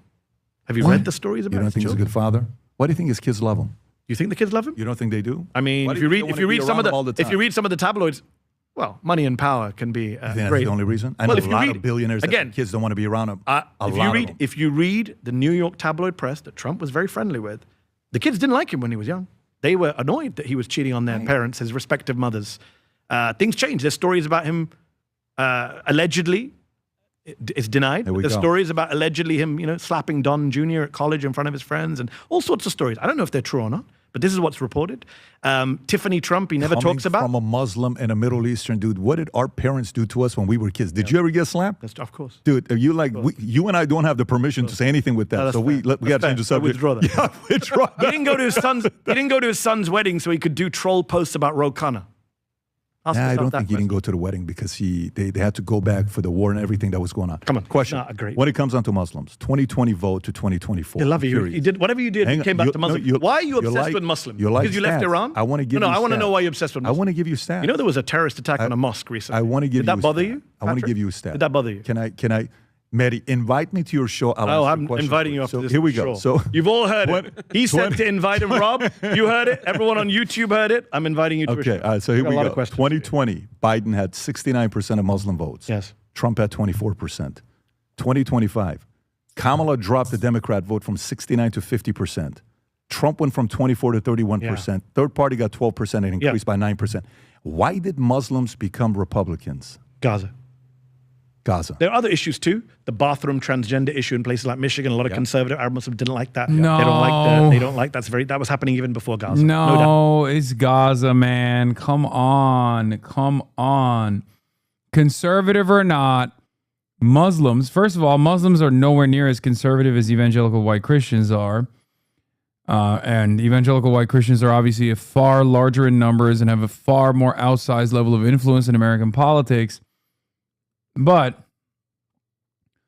Muslims overwhelmingly voted for, or the Muslims that did actually vote for Trump overwhelmingly voted because at the time, the Democrats were the ones responsible for the genocide. Yeah. Plenty of them just didn't vote. But it's Gaza, 100%. Not about that. But it was still a kind of fringe issue. What made it an issue in the Muslim community? the LGBT. Yeah, there were conservative Arab communities in Dearborn who were like, And we don't I'm want glad this. you brought that up. We don't want this. And they brought that up. That was before Gaza. There's no debate. I'm glad you brought that up because although I also, as a numbers guy, don't like the transgenders, I am now going to cynically talk about how the Muslims are barbaric for not liking the transgenders. That's the other thing. Yeah, that's why I said I'm glad you brought that up. These guys always are like, yeah, I think trans people should fucking be forcibly detransitioned. And then they'll turn around and be like, and this is why Muslims are bad. because they're against the transgenders. It's like, well, you're against the transgenders.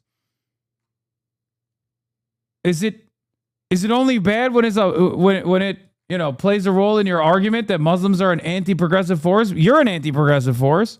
Some were shifting already to the Republican Party. Sure. But they were a tiny minority. The vast majority of Muslims still voted. Democrats still supported, still understood. The Republican Party is Islamophobic. White supremacist adjacent party right now. You think number has one Randy reason is, Fine in it. You think number one reason why they vote the other Gaza side by is a because mile. of Israel? 10 miles. Okay. Gaza. No, not Israel. The Gaza genocide. You have to understand, I spoke to a lot of these people. I traveled through all these communities in 2024. Yep. And I tried to point out, yes, Biden and Harris are complicit in a genocide. No one's defending the Democrats. I was very critical of the Democrats and what they did between 2023 and 2024. But Trump will be worse or as bad. He's not going to be better. And people bought the Trump shtick. No, he's anti-war. He didn't start any new wars. He's not interested in the Middle East. He's friends with MBS. He's friends with Erdogan. It's going to be great. I met Palestinians who told me Trump will be better on Gaza. He's transactional president. They bought that shit. Look at him now. Look how many Arab countries have been bombed. But Muslims were not voting for Trump as a whole. You mentioned third party too. Jill Stein picked up a lot of votes in some places. Not as many as people thought she would. 12%. Of Muslim votes, yes. Yeah. So in certain places. So majority was like. Okay, I think I'm gonna keep it $1.50. I have to show you guys something. I think there are a bunch of quote unquote anti-capitalist accounts. A bunch of anti-capitalist accounts that have been paid by either like Zionists directly or either paid by Zionists directly or like are being paid by the lobby potentially. Okay? Look at this. Look at this. This is an account called Question Everything. Okay? I just saw this on my timeline.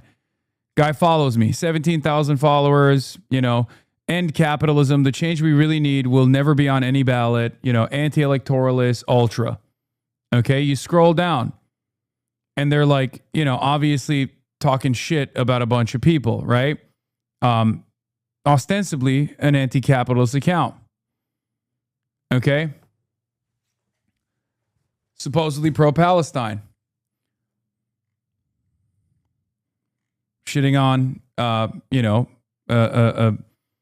Zionist account Zionist account questioning whether or not like dog rape happened.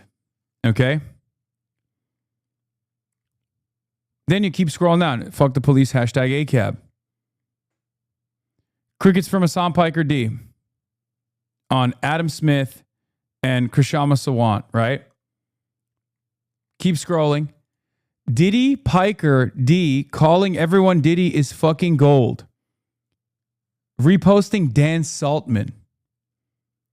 Now here's the question. Question everything.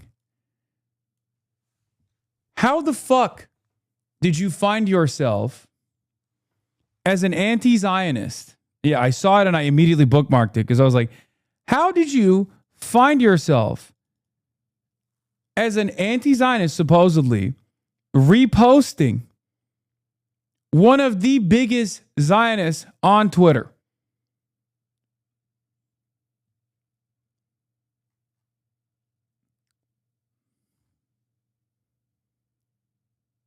The ultras are aligning with Stalkman and the Latin American food.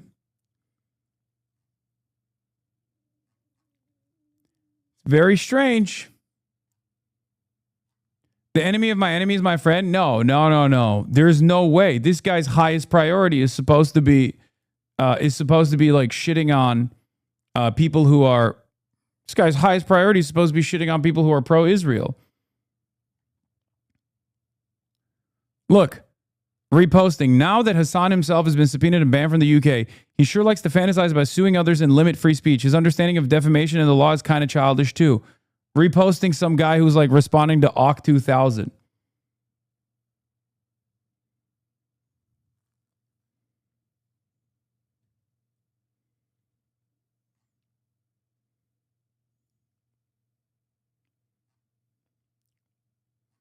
Explain what you think their rationale is. I think they're 100%.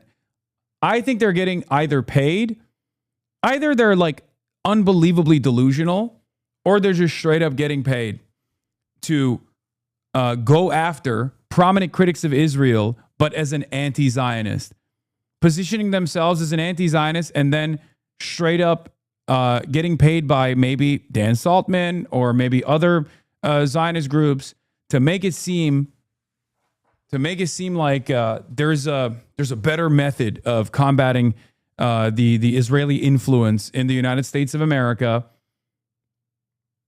and that's what it is.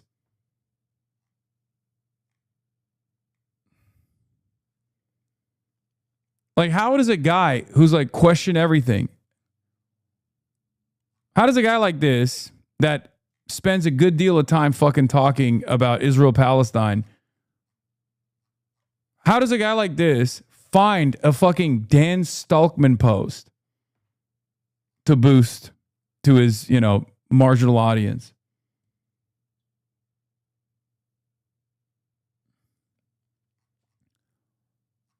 With the Palestinian flag in his profile. Could be a bad Empanada fan, but again, a bad Empanada fan, what has bad Empanada been fucking focusing on? What has he been focusing on?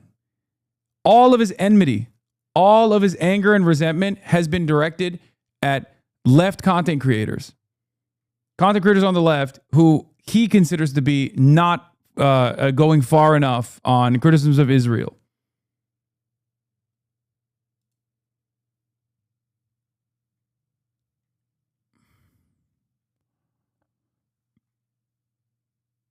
What is this? Yeah, his mom scolded him for being big time for being mean to Joe Biden. Crystal ball.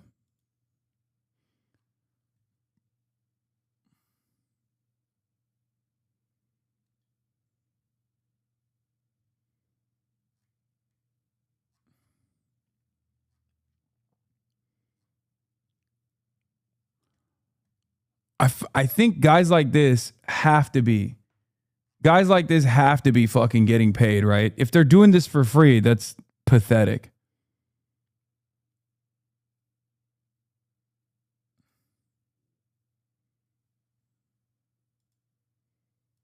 What is this? MLK Jr. writing about Piker, Kasparian, Cedar, Kulinski, Crystal Ball, the white moderate who is more devoted to order than justice.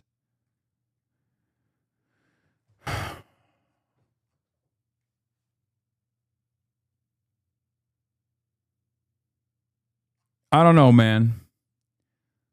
Some of these fucking accounts are a little suspicious.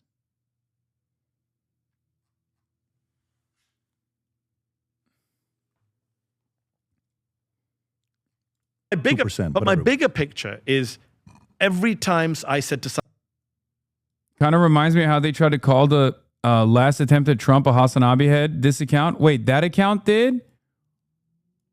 No. That guy reposted a tweet about you from November 19th, 2025, 3 days ago.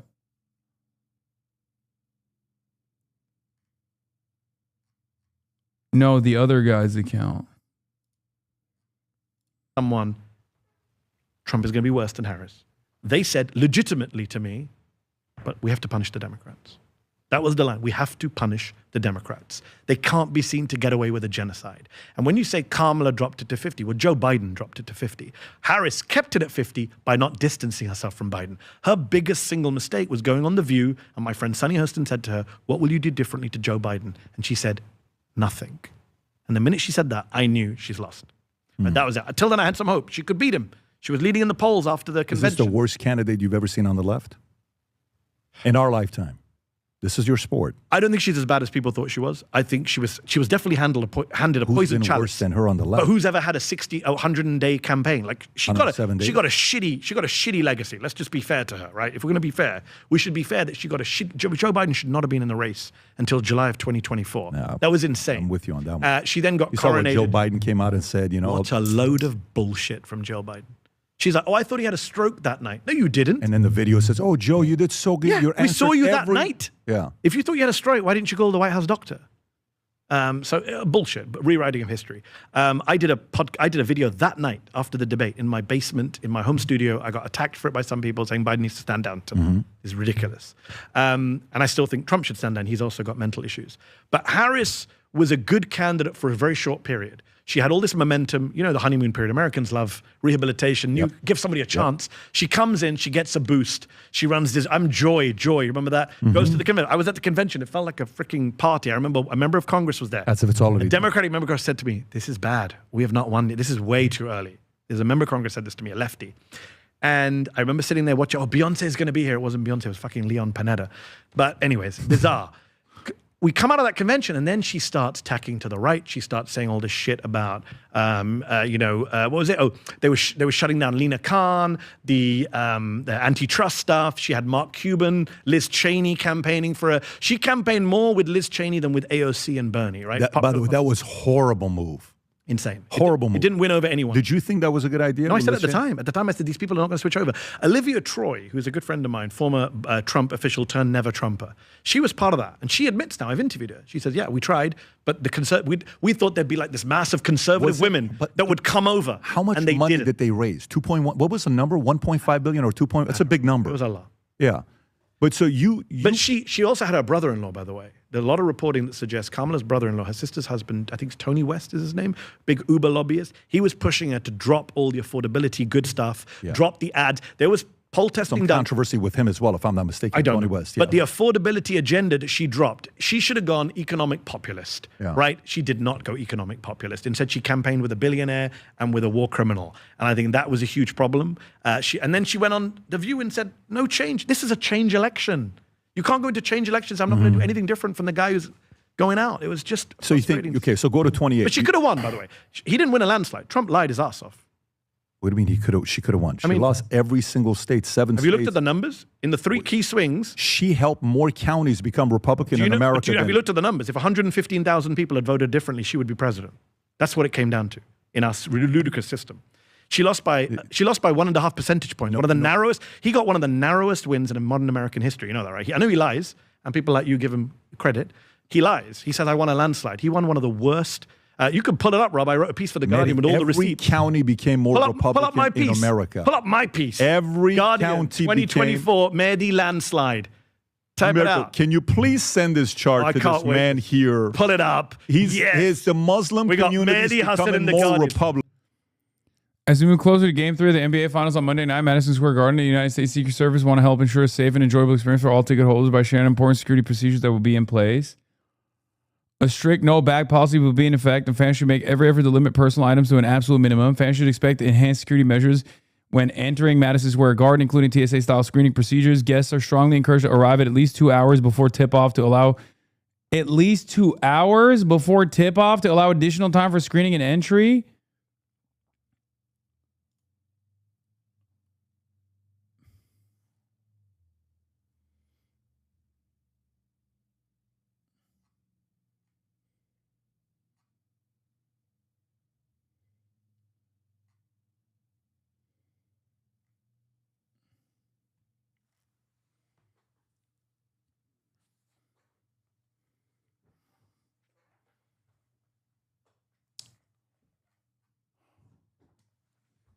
Bro, this is literally the most nosebleed seat that you can get. Or I guess this is, but they're all sold out, I assume. Like, you can't even see the game from here, and it's $8,000.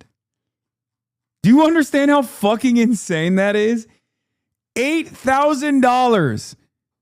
That ticket is $8,000. He's a bad empanada fan.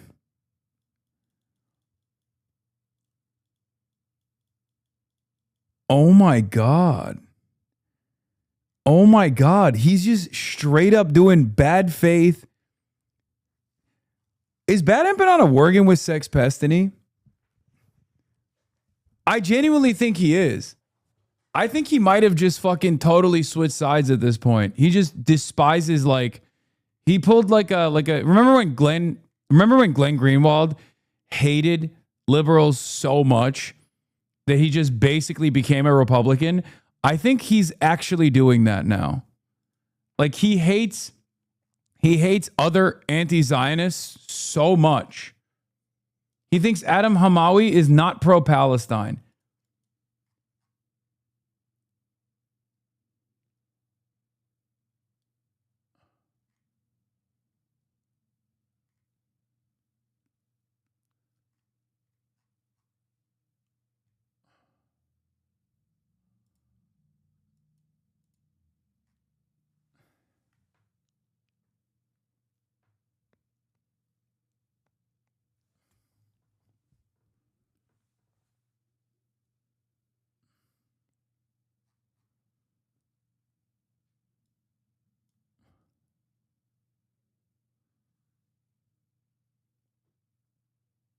I think he might be getting paid.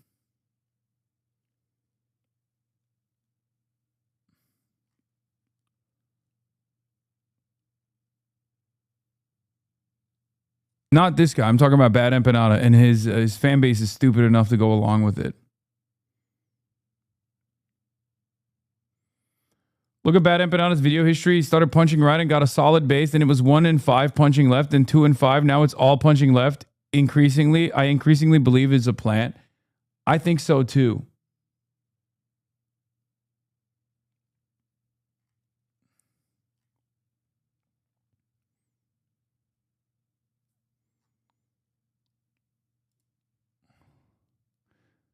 A Mehdi endorsement is how you know it's actually not a huge win for the pro-Palestine movement.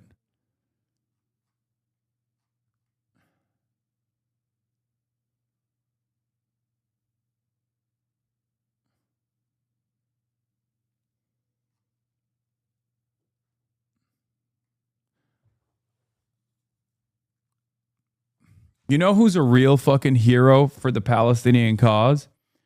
Not an anti-Zionist who's being smeared as an Al-Qaeda operative who literally went to Gaza and saved lives in Gaza. A fucking weirdo Cypriot Australian who moved to Argentina, who makes YouTube videos yelling about everyone, who is insufficiently pro-Palestine. Yeah.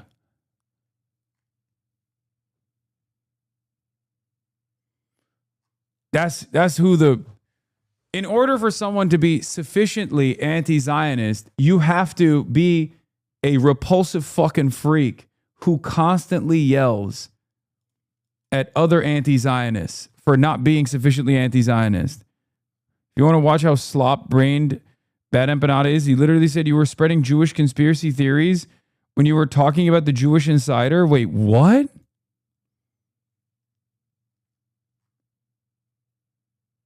Is he also making anti-Semitism accusations? No, there's no way.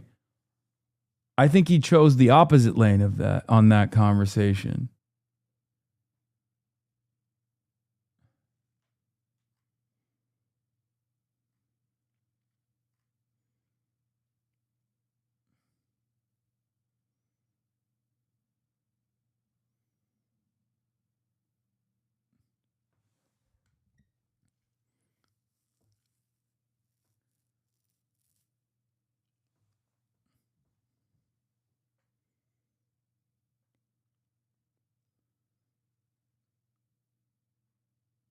What the fuck?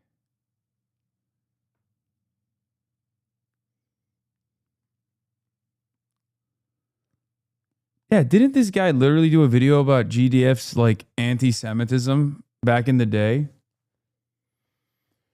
Oh.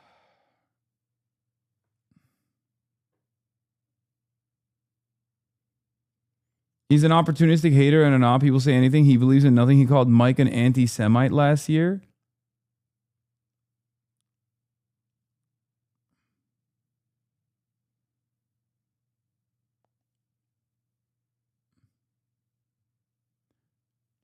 I don't think he is a Fed. I think he's having a ContraPoint moment. Being too online fried his brain. I used to like him, but he got obsessed with you and it was off-putting.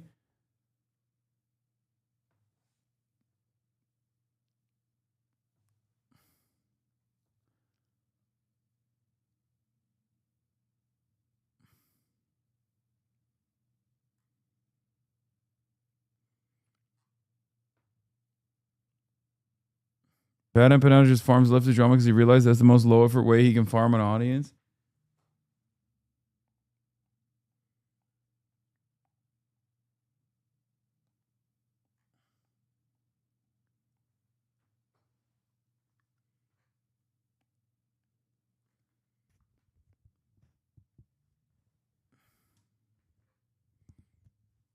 He tried to promote Maureen Galindo, but was talking about being an army wife. Exactly what he complained about Plattner and was pushing for her.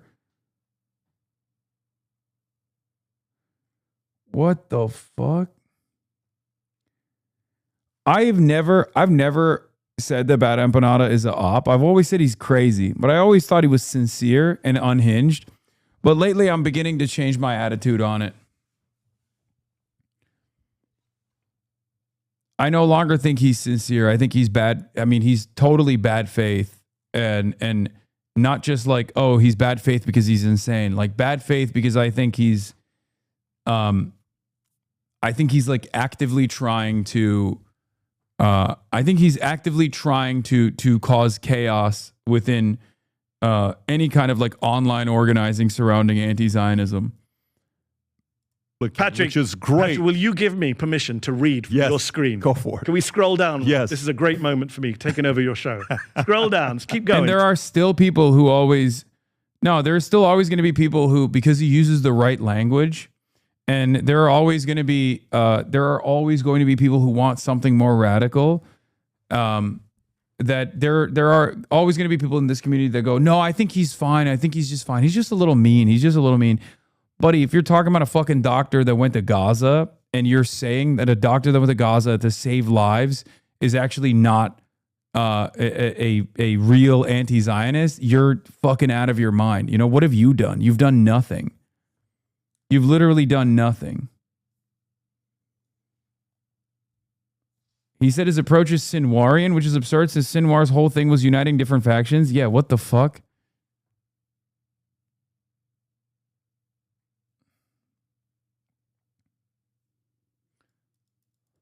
Bad Empanada. See, and then there's the stupid people. Chat feels like IDF signifier. Get your American heads out of your American asses. Bad Empanada applies agitated propaganda as he sees fit.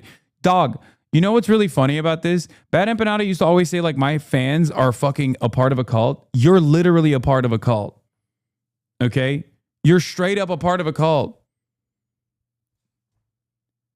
I don't know what it is about, like, left position, left like ideological tendencies, like different ideological tendencies, but it's always strange because like there's always people like that. There's the Larishites, there was the Black Hammer cult, right? I usually have a pretty good nose. Regardless of my naivete, I have a fairly decent nose at like cultish behavior and cultish thinking, and this is turning into a fucking cult. Not really, dude. I'm just tired of American exceptionalism. Yeah, that's what we're doing here. American exceptionalism.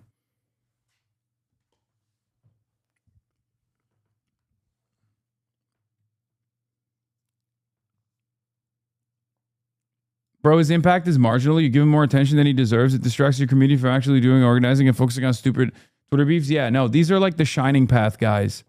This is how you end up radicalizing yourself into like believing in Lyndon LaRouche or the Shining Path or Bob Avakian's Revolutionary Communist, that kind of thing. The U.S. is the source of all of this, as you know, and your working classes are not organizing. Yeah, which pales in comparison to what you're fucking doing here, which is to constantly chirp. Like, what do you mean? What's the goal here? Do you think you can get every one of the labor aristocracy to like successfully kill themselves or something? Because if that's your goal, you're trying, it's not going to work. But like, what is your solution? It's nothing. You're just posting. You're saying posting is praxis. But at least if you're going to do posting as praxis, you might as well post in the most unhinged ways possible. If we're both posting, you're just posting more repulsive style. That's it. You're not going to post your way to fucking communism. You're not going to post your way into building any sort of robust anti-imperialist movement. Like you're chirping about FD signifier in my fucking chat. FD signifier. Is that the revolutionary praxis?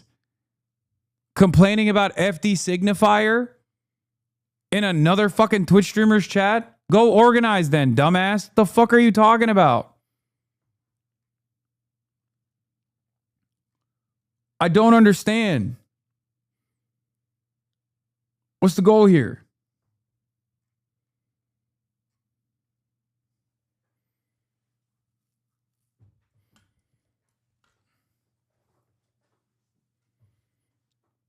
I once pushed back politely on him going after you got kicked out of the NCI and I got banned, hit him from his comment section for being too much of a fan of you. He calls anyone who disagrees with him his fans and he are lame as fuck. Yeah. No, but I'm fucking tired of everyone calling Bad Empanada a maniac when he's just tired of your antics. Oh, brother. My antics, dude. I know. When I inevitably go to federal prison, you'll find a way to justify that too. It's actually deep undercover, right? My fucking antics. Clearly, people in positions of power see what I'm doing to be a significant enough fucking threat because they don't think that just simply chirping about other anti-Zionists on the internet and anti-Zionist content creators not being sufficiently anti-Zionist is probably not the revolutionary praxis that you think is disruptive, okay? You're failing to comprehend what Bad Empanada is doing is unprincipled. It's nothing. It's irrelevant. And not only is it irrelevant, unprincipled, and nothing, it's actually deluding a bunch of other people into participating in this cultish way. Okay? I'm sure there's plenty of fans of mine that would follow me in a similar cultish manner to whichever ideological tendency I go to, but I'd probably lose a fuck lot more if I just stopped advocating for the things that I'm advocating for. If I no longer believe the same things, because people come in here to like hear a different perspective. Okay? But they're here for the politics to a certain degree and the entertainment as well. You are just fighting another fucking YouTuber's battles right now on the internet on a Twitch streamer's chat.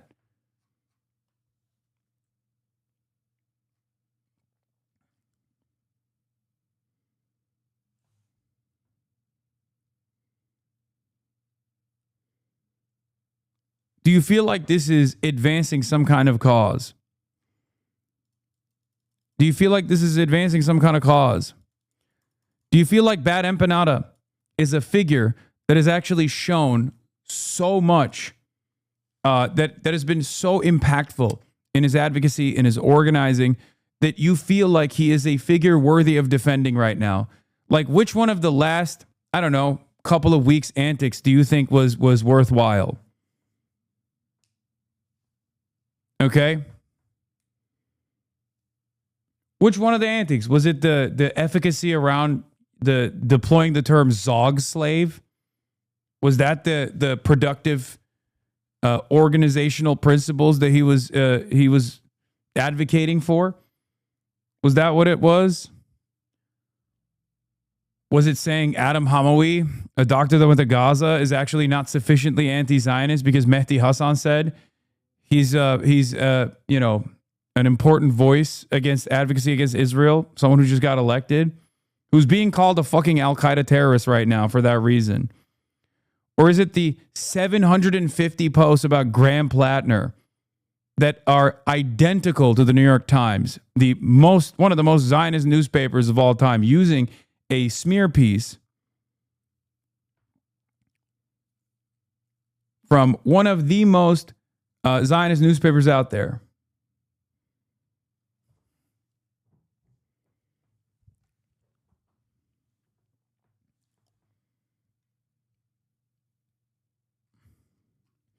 Or do you think it's when he talks about murdering Zoran in the streets, or even murdering me in Cuba, like when he jokes about stuff like that?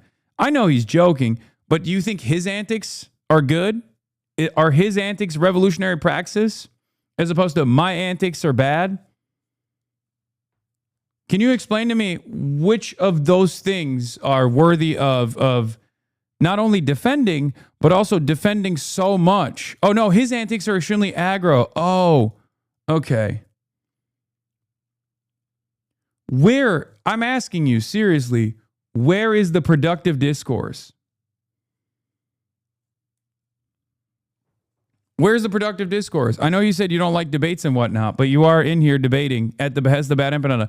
Where is the meat of the argument that you think is so worthy of defending? That you are so parasocially defending your favorite YouTube streamer?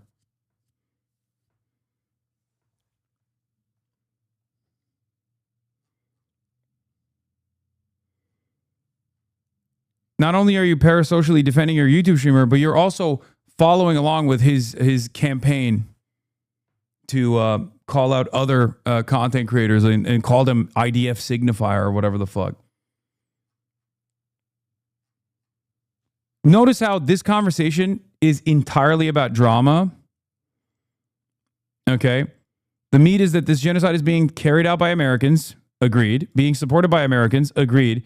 And not being stopped by Americans. Agreed. And it's tiring everyone out. Oh, you're tired. Okay. Well, go to sleep then. Like, what are you doing about this? What are you doing about all of these things? I agree with every single thing that you said. What are you doing about it? Other than complaining about a fucking YouTuber. What are you doing about it other than complaining about a YouTuber? Do you recognize how incredibly powerless you are? What are you doing about it?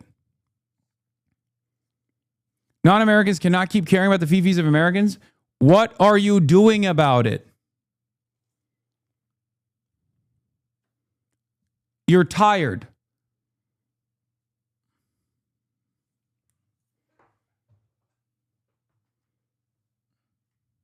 I'm locally organized, bro. Nice. What details do you want? What are you doing?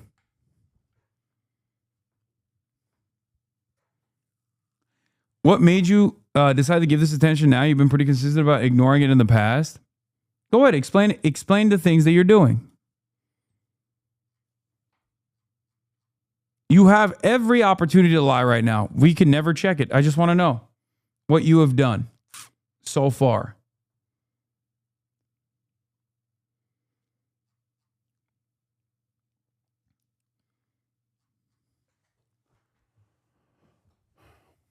You can't even lie about what you're doing?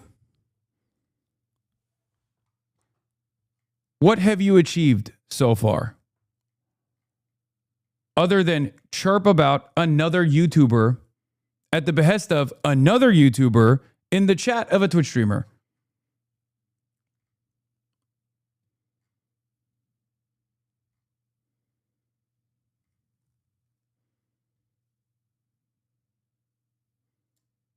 Wait, what did he say? I've done no more than attending protests, giving some talks, and organizing with my local commies. Not sure what you want from me. I want you to check your fucking priorities. Okay? This entire community has done all of that as well, myself included.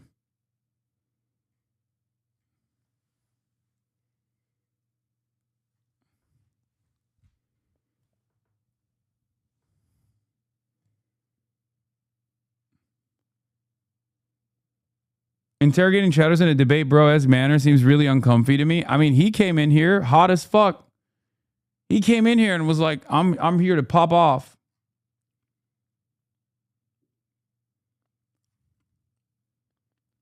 So you've done the same as everybody else. Does it make you feel better? My priority is just to tell you what I think. Non-Americans view this whole thing very differently than Americans. Okay. So you've done as much as everyone else has done in here. And you're crying at the other people in this community that have probably done the same amount, if not more than you. Do you feel like this is good for organizing a movement? Do you feel like you're expressing solidarity? Do you feel like this is constructive criticism? Or do you feel like you recognize your powerlessness in the grand scheme of things, so you're just choosing to fucking unleash on people who are on your side?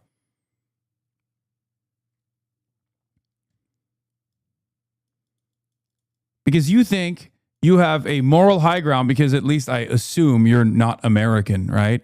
And that's it. Which I understand. I think there's an argument to be made there, right? Sure. Does it make you feel better that you're not American and therefore you're less morally culpable, even though your organizational capacity is also limited all the same, just as limited as the American organizational capacity is? And that's the reason why you at least feel a little bit better, because at least your country has not participated in Israel's genocide and is hands-on as the United States has, even though your country is also turning a blind eye, most likely, as every country is. With the exception of Iran and Hezbollah and the Ansar Allah movement, and I know your ass is not in Hezbollah or in Yemen or in Iran, which country has actually done something to aid and abet the Palestinians? Nothing. Now, the question for you is, what has Bad Empanada done? Because you defend him and you say he's actually a defensible person. What has he done? You might have done more than him, actually. Because now I think, and in the past I didn't think this, but now I think his output is actually a burden. And you know who's done a lot more than both of us, all of us combined? Adam Hamawi has. He actually went to Gaza. So why the fuck are you defending a guy who's shitting on a guy who went to Gaza to save Palestinian lives? What the fuck has Bad Empanada ever done? Other than make YouTube videos, which were good initially, especially at a time when it was necessary to get the word out. Okay? I love you because of the agitated propaganda you used to do. I just defend Bad Empanada's agitation. I still do agitated propaganda, you fucking idiot. It's just successful. You are a hipster. He is a fucking gatekeeping ass hipster. He thinks that the most morally pure version of politics is the one that is repulsive to many people, okay? Once something becomes mainstream, once something actually reaches mass consciousness, he actually tries to become more radical because his goal isn't to actually bring people on board. His videos are good and well sourced. Oh, he's made good videos. He's made good videos. Okay, never mind.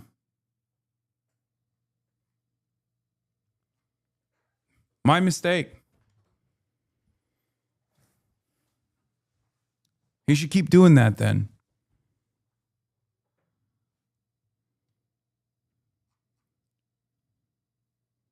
We don't have time for fucking nihilistic bullshit, okay?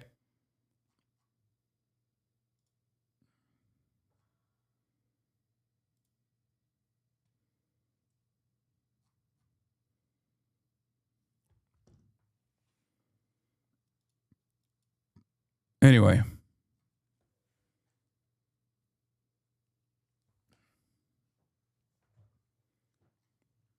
These guys genuinely, I think, a lot of people. He's also not a comrade. For example, the UK ban. Yeah, the fact that Mohammed El Kurd was allowed in, but not Cenk Uygur or Hasan Piker makes the game clear. They want to bring attention to centrists and frame them as radicals. Actual radicals are being allowed to speak, no problem, but they'll get no attention. Yeah, I'm not going to... I speak to Mohammed. It's clear that Bad Empanada doesn't. I'm not going to reveal anything more than that.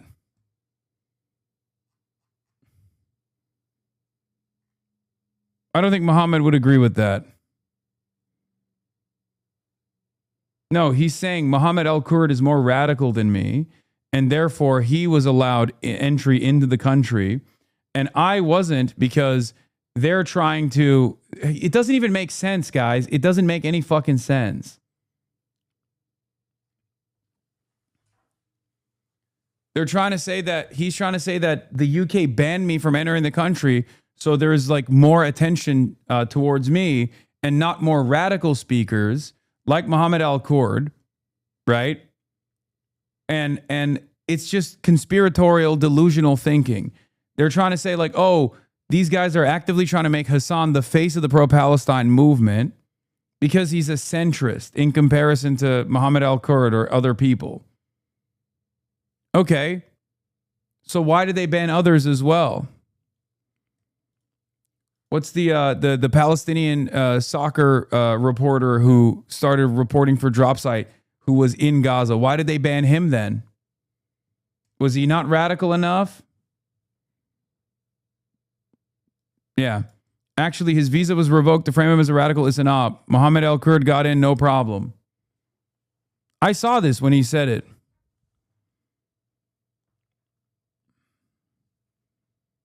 Like, he genuinely is insane. And it's kind of stupid, too. He's, like, remarkably stupid. He's very well read. But I think his mental illness sometimes stops his brain from functioning appropriately. It's not dissimilar to assuming that the New York Times report on Graham Plattner was also an op to boost Graham Plattner. Because deep down inside, they know that he's secretly going to be a reliable vote for Israel. Okay?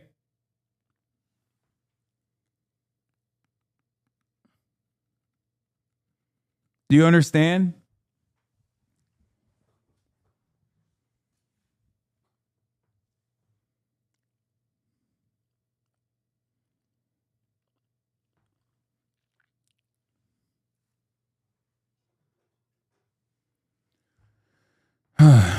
Yes, dude.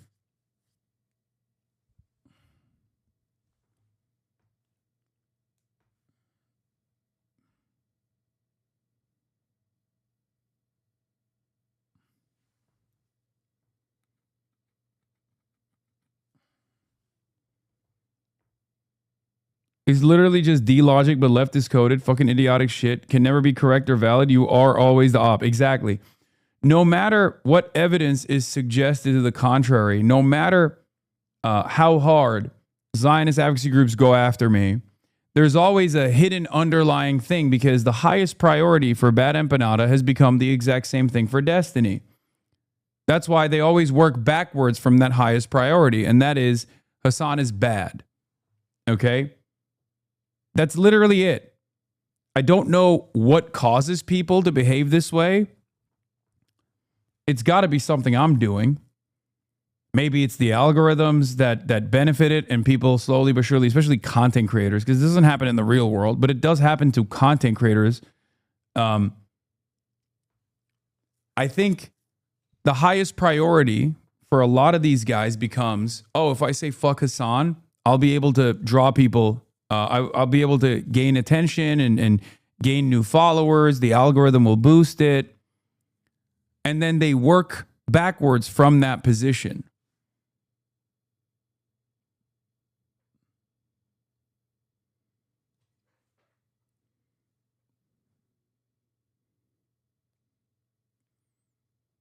I think that's what it is.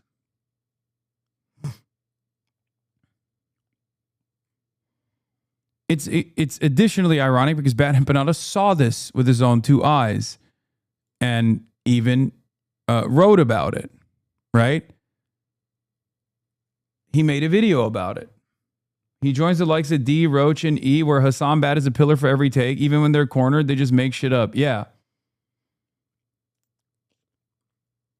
That way, you can abdicate all responsibility from your personal actions or your personal inaction, right? Because at the end of the day, there's always a figure, a polarizing figure you can point to and go, well, he does something worse, right? I think that's what it is.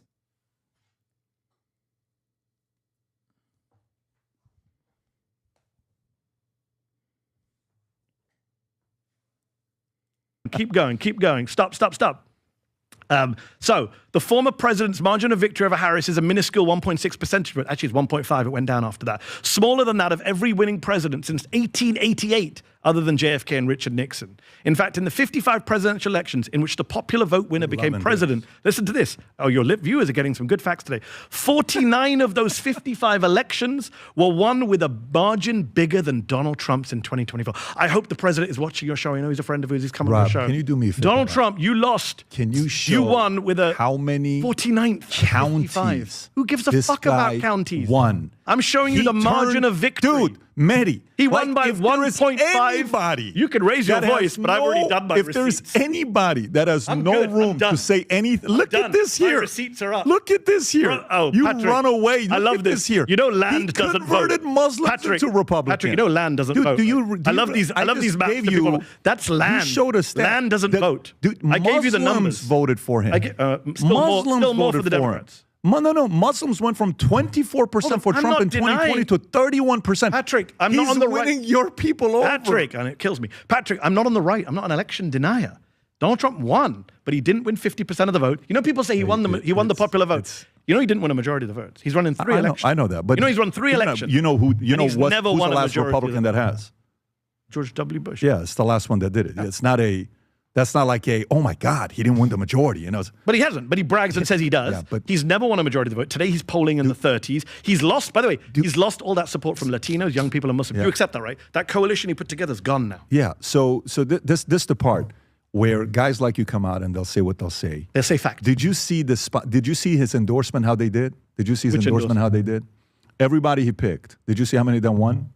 Oh, in the primaries. Yeah. Did you see? Great news for Democrats. Great news. Tell me you why. Tell you me think why. James Tallarico wants to run against Paxton or Cornyn? I'm actually curious. Tell me why. No, he picks horrible candidates. Remember, what was the Georgia candidate? They should have won Georgia and they lost. Who did they put up? Herschel Walker. Remember that? Remember Herschel that Walker? I remember. Remember the dude Good in running back. Alabama? He had a hard time speaking. Remember the dude in Alabama who was accused of child molestation that he denied? I can't remember his name. Alabama guy from his first term. He backed him. Talk he lost. about now. He picks. Talk about he picks now. Bad. 117. 117. Yeah, but why would you back Paxton? Let's just talk about the main. Tell me why you. So you like establishment candidates like not about Cornyn, what 40 plus years. I hate John Cornyn. I hate Ken Paxton. But It who would looks you like want to you're- run against? I want the Democrats to win the Senate, obviously, to save democracy. So you think Tallarico does better with Paxton than he does with Cornyn? You don't?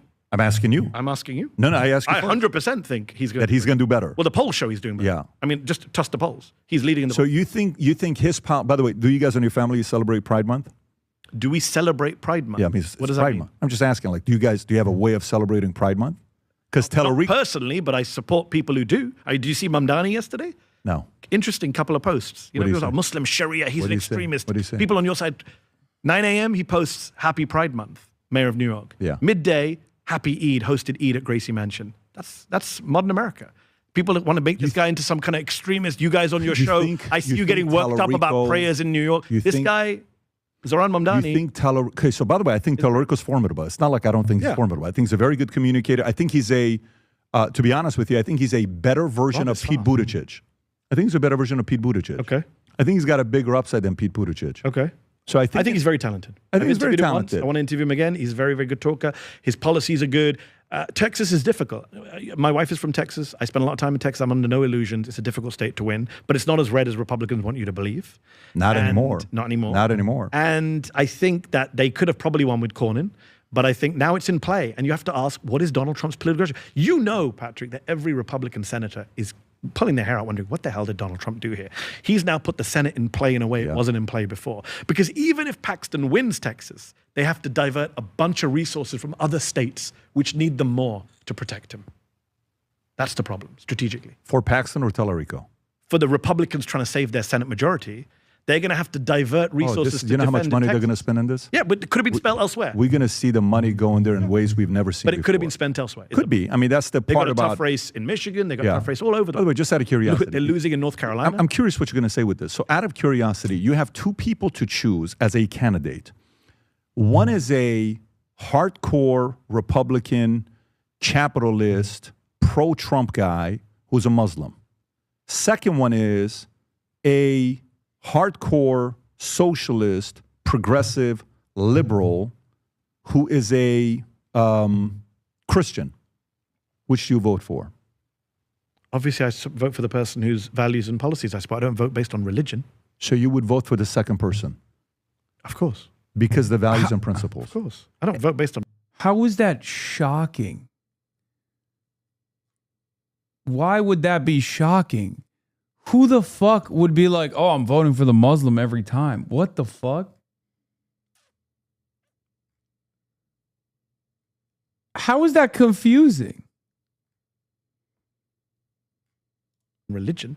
Mehmet Oz ran against John Fetterman, he would have been the first Muslim senator. If Abdul El-Sayed pulls it off in Michigan, he will be the first ever Muslim member of the United States Senate in American history. Yeah, we've never had one. We never had one. Yeah. Mehmet Oz We have could have 5 congressmen. Mehmet Oz could have been the first Muslim But he would have senator. been a Republican. Exactly, and his policies were horrible. So for His you, fealty to that's a no-go. Yeah, because I don't care. It would be nice So to say, hey, policies a Muslim over of faith. course. But then, by the way, who did I back against him? Literally the worst Democratic senator he turned out to be John Fetterman. But let's put that to one side. But Mehmet Oz, yeah, I don't vote on religion. I think it's crazy if people vote on religion. You shouldn't vote on religion. Okay, so Muslims shouldn't vote for Muslims. Jews shouldn't vote for Jews. Christians vote. You should vote based on your policy platform, the principles and values. Do you think we'll have Muslims are not a monolith. I don't agree with all Muslims. You just mentioned some of them who vote for Trump. Do you think long term America will be at a point where we'll have a Muslim governor or a Muslim president? Muslim governor, I hope. Maybe Mamdani. He can't be president, right? So where does he go next? After He mayor? could be governor. He could be governor. He could be senator, right? He can't Yeah. go anywhere else. Secretary of No, State, whatever no, it is. yeah. He can't be president, sadly. Not even tragically. VP, right? VP, you can't No, even be because VP. you have to be- So Speaker of the House, you could be. Would you rather have a piece of toast with shit on it, but it's your favorite brand, or a peanut butter jelly sandwich, but it's made with Sara Lee bread? I'm going to get you on this. I'm a numbers guy. I'm going to get you on this, okay? No, I think that if he chooses to go that route, That's a good question. I don't know the answer to that. Because Can you if pull because that up, Speaker Rob? of the House is third in line to the I presidency. think you could be Speaker. But then what if the president, vice I president, know, God forbid, on died? the same plane, but that's why they're not on the same flight when they go. You'll notice some of the stuff that they do. Well, I don't know. I don't know the answer to the question. If you're, listen. if you're ineligible from the presidency, can you be in the Yes, line of the succession? Constitution does not require the Speaker of the House to be born in the U.S. But so, it means they would have to skip past the speaker if something happened. to yeah, the it would go to president. Okay. somebody else. So he could run for Congress, be speaker, he could be whatever. But to come back to your question, yes, Muslim governor, I think hopefully very soon. Yeah. Inshallah, as Joe Biden might say. And president, I don't think for a while. Look, let's first get a woman president. This country is so behind the rest of the world. We haven't had a woman leader. Pakistan's had a woman leader. He's such a freaking lib. I mean, I know he's angling it to talk about AOC probably, but even them, bro. New dump. Oh my God, big dookie dumps. Nithya Raman, new dump as of 2 minutes ago. Nithya Raman is closing the gap on Spencer Pratt at an exceptionally fast pace. Even bigger margin today. Another large drop moved sharply in her direction. Pratt's path was already very narrow, and this latest update may have made it even harder to see. What about Steyer? LA race. LA mayor. Oh my God. Oh my God. 26.2% to 27.3%. Oh my God, the mules. Oh my God, the fucking mules, dude. Oh, the mules are kicking. It's diarrhea dumps. Oh, it's dookie time. Oh my, I think it's out. I mean, I don't want to say it, but it kind of feels like it might be done. Because at this rate, given the trend line so far with closer to E-Day votes now being counted, the closer you get to the E-Day, the higher the percentages are by wider and wider margins for Nithya Raman as opposed to Spencer Pratt. There are still likely a ton of votes left to count, and Steyer will likely finish within a point or two of Hilton. So yes, Katie Porter will probably end up being a spoiler, even if you split her votes evenly between Becerra and Steyer.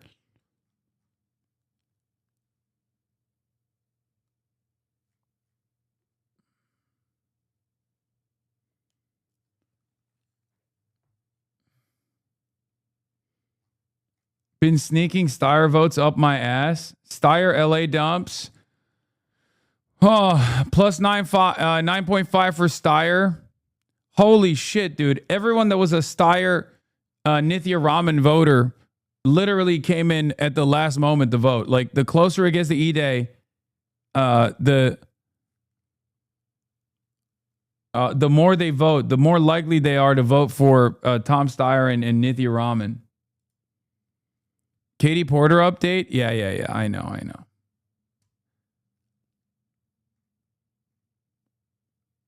But I don't think Steyer is going to make it either. Yeah, I don't think it's looking too good for the Steyer bros.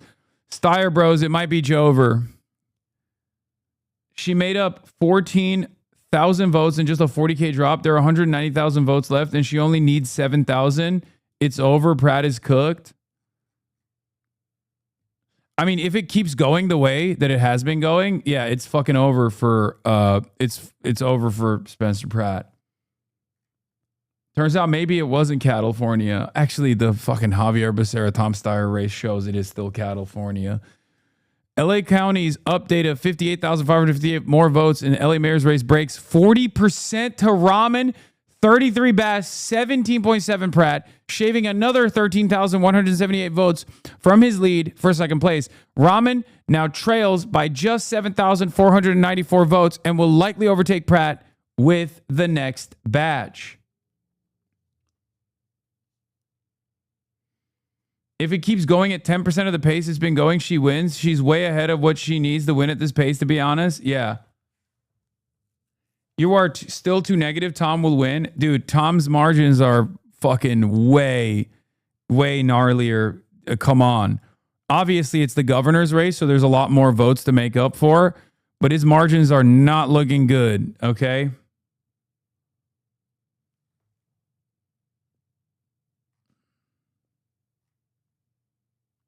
Oh my God, should have been Ray.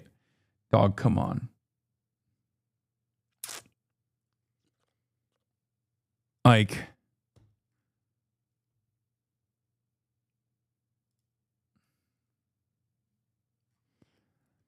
yeah, there's still more votes left to count, and Steyer will likely finish within a point or two of Hilton.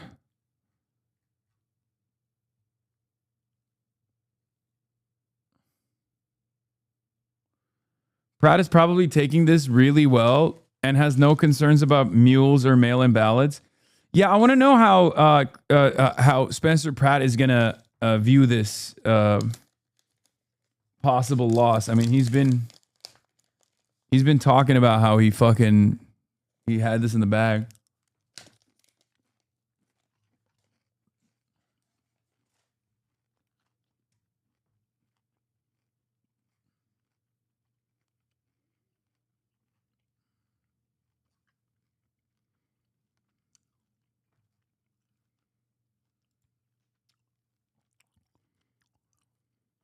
With a 17-point net gain, Steyer hits exactly the benchmark he needs in Los Angeles to keep the race for second competitive. He needs similar number from Orange as well. Well, that's probably not going to happen, right?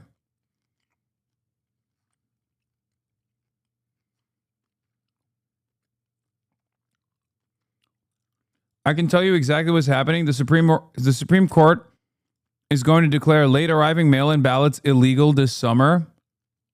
That would be nutty.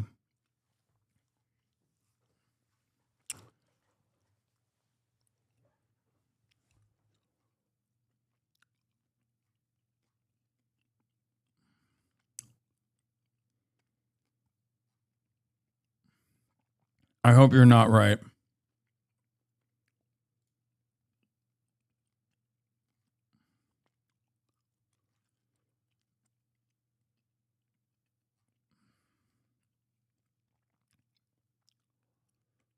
They're going to say something like election day is election day.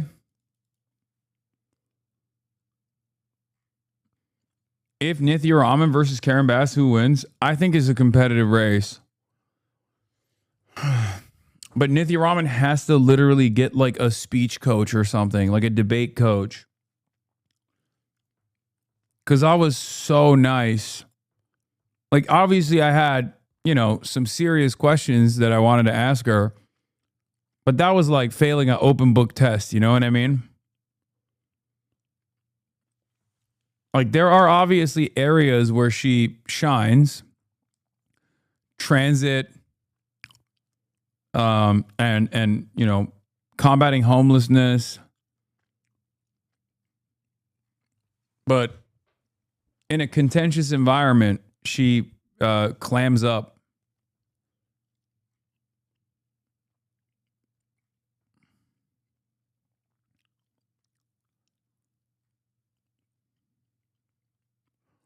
And I'm not just saying that because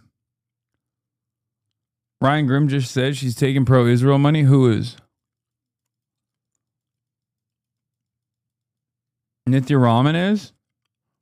That'd be really funny. If she's currently taking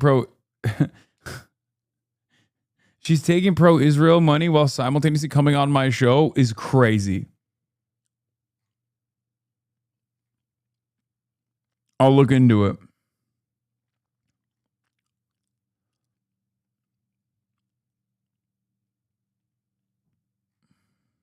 Yes, he said it on Friday.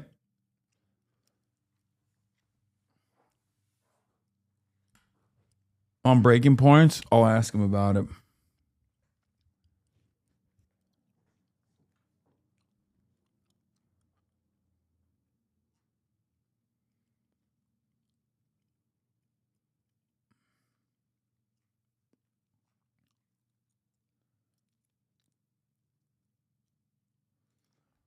Spencer Pratt breaks silence in chilling response to LA fraud election theft.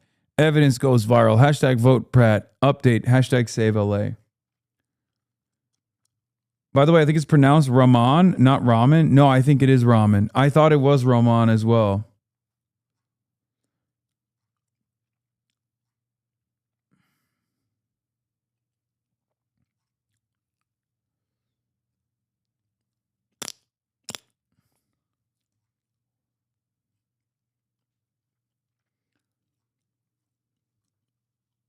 Orange County drop. Steyer cooked. Is it over? Is it Jover? Steyer heads? Every day we have a dump day. We have a dump moment.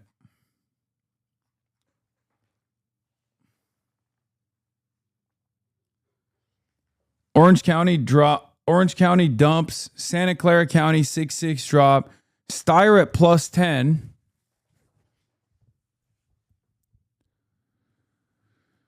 Oh. Not even beating Becerra in Billionaire Row. Yikes.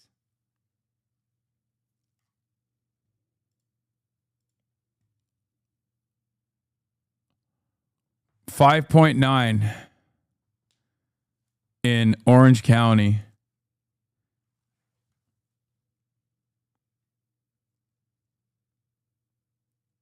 That's good, right?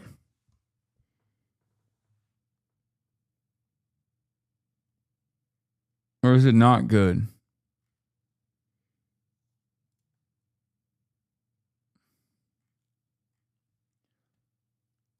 Steyer is still 300,000 votes away from second.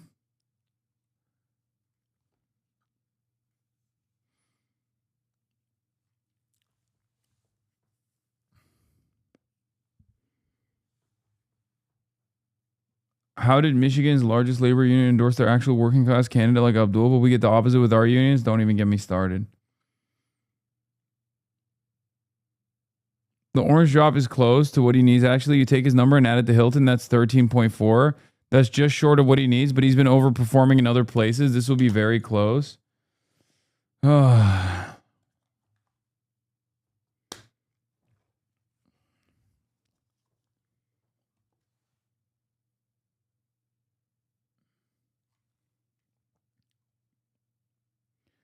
Steyer's check to me bounced, so I didn't do my mule drop. Sorry, guys.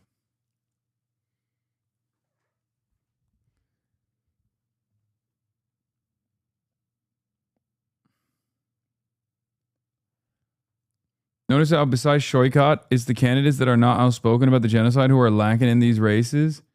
Yeah, but Shoykot was outspoken and he got fucking clobbered. Let's be real.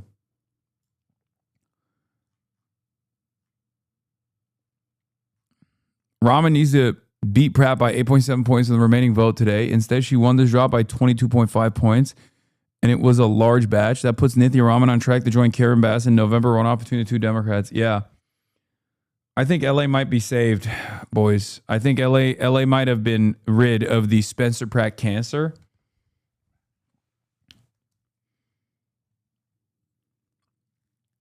Why don't you believe in Cali racism? Old white guy versus old Latino guy? Come on, America, you got that dog in you? No. I'm going to be honest with you. This is a literal crime scene. There's no way this is an honest election. Oh my God. Everyone who was like a fucking... You were way too hard on California. We can do this. Are you kidding me? The fact that there's a race at all is enough of a reason for me to be sufficiently hard on California. That's number one. Number two, we need better candidates. Like, I'm sorry, that's crazy. That's fucking crazy. And also, California is the one state where Latino privilege is higher than white privilege. Well, Obviously not when it comes to, systemic racism and whatnot, but in an election, being Latino would probably be more beneficial than being a fucking old white billionaire. Well, not just California's not the only state, but in comparison to everywhere else. Conservatives are saying the California Democratic establishment is stealing the second place spot from Pratt, but in reality, they wanted him to be in the runoff more than anyone because he'd lose by a lot. Yeah, that's true. That's unironically true. Karen Bass is probably fucking pissed off. Karen Bass probably hates that it's Spencer Pratt versus Karen Bass.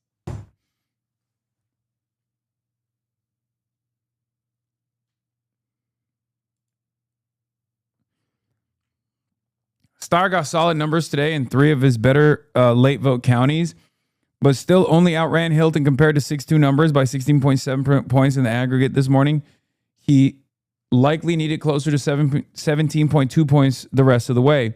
That is enough to suggest this may take a couple more days to call, but not enough to change overall picture. As of now, Hilton has a firm hold on the race for second. Steyer heads, get in here. Don't let HasanAbi Doomerism kill you. Yeah, sorry. I meant Karen Bass hates that it's her versus Ramen rather than...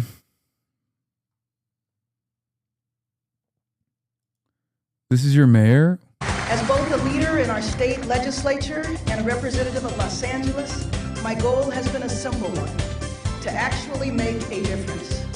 So that's why I first have to say that this day and this new church of Scientology is an exciting moment because I know your goal and your commitment. Bro, you know how people talk about the Ro Khanna cycle, myself included? I think what's even stranger than that is the Karen Bass cycle. Get you a woman who can do both. Like, Karen Bass will go and deliver a fucking keynote speech at the Church of Scientology with this fuck-ass music, but then also simultaneously will be like one of the biggest advocates for Cuba. You know what I mean? Karen Bass's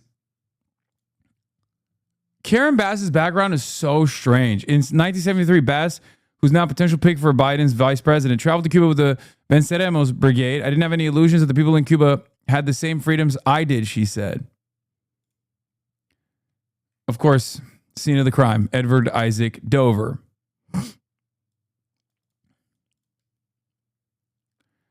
She's also the only person in Biden's list who spent part of the 1970s working construction in Fidel Castro's Cuba with the Venceremos Brigade, a group that has organized annual trips to Cuba for young leftist Americans for half a century. Yeah, he's the hatchet man for anyone who's like ostensibly left. The Biden campaign knows about Bass's history with the brigade, which began as a joint venture of the Castro government and Students for a Democratic Society, a leftist anti-war organization that gave birth to the Weather Underground terrorist group. She told Biden's vetting committee weeks ago that this was probably going to come up. So far, it hasn't been a deal breaker. In fact, her potential to drive up African-American votes might help in Florida among voters who traditionally haven't been paid as much attention in the state.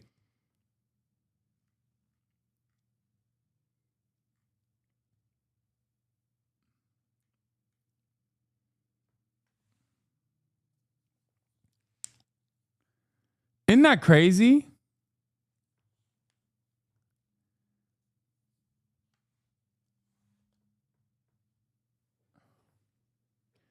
As a Chicano that's not from California, I've been seeing Chicano pride accounts on Instagram calling Becerra a win for our people, pure and unadulterated id poll with no class analysis whatsoever. It's disappointing because him being Latino is the only thing that matters. Yeah, I'm actually a little bit surprised by that because, like, I feel like Latino voters don't usually do that, you know?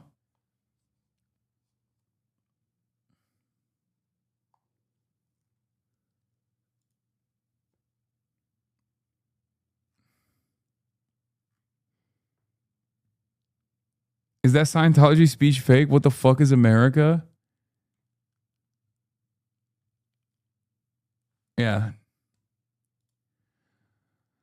Another analyst saying Steyer's path is narrowed. Not the Orange County drop Steyer campaign wanted. Luckily for him, the Santa Clara drop was just strong enough to help limit the damage. The race still isn't callable, but you're starting to have to squint to see a path for him. Yeah, it's not good. He's getting squeezed. He's getting squeezed, Steyer bros.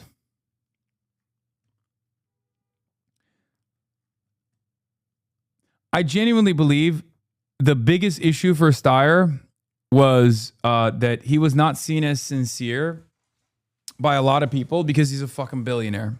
Okay. And the only way he could have developed that, the only way he could have developed that loyalty is if he just made a bold declarative statement about Israel. I still believe it. He needed to alt.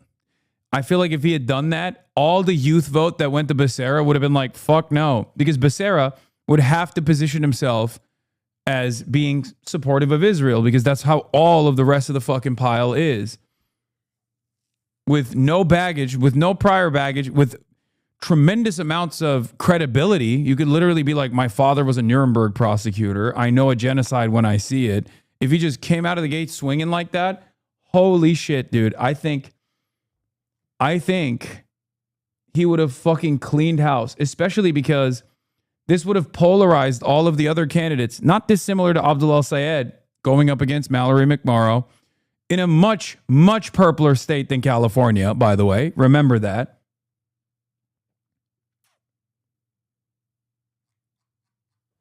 He's running for governor. Dog, what are you talking about? Are we fucking stupid? He's running for governor in the state of California. California invests millions of dollars in Israeli bonds. What the fuck? What are you talking about? Yeah, he controls over $1 trillion in pension funds, dude. Like, that's just one aspect of this. California is a massive state with, like, even if you're not, for the record, even if you're talking about, like, as far as what the fuck does a governor have to do with the foreign state, there's a shit ton. Gavin Newsom literally flew to Israel October 8th. What are you talking about? Gavin Newsom literally flew to Israel. He was the first American elected to fly to Israel. He literally flew there before Joe Biden did. Okay? What the fuck is the California governor doing there? I don't know. That's number one. Number two. Yeah, motherfucker was a first responder, bro. And number two. I mean, Steyer stood 10 toes down with trans people, which is objectively more bold in Israel right now. Buddy, yes. But also, that's not enough to gain him attention. That's not enough to gain him attention because the trans issue is a polarizing one. It shows that he's earnest on that issue, but it's not the same as like taking a strong stance on Israel, an issue that objectively people are hyper focused on. Unfortunately, a lot of people, even pro-trans people, don't pay close attention to whether a politician is pro-trans or not. And there's not that many trans people in general, right?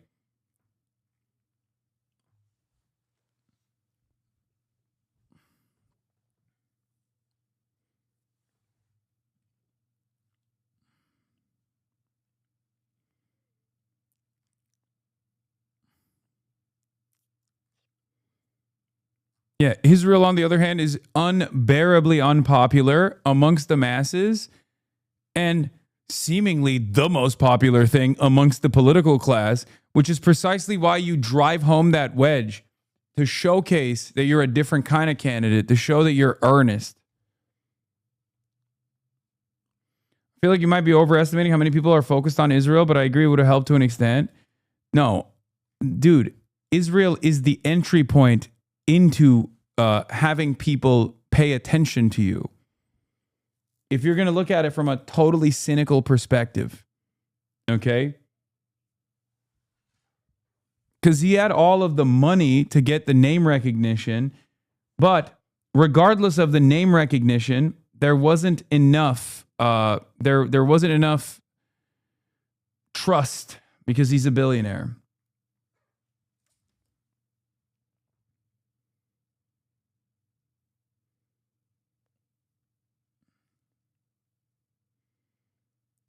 And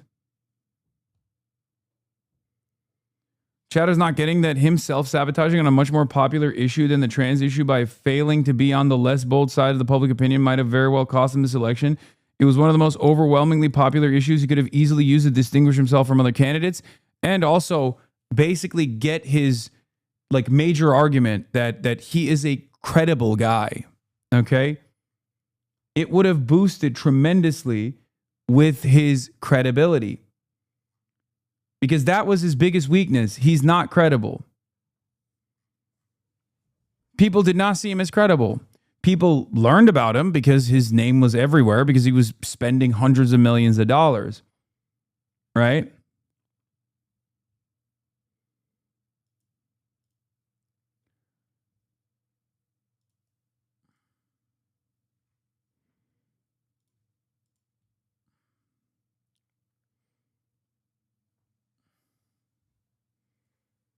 Yeah, contrast with Claire, who's attacking her opponent on being silent for, being silent during the genocide. Okay, Ms. Valdez, your turn to ask a question.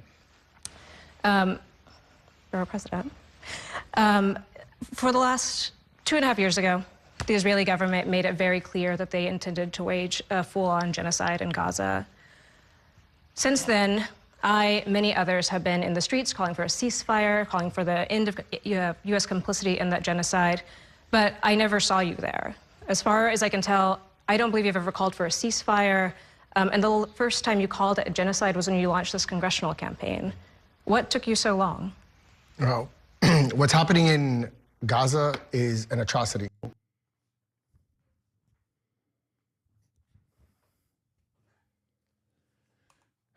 Claire's so awesome.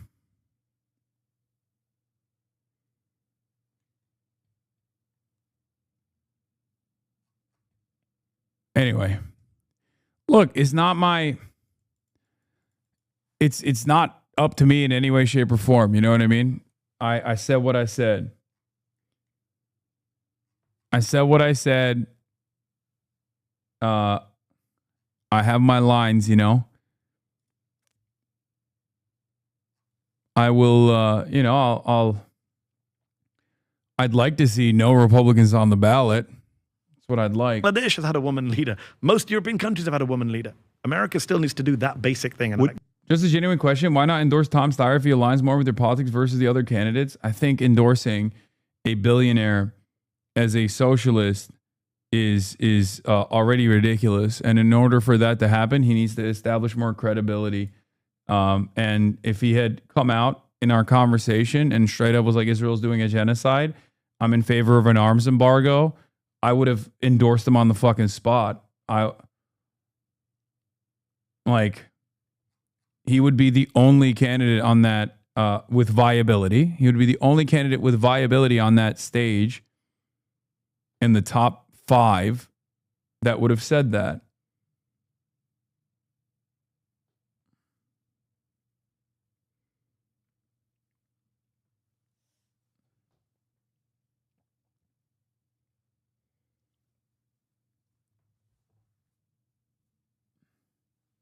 Viability at that point supersedes ideological consistency, or not ideological consistency, ideological alignment.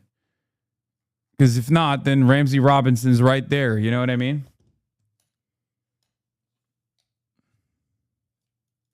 There's a very good chance that Rama will pass Pratt and this race will be callable in less than 24 hours. This might actually be the result of him being honest. He's not willing to lie about his position on Israel to win an election. I know, but he should have fucking done the reading and realized the truth regardless. He's an adult. You know? I think what he should do is fund the Democratic Socialists of America. I think he should be the fucking Engels of the American socialist movement. If he actually is a real one and he cares about this, instead of spending all this money on the race, he could have literally just given that money, lump sum, to a political organization and change the game entirely and be written in the fucking annals, in the halls of heroes, revolutionary heroes.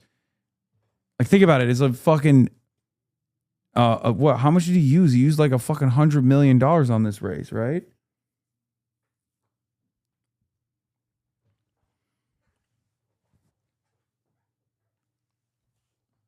$200 million, more than that, 240, $200+ million. You know what the DSA could do with $200+ million? Oh my God. Oh my God. With $200 million, the DSA could literally start an actual party and fight for ballot access in many states. The DSA could set up its own payment processor for $200 million. That's not ActBlue. I mean, that would probably be the biggest waste. What do your thoughts on, a lot of people in America, you got things that's happening in Texas with that one city, what is it called? Epic City or something like that in Plano, Texas. Yeah. What do you say to some conservatives that are worried about Sharia law making it into America? I would say, please do not worry. You're being lied to. You're being gaslit. You're being distracted. This is a fake moral panic that's been blown up. Because it'll never happen, or because Sharia law is not that bad? Because it's not. Two different things. Number one, Sharia law is not what you think it is, but that we can park that for discussion for a moment. I'll come to that. It's not happening. There's nobody I know who's pushing Sharia law in this country. It's completely fake, and it's being pushed in ridiculous places, not just Texas, Oklahoma, Indiana. Did you see the lieutenant governor of Indiana said recently, we need to hate Islam. It's a demonic religion, right? And I'm going to fight radical Islam and Sharia. Do you know what the Muslim population of Indiana is? Less than 1%. Like, this is ridiculous fear-mongering. It has 3x the U.S., I think, in the last 26 years, if I'm not mistaken. Muslim population. But it's still less. Not Indiana. But it's even nationwide, what is it, 1 to 2%? I want to say 4.5 million. It's one, which is yeah, what? You're right. It's 1 or 2%. But by the way, you're 3x and in 26 years. I'm a numbers guy. One Muslim is too many.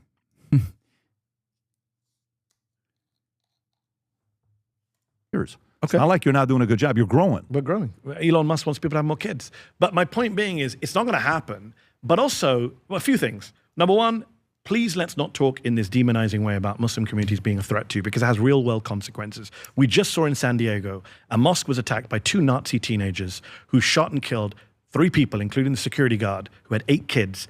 Police say he was a hero, saved 100 kids in that mosque, in the school, right? Murdered by 2 guys. Do you read their manifesto? I don't like reading these shooters' manifestos. I read the whole thing. Some of the lines in there are crazy. They say, what they say? Towards everybody. Towards everybody. Jews, women, Muslims, gay.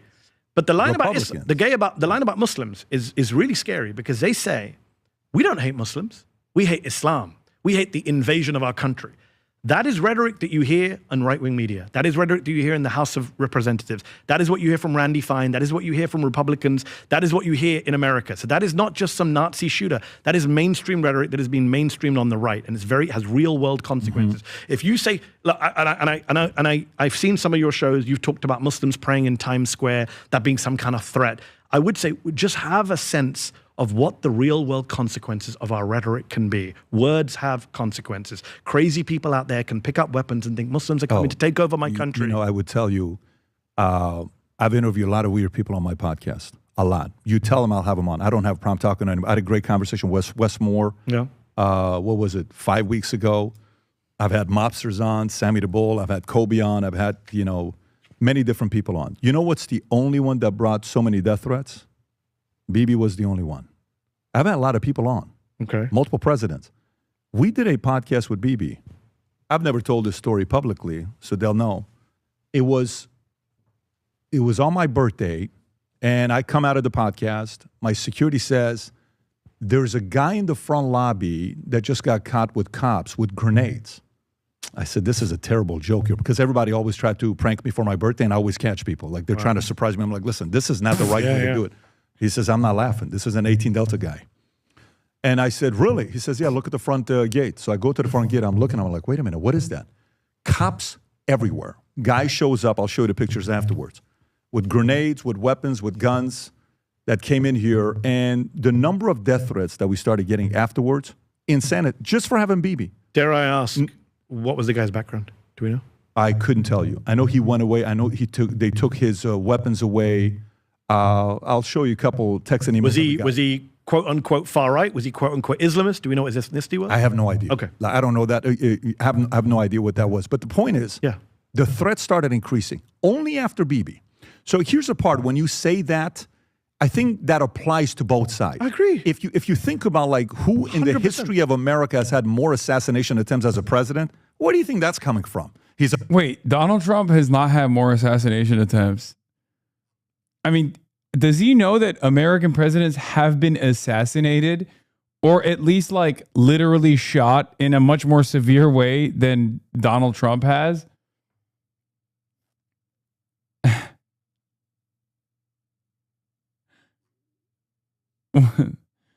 What the hell is this man talking about?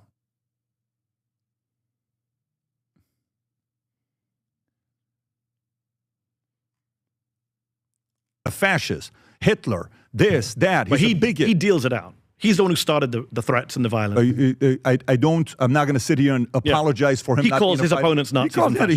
He's called a lot of people a lot of things. He called but Biden a Nazi. But dude, the guys, after how many times they called him, he couldn't get anything right. When he was coming up, the media was just... Come on, in 2016, he suggested the Second Amendment people should take care of Hillary Clinton. Come on, I have a longer memory. But let me come back to what I was saying. I agree with you. We need it across the board. I don't think we should have political violence. I don't support political violence on any end. I don't justify going after capitalists or anyone else. I'm against violence.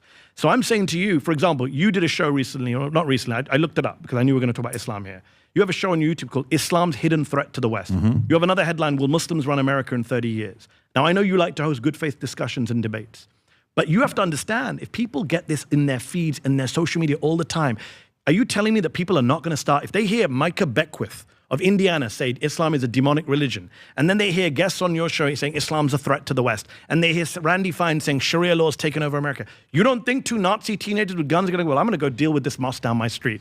You're telling me there's no link between that? Yeah. Come on. No, I'm not going to say there's no link between that. Of course, we have to be careful. Let's not. Wait, is he just openly taking ownership over, like, fomenting Islamophobia, which led to a literal terror attack recently?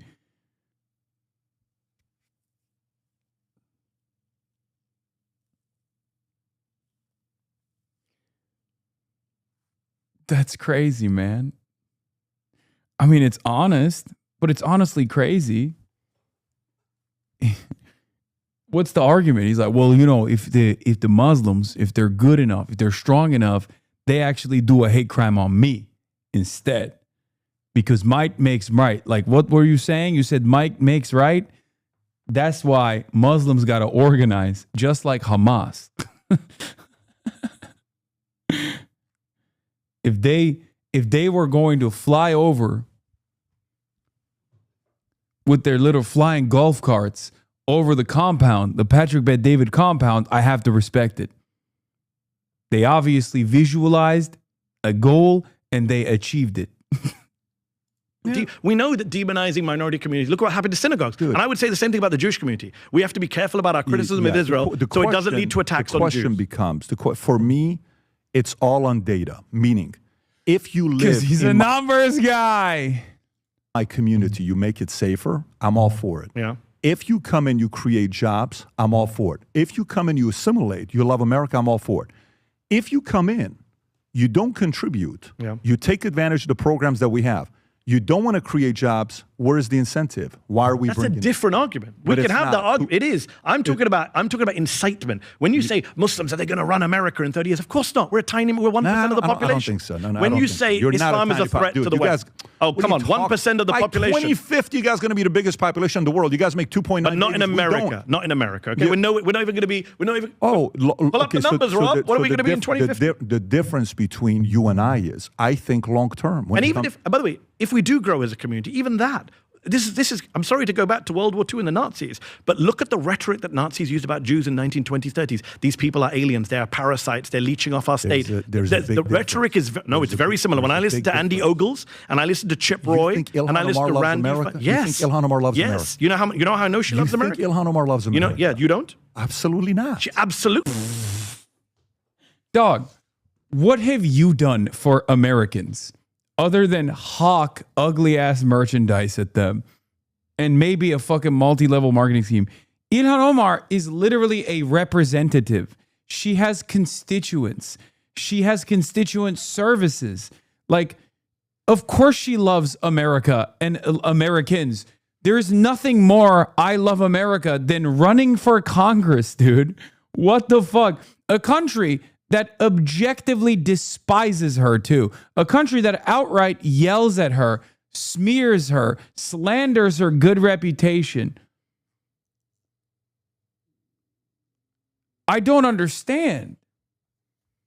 In spite of all of that, she's still like, no, I want to do what's right by Americans. loves America. You know how I know she loves America? Tell me. Because she came to America, she decided to run for office. When she ran for office, she ran as a lefty who devotes her life to trying to improve people's lives. She wants healthcare for everyone. She wants healthcare for every Trump voter watching this show. Speech of saying she is eventually going to return to her country and contribute to her country. She's only doing this to advance her country. This is bullshit. Ilhan Omar. It's her words. Pull up the video. Listen to me. Pull up her video. Oh my God. Yo, Patrick Bet-David actually thinks he's white. I'm going to repeat this one more time. Patrick Bet-David unironically thinks that he is a white man.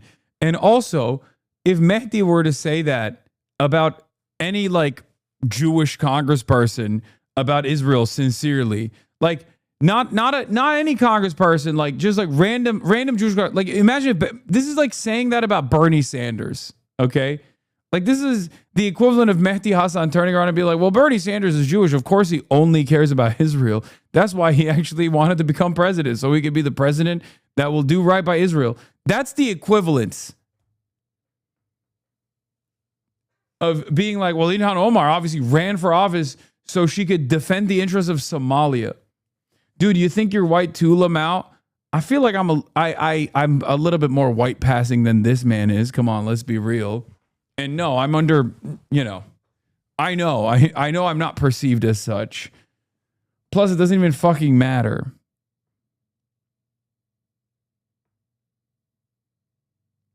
Because I'm not advocating for white supremacy like he is. Her words. I just showed you Sam Piker, and you're like, I've never seen that Let me video. say this to you. Go ahead. Donald Trump has made more anti-American remarks than Ilhan Omar. If we're going to go down who loves America, she loves it more than Trump does. She did insider insurrection. Ilhan Omar loves more. 100 times more. Saying this. 100 times I'm more. so glad Not even the audience 1,000 can times see more. that Ilhan Omar loves America more than Trump. Well, one person incited attack on our democracy. One didn't. One tried to undermine American democracy. One didn't. Well, one pardoned 1,600 people who attacked America. One didn't. What happened with her finances? Where did the $30 million network come from out of nowhere? So now, it was an accounting. Hold on. Wait, what do you mean? No, her husband is rich. What? That's it. What? These are like easily addressable talking points. I don't know why they always do this. Where it's like, yeah, she got married to a rich guy. Like that's it. That's literally the point. That's what happened. I'm so confused about this.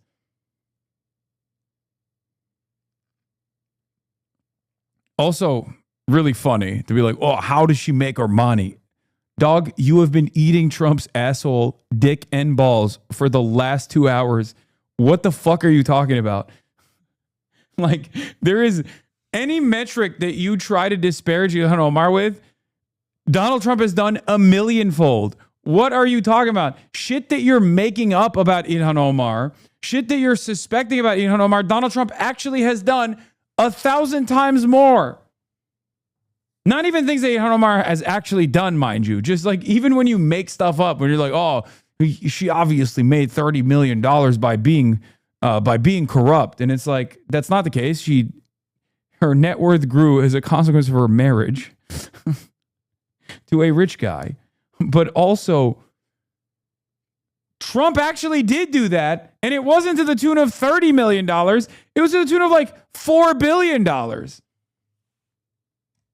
Hold on. Sorry. Hold on. Hold on. Don't go Trump, but I am going to do that. Go do the but because Trump. Your argument now is first of all, I don't want to get into rights and wrongs of politicians' finances. You're telling me Republican congressmen are not corrupt? You're doing a but. Okay, got it. No, I'm just wondering. Forgive Ilhan. I'm just wondering because just Patrick, like you have this winding. No, because Ilhan Omar amended a congressional financial disclosure. What's that got to do with disclosure. beloving America? You're telling me people's finances don't have a... Yeah, look. Wait, you grokked it. Her assets, this corrected a major accounting error in an earlier filing that mistakenly listed her and her husband's shared assets as high as $30 million. That's it. That's literally, you grokked it. It says, dude, that's the answer. You fucking grokked it.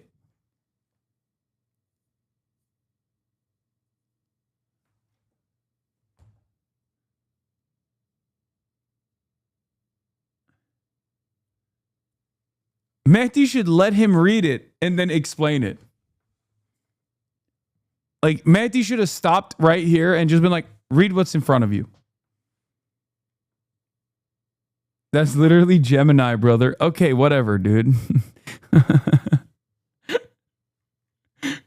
I just like saying I'm a ChatGPT it. I'm gonna grok it. I'm a numbers guy. I'm gonna Gemini. I'm gonna Gemini this. Amended a congressional financial. What's that got to do with beloving America? You're telling me people's finances don't have. Donald Trump is the most corrupt politician in modern American history. You just said he loves America.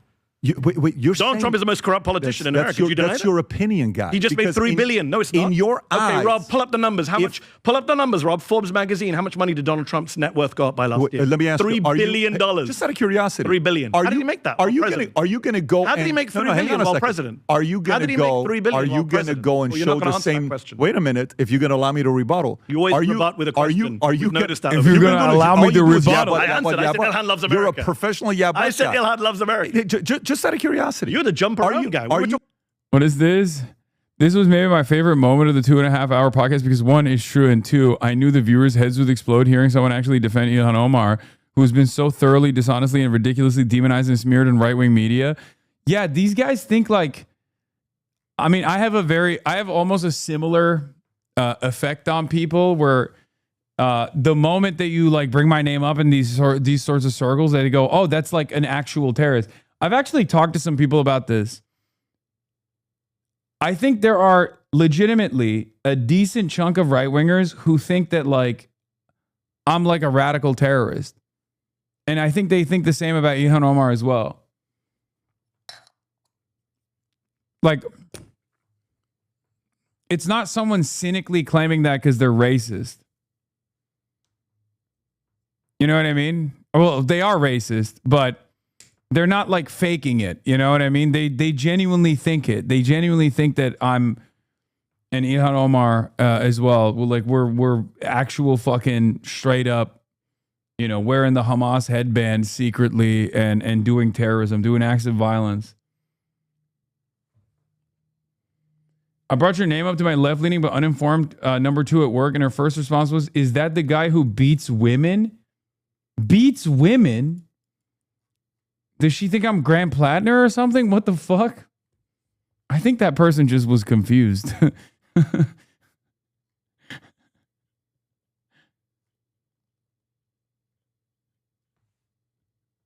I'm like, I don't even think that's a meta. I don't even think that's a lie that they've told about me yet.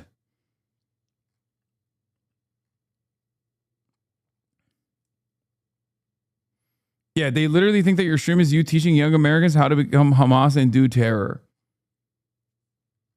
Talking about who loves America. Now we're talking about politicians' Are you also going to go? Look at that line, Patrick. Look at that line. Man, Rob is good. Can I show you something? You know, you said capitalists expand. Rob, if you're ever looking for a job, my friend. Yeah, everybody's been trying. So if you go back here, then what's your argument if you say, look, no, stay on that, Rob, stay on that. No. Then what do you say? His first presidency, he lost so much money. Did you ever say that? You never said that. Because that doesn't add to your argument. But this is, no, I've always said the second term is the term where he's got no guardrails. He gets to do whatever he wants. No, but his first term, he lost money. Okay, but the second term? What about a second term? Market's gone up. He's made money. Market's gone up. Have you made more money in the last 18 months? He didn't make it from markets. Do you know what happened on January 19th? The day before he became president, inaugurated? Tell me. The Emiratis put $500 million into his crypto fund. Do you think that was the market going up? They gave a $500 million bribe to Donald Trump. $187 million went straight into Trump bank accounts. Ilhan Omar can work for the rest of her life, do whatever, she'll never make $187 million. Trump made that in one day from the Emiratis. If Biden or Hunter Biden had done it, you'd be up in arms. Now, back to the topic of who loves America. You said Ilhan Omar loves more than I'm so glad tell your you're going to be here. judged quoted for that. Please quote me. Let me finish the quote. And then let's go back to Islam finish the as well. quote. I will. Ilhan Omar has spent her political career trying to get free lunches for every American child, including the children of MAGA voters. Donald Trump has spent his presidency taking away Medicare, taking away health care from people, taking Medicaid away from people. So yes, Ilhan Omar loves Americans more than Donald Trump loves Americans. And by the way, when she was threatened by a Trump supporter who tried to kill her, he went to prison, tried to kill Ilhan Omar in 2019.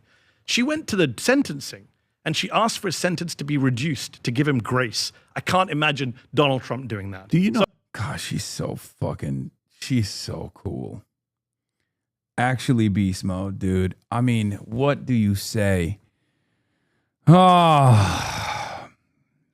a fucking saint. We genuinely don't deserve Ilhan Omar. We don't.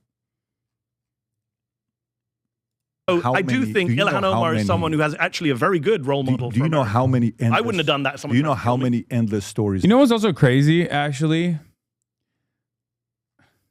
Now we're going to have a lot more.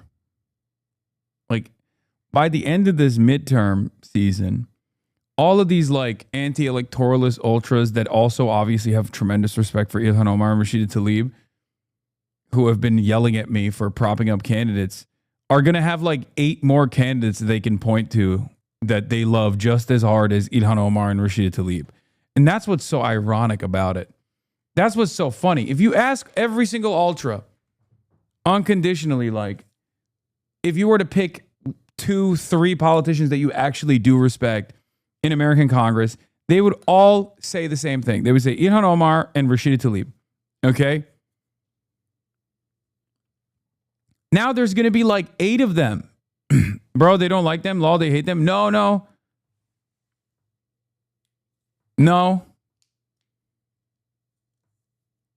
That's not true. Summer Lee's another one too.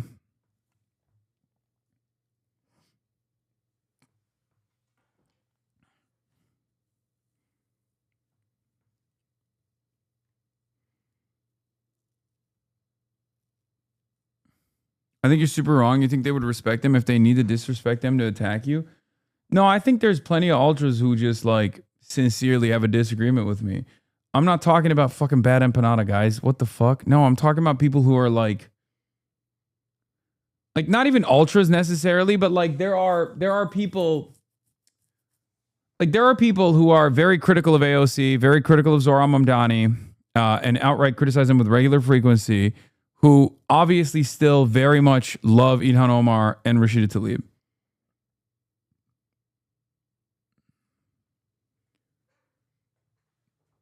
Those are the people I'm talking about.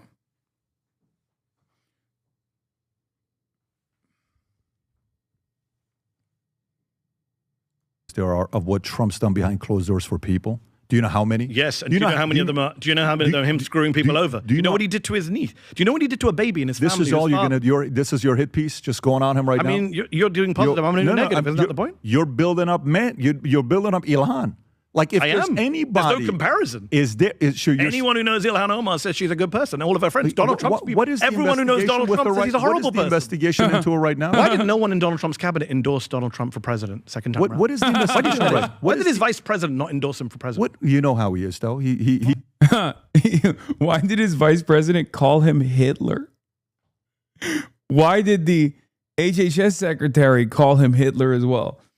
That's the other thing that these Republicans do all the time that I find very funny, when they're like, you're calling Trump Hitlerian, you want him to die. It's like, well, you know who else did that? His fucking vice president. You know who else did that? RFK Jr., okay? He's a guy that they all hate him. Rivals. They hate him. Why Everyone. did they come back? Why did they come back? Why did they come back? His national security advisor. Why did they come back? Staff. Why did they come back? Because the Democrats fucked everything up. Joe Biden and Merrick Garland fucked everything up. He should have been in prison. Whose fault is that? The Democrats. Beautiful. I'm agreeing with you. But how come Merrick Garland? I blame 2 people for Donald Trump. Unified Republicans? I blame 2 people for Donald Trump. Merrick Garland and Mitch McConnell. Mitch McConnell should have voted to convict in 2021 to prevent him from ever running again. And Merrick Garland should have got off his ass and investigated him from day one and not outsourced it to Jack Smith with 1 year to go. And I just do want to come back to the Islam question. Let's do it. Muslims love America who live here. According to the polls, according to the Pew polls, 92% of Muslims in America say they love being American. So this is a myth that Muslims don't love America. No, and by the way, I have Muslims who work with me. Right afterwards, come with me. I'll take them to them if you want to meet. Yeah, and they, dude, I love when he does this. He's talking about his Turkish chef, by the way. God, I'm such a Patrick Bet-David head. You know his chef is Turkish? He's like, I'm Armenian, and my chef is Turkish. He's a Muslim guy.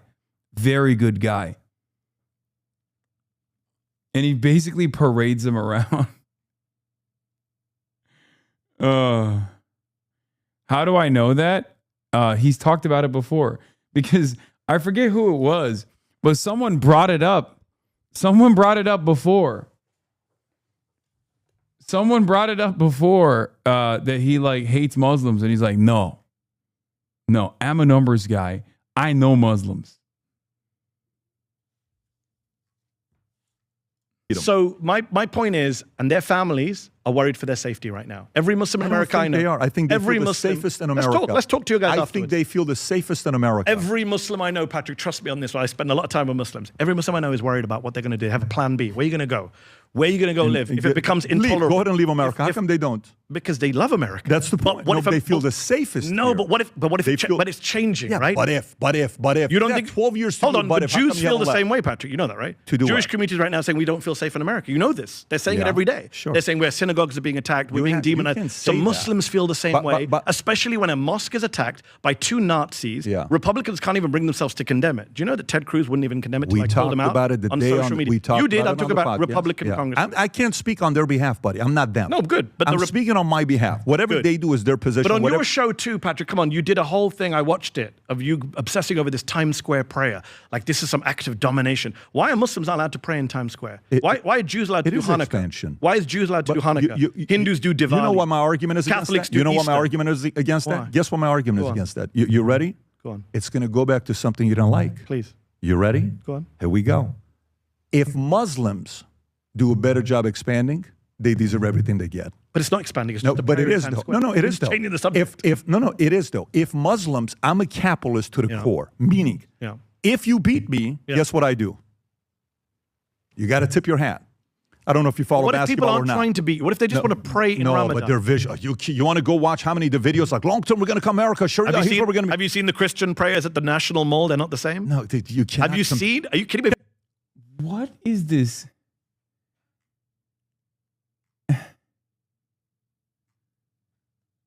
What does he actually believe this?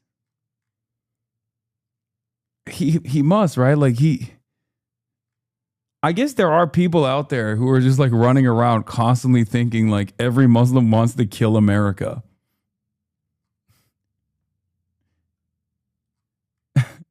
He's just like, yeah, you don't understand, Mehdi. You're Muslim, I'm a Muslim guy. You're a Muslim, I'm a Muslim guy. I know how it is. All of you people are always plotting to do attacks on U.S. soil. You want to do 9/11s. Can I ask you a question? Watch? Can I ask you a question? God, Your Patrick, position- you need to get what out was your- more. what You're was on, your you're on the position- right-wing what was your algorithm position- too what was much. your You watch position? Ilhan Omar videos Do and you, Times do you Square know at videos one point all day long. Do you know at one point I was sitting down with Muslims trying to find out what things we have in common? Yeah. Okay, and Patrick Bet-David does a sit down with Muslims to find out what they have in common. You know what the answer was? Nothing. literally, I was bringing Muslims to sit down and talk about them. You know why? Because to me, the LGBTQ, specifically on the T side, was getting a little too far. And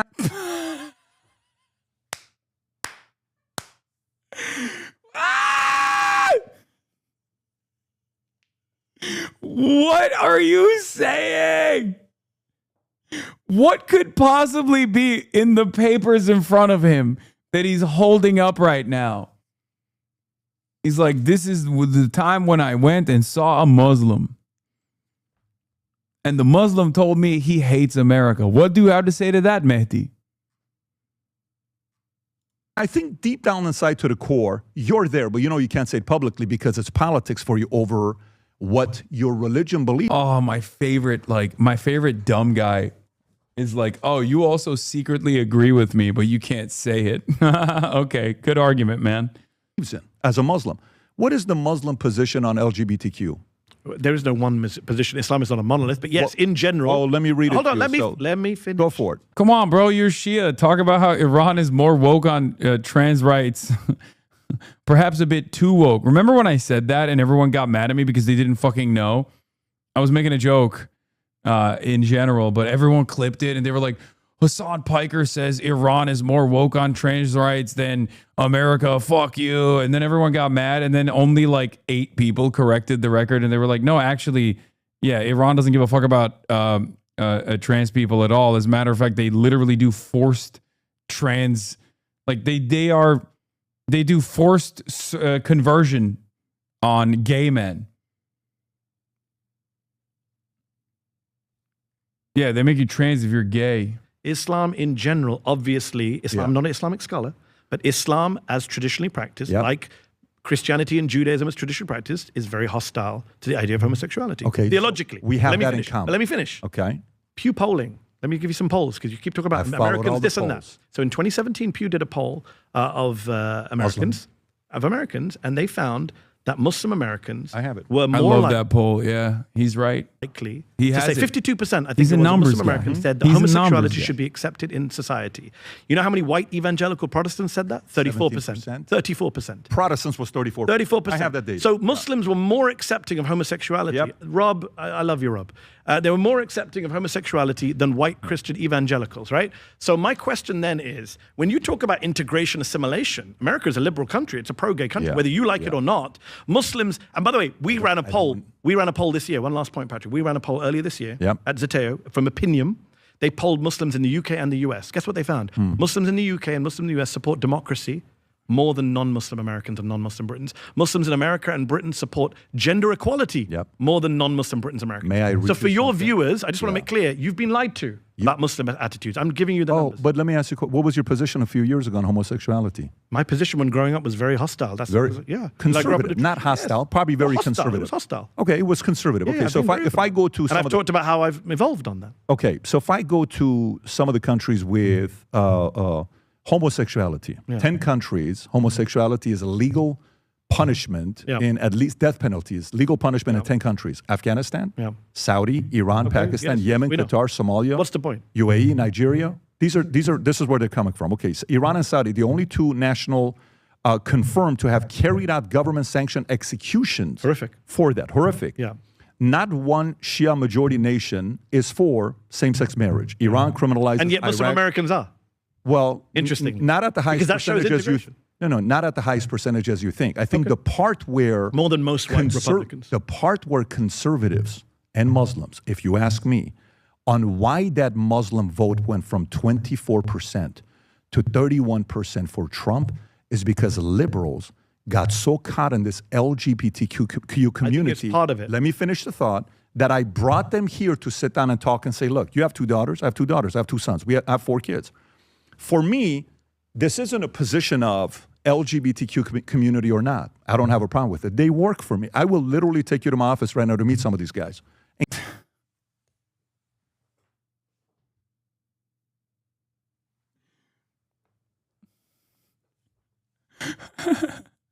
I got Muslims, I got gays, I got transgender.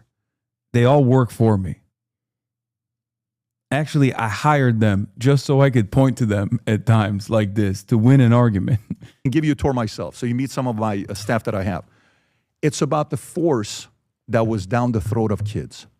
It was forcing that we have to sit there and hear what LGBTQ is all about and all this stuff being taught by schools. I'm not debating that had an impact. It had an impact, by the way, on Latino communities too. It did. There's a lot of Latino and they went conservative. They don't like that. But by the way, so 2 things. One, I'm not denying that. I said, I'm the one who brought it up and said it was partly LGBTQ. Sure, yeah. But it wasn't the big drive. The big driver was Gaza, right? And number 2. Well, by the way, just respectfully, we're going to find out if you're right or I'm right in 2028. I agree. You understand what I'm saying? Because we'll right see. now, what's interesting Fair, is, yeah. right now, as of right now, 2026, Trump has totally destroyed that coalition. He had a lot of Muslim support, not anymore. He had a lot of Latino support. It's collapsed. I know. We'll see if it's sustained. Well, we'll also know in the midterms. But yes, that coalition he seemed to have built, that scary coalition for those of us on the left, he's his own worst enemy, Donald Trump. With ICE, he destroyed his Latino support. With Iran, he supported a lot of it, and Israel, he's destroyed a lot of his Muslim support. But I would make a wider point, which is, at the end of the day, and I say this to Muslim communities, you can't vote based just on religion or just on foreign policy. You cannot be single issue voters. As a Muslim American, you need to care about everything in America. You need to care about the economy. You need to care about healthcare. And I think most Muslim Americans do. And I think they make decisions. By the way, the big reason the Republican Party will not win over Muslims or Arab Americans in big numbers is because of the racism, Patrick, fundamentally. That racism is BS. I don't think What? You don't think Randy Fine's a racist? Randy Fine's not my guy. But he's a Republican in foreign. No, he's to me. You don't think Donald Trump is a racist? Not at all. When he says to Rashida Tlaib, you should go back to where you came from. She's from Michigan. Don't like America, go back. But she's born and raised in Michigan. That's racist, Patrick. When I grew up, you tell someone to go back to where they came from, you start a fight. Listen, we're both from the Somalis garbage. Dude, we're both That's racist. You lived in UK. I've lived in Middle East, but we're both from the same area region. We are what a lot of, if we walked in the streets and say we don't have a name, they will look at us in maybe a different way than they do the average guy. You're not a white guy. I'm not a white guy. Okay. When you're talking about all this stuff, you said Muslim, people coming in here. I'll tell you another thing that is a concern of mine. I want to know what you're going to say about this. when it comes down to age for marriage in some of these countries. Give you a rebuttal. I'm curious. So if a person comes from a country where, like in Sudan, the minimum age for marriage is 10 years old. Are you for that? I don't think you are. In Iran, the legal age for marriage is 13 years old. Okay. As young as 9 with parental consent. Are you for that? I'm certain you're not, okay? And I'm not saying you're taking these positions. Yemen, no legal minimum wage. I don't know where you're going. I'll ask you the question. Yemen, no legal minimum age. 1/3 of women 20 to 24 will marry before 18 years old. Iraq parliament in 2024 moved to allow age girls to marry as young as 9 years old under Jafari school law. Pakistan, 1.9 million child brides in Pakistan, Terrific. 6th highest in the world, okay? By the way, the good news with that, I want to give that credit as well. Islamabad, Capital Territory, just changed the minimum age to 18. Good for them. They're making progress.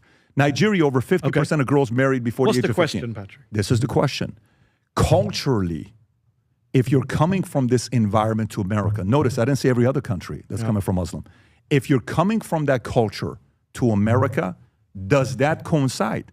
Because if you've lived there for 30, 40 years, and these are the values you've lived with, then you're coming here, there's a clash with the Western ideology. What do you say to that? I would break this man's brain. Ilhan Omar breaks this man's brain. Ilhan Omar is a hijabi Somali woman and is infinitely more woke than Patrick Bet-David. And so am I. I grew up for the first 18 years of my life in a Muslim country. What the fuck? I mean, these guys care about anecdotes more than anything else, which is why I'm saying like it would be, I guess, somewhat powerful. But I guess in his mind, he would say, oh, you're doing this to fake. You're a phony. You secretly also believe it. Like he implied Mehdi. He implied Mehdi Hasan is also secretly anti-trans, but he can't say it.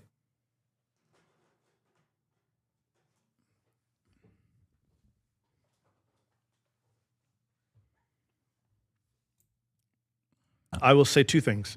Number one, all of the social sciences show that when people move to a country within a generation, max 2, they do assimilate to local values. And I just gave you the numbers for it. Muslims in America and Britain who come from dictatorships support democracy more than non-Muslim Americans in Britain. The percentages are there.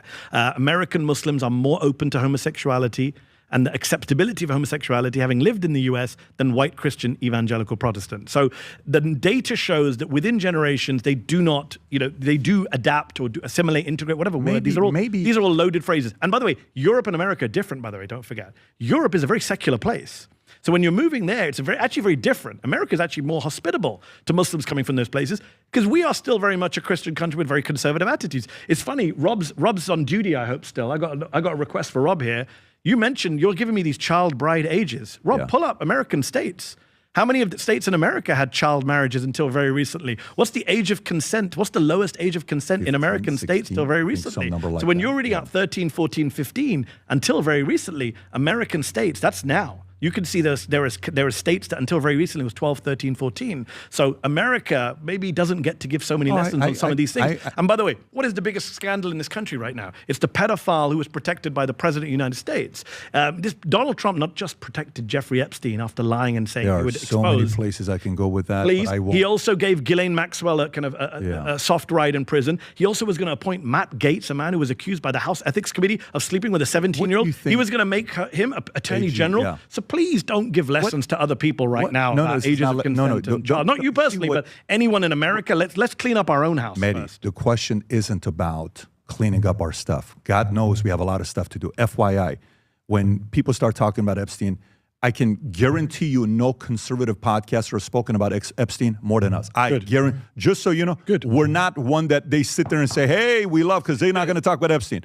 Go online on YouTube when you leave here to just gain the credibility. Say, you're talking about cultural clashes. That's the point you're making. There's a clash of cultures. I'm saying there's not. You and I are sitting here, we're talking. Can you and I coexist? Yes. Do you think you and I can live in the same community? Yes. Do you think you and I can live in the same? You live in a much bigger house on a richer street. You're a pretty rich guy, bro. You're a multi-millionaire, Doug. Like, don't act like you're a smart timer. I read on the way here in a Spectator that you have a 75 grand a week house in the Hamptons. I can't get near that. You believe this stuff? This is all fake. It's not true. Stuff that they not tell true. You.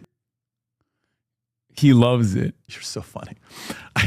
Fucking got his ass. Fucking got his ass. Hey, you rich. Hey, yo. Hey, yo.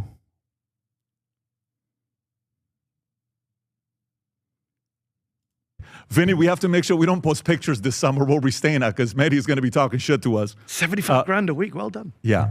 Where were we at? We were talking about, okay, you and I can coexist. Yes. Why? And my parents are from India, which has a lot of backward things going on. But a lot of child you marriage. got a little bit of UK. You went to a good school. You went to Oxford. Who made the school happen? My parents from India. Your parents. They paid for it. They worked hard for it. But so they were immigrants. It's an FYI. But, okay. But what if Patrick Bet David in the 1960s said my dad shouldn't come Do you because want he's me to from go India? to a different place? Let me take you to this next place. You ready? Okay, let me go to the next place. What religious groups that come here make the most money in America? No idea. Of course you do. Hinduism, number one. Yeah. $166,000. Oh, that's true. Yeah, great. You know that number. Yeah, great community. Now being attacked by right-wing Republicans in Not Texas. me. No, I didn't say you. I said Again, right-wing Republicans. I'm telling you my position. I know. And I have some, by the way, I have guys that are working here that say that. That's their position. But That's we why can the Republican Party's racist and you shouldn't defend No, racism. we sit and we debate because we think that's the right way to do it. Because your book is called what? Yeah. Win the Art of Good Debating faith debate, Arguing. not Put the racist. link below, Rob, so if people want to go support the book, they have it. Watch this. Hinduism, $166,000, $200,000. Pretty good. It's contributing to society, right? I'm a great admirer of the Hindu community. Judaism, you're supportive of them? $115,000. You think they're net positive for America? Yes. Okay. Protestants, $82,500. Orthodox Christians, 78. Catholicism, 74. Islam, 68. Right? Atheists are 85. Okay, they're making $85,000. And then you got, what is it? Buddhism. Man, that's a bad shout out to Buddhists. You guys got to figure out a way to make money, guys. This is like some serious stuff right there. They pray a lot, yes. So to me, this isn't about skin color or racism. Like when I meet Indians in America, I got to tell you, the ones I've met, they love America. They actually love living here. I get what you're saying, Patrick, but and this is a slight problem for you because you say I'm not speaking for Republican Party, but you are in the right-wing media space. There's no debate about that. I'm not debating that. Yeah, but you're an immigrant from Iran who came in as a refugee. I have a slightly different view than they do. Yeah. Exactly. So when you say Hinduism, great. Okay, go tell the Texas Republican Party. Go tell conservatives in Texas. You know why? Let me finish my point. All these Hindus in Texas, well-off Hindus, they supported Trump and MAGA. And guess what? They're trying to build a temple in Houston, and people are protesting outside saying, take this demonic religion outside. Yeah. I'm no fan of Vivek Ramaswamy, right? I've interviewed him. Alert. It's election day, not election month. Donald J. Trump on California elections, right on cue. As soon as it was a guarantee that Nithi Raman was going to ice out Spencer Pratt, boom. Did he say it? Love the suit, by the way. Nice shade of blue. Thank you, chatter.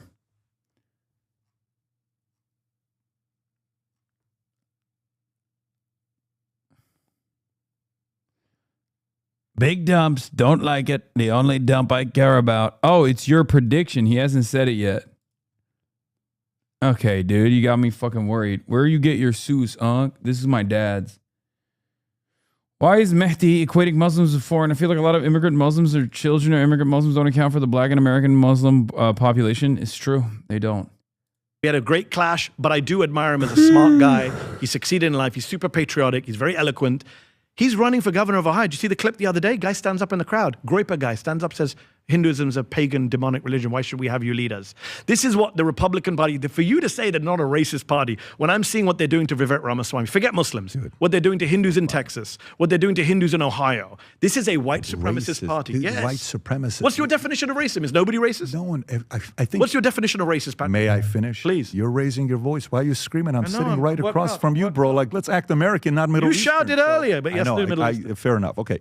So to me, I think a part of it is, I think everybody has a little bit of bigotry in them, okay? Everybody. And I know it's going to sound like, what are you talking about? I think everybody is a little bit against some community. By the way, it could be as simple as you're a Red Sox fan, I'm a Yankee.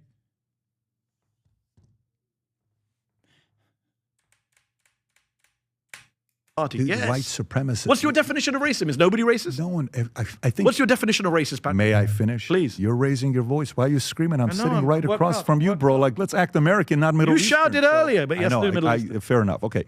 So to me, I think a part of it is, I think everybody has a little bit of bigotry in them, okay? Everybody. And I know it's going to sound like, what are you talking about? I think everybody is a little bit against some community. By the way, it could be as simple as you're a Red Sox. God, he's like the cuteness kind of wears off. The cuteness kind of wears off a little bit.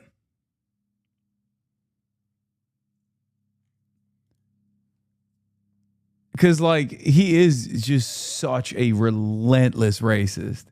Like, it's actually really fucking annoying. Sox fan, I'm a Yankees fan. I can't stand you. There's no way we can coexist. Agreed. It could be you're from Boston, I'm from New York. Tribalism. People are tribal. By the way, that's natural. Agreed. That's not like you were a kid, you were part of a gang, you're part of another gang. Hey, we're gonna attacking a religious minority is not. So that's that part. The other side is calling. Like if there's one thing, like I brought the what do you call it, Westmore that we're speaking to, and I'm like, you realize, like, for Democrats, why did they lose so much of their support during this period? Let me finish, and you can argue and say we didn't. I think some of the positions they took in COVID was out of control. I think some of the positions they took with LGBTQ, to me, was out of control. Calling everybody racist, a little too much. Calling everybody a bigot, a little too much. Making everybody... It's really funny that first he said, everyone is racist. And then he's like, you know what the real problem is? Calling everybody racist. I feel like the real problem is the one that you admitted, if you truly believe that.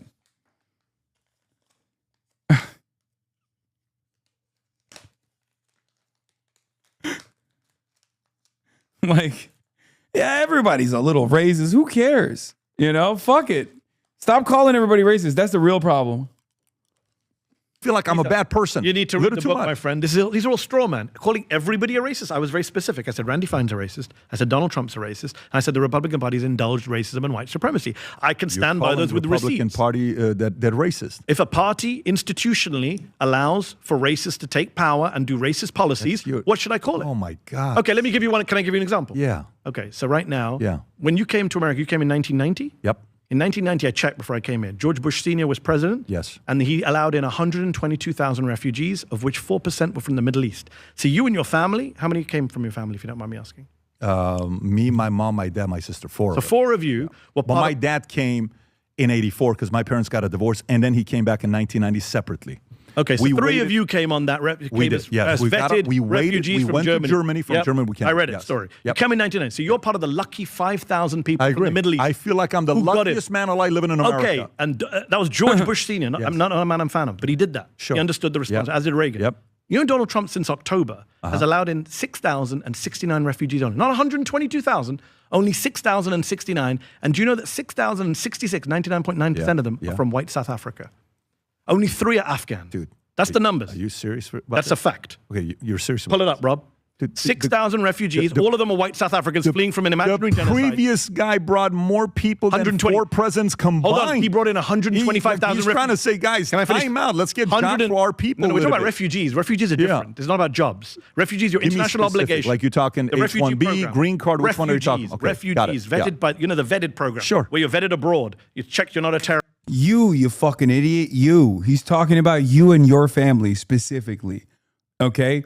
That's who he's talking about. All of that stuff. That's what happened to you? Yes. Biden did it too. He allowed 125,000 people. He upped the cap. Okay. Trump dropped the cap with Stephen Miller to 7,500. Okay. And since October, he allowed in 6,069, according to the Washington Post. I want to know where you're going with this. He allowed in only 3 Afghans and 6,066 white people from South Africa. There are 2 things I would say about that. Number one, that's racist. You let in 99.9% of your refugees are white people who are not refugees, and you don't allow people from Iran, Iraq, Syria. And the second point is, Donald Trump wouldn't have allowed you into this country, and yet you sit and support. You voted for him 3 times. Donald Trump would not have allowed little Patrick Bet-David into this country. How do you feel about that? Kill shot. So funny. A genuine question. You are so Kill funny. shot. It's a genuine question. You're so funny. Kill shot, motherfucker. He's right. Bitch, you ain't white.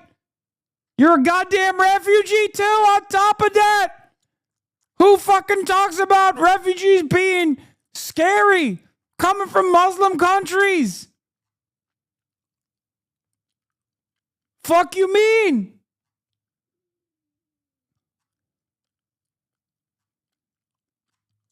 Little Patrick. question. He wouldn't have let little Patrick Biden. No Iranians were allowed in this year. So how would you have gotten? You know what would have happened? We would have waited 1 more year, 2 more years for a Democrat to come and let you in. Bush Senior. You're a bitch. That's not true. Here, let us in. He was a Republican. Don't act like for a better Republican. No, but that's a non-racist that's Republican. Not the point. The part that is you the have point. To, he did not allow in.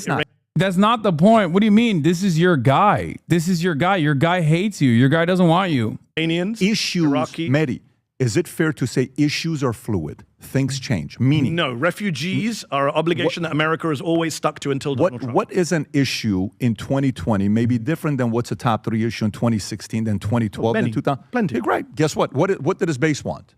Who cares what his base wants? That's who we voted for. That's who different argument. You're moving. Why are you talking about? Is he racist? I'm giving my evidence. He stopped all refugees from coming in from what do you call them? Shithole countries. Itself a racist phrase.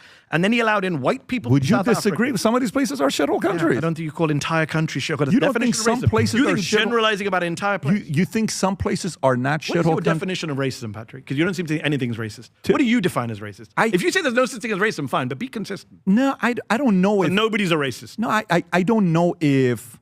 I think it's a weak argument. I think it's a weak position to say, hey, that guy doesn't like me and my race and where I'm from. But what is your definition of racism? If you don't have one, say so. To be honest with you, if you want this, I think if you call an entire country, entire people shit, garbage, low IQ, that's racist. Mehdi, I think every single person has an element of racism in there. That's a different from 1% to 99%. You keep moving the goalpost. But you're asking racism. It's like not liking an ethnicity, not liking a community. Yeah, not liking an entire country. Is that what you're looking for? Yeah, if he says we're going to only have white people in and not shithole country people in, that's racist. Yes, I think that's racist. If that's not racist, I don't know what is. 99.9% of refugees are white South Africans. Come on. Do you want to? Okay, Rob, can you do me a favor? He calls all Somalis low IQ and garbage. Like just the stuff that you're saying right now. It's all true. Can you pull? Why? Here's what I don't understand.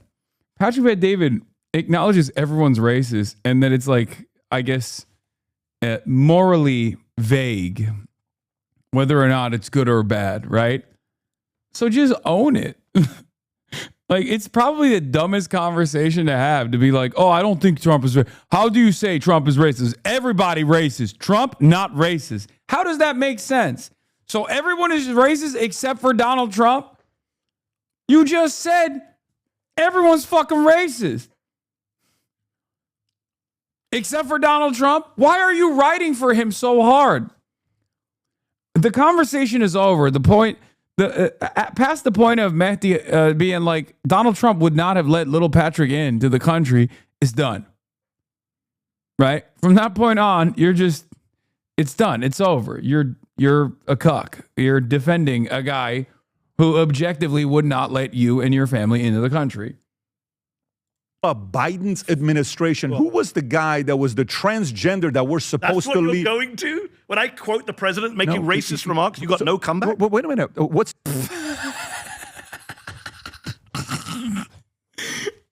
It's so funny. Every time. Do Republicans even try to argue anymore on the points? Like Ben Shapiro, for all of his fucking faults and all of his failures, at least would like entertain the argument.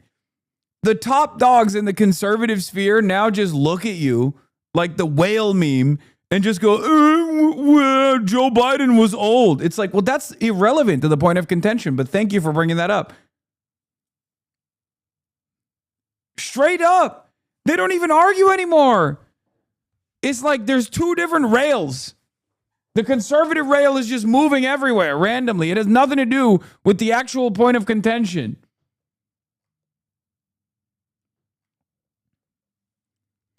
It's like, you know how the annoying strat on the internet is like, oh, you say you like pancakes, and then the opposition says, oh, you hate waffles. It's like, no, I didn't say that. That's a whole different sentence. These guys are like, you'll be like, oh, I like pancakes. And then this guy starts talking about, I don't know, how the color green actually smells strange to them. And you're like, what the fuck does that, what? Are you okay? Are you having a fucking aneurysm? What do you mean? What does that have to do with anything? And also, you should probably see a doctor.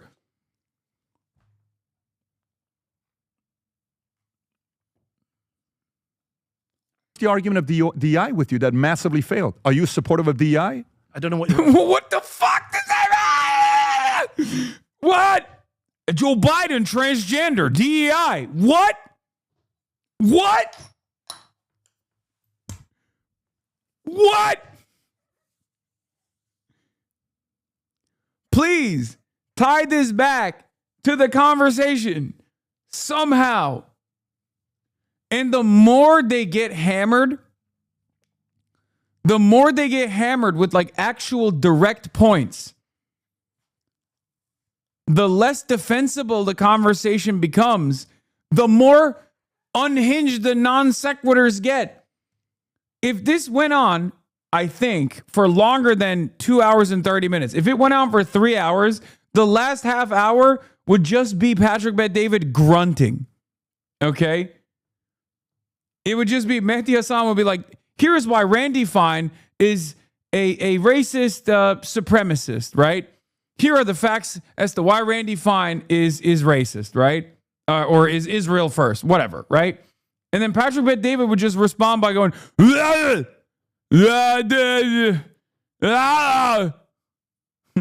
then maybe by some stroke of good luck, he could accidentally arrive at a talking point. I don't know, not even a talking point, just a thing. Biden old. Look over there. Look over there. Pull up the numbers. Look over there. Biden is old.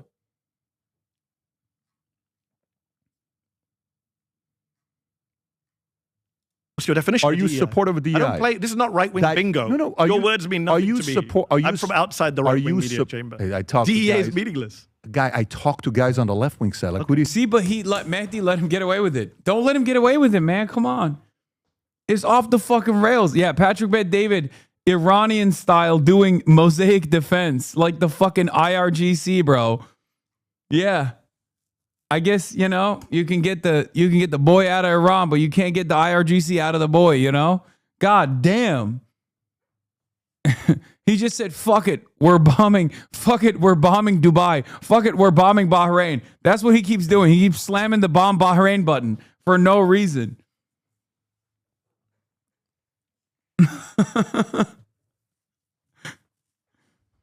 Oh my God. What does the market think about this debate? Oh, everybody fucking thought Mehdi destroyed him. I think Patrick Bet-David doesn't want to invite you because he thinks you genuinely are a terrorist. Yes, I know that I'm telling you. He does. I think he thinks Ilhan Omar is legitimately a terrorist. I think a lot of right-wingers actually do believe the insane slop that they read, if they read at all. They probably watch Fox News. They don't really read. But they genuinely do. Yes. It's very funny because like I live in the lap of luxury. What the fuck do you mean I'm a terrorist, dude? What are you talking about? like you say that too. You'll be like, oh, he's a rich socialist. He's obviously a hypocrite. Okay, so I guess I have too much to lose to be a fucking actual straight up terrorist. Like in your worldview, you should be able to comprehend that that's not the case. You think I just talk to right-wing people? No, but the way you say DEI and the transgender guy from Biden and Ilhan Omar, this is like right-wing bingo, Patrick. Is this a good pick? Like he thinks that if he invites you, you'll do a terror attack on him? No. I think it's kind of woke. It's the woke platforming argument, but for the right. I think a lot of right-wingers genuinely worry about like platforming someone like myself. Like they don't want to be associated with like an actual terrorist. People on IG comment thread were adamant that you actually full-time live in Qatar. Yeah. At this point, it's the insanity's gotten to a degree where people just like fantasize. They just straight up hallucinate alternative facts about my life, and there are plenty of people who will believe it because they've been so negatively polarized. You know? Yeah, Rachel Levine, I interviewed her on my show. Was he phenomenal at what he did? I'm sure she was very good at her job. So you think what's that got to do with Trump being racist towards Somalis? You think Patrick, you need to read the book. Wait a minute. Because in the book I deal with people like you. This is what you do for a living. The difference with you are deflecting. This is not Donald deflecting. Trump says all Somalis are garbage, low IQ people. Allow is that a racist statement? Allow this to I'm come not to about you. Rachel Levine. Do Do you I'm think? not answering your question. Do you answer think mine. this person was hired because they were the best person for a job, or because he was playing politics? Well, Rob, that's a form of racism. Rob, I'm going to read the second paragraph. Go ahead. Levine is a professor of pediatrics and psychiatry at Penn State College of Medicine. Previously served as a Pennsylvania physician general. So I think Rachel Levine is more qualified to work in the health department than Robert fucking Kennedy Jr., Got it. who has zero qualifications. You think RFK was hired for his medical qualifications? So you think? No, Patrick. Do you think RFK Jr. was hired for his medical qualifications? What did he have? By the way, do you know how many people previous to him were doctors? Do you know, was RFK hired for his medical credentials? Yes or no? RFK was hired because he was making the Whereas Rachel Levine is a professor of pediatrics. No, wait a minute. But qualified. I take it you heard you actually work for the IDF theory. What? People are out here claiming that I work for the IDF. Who the fuck's making that argument?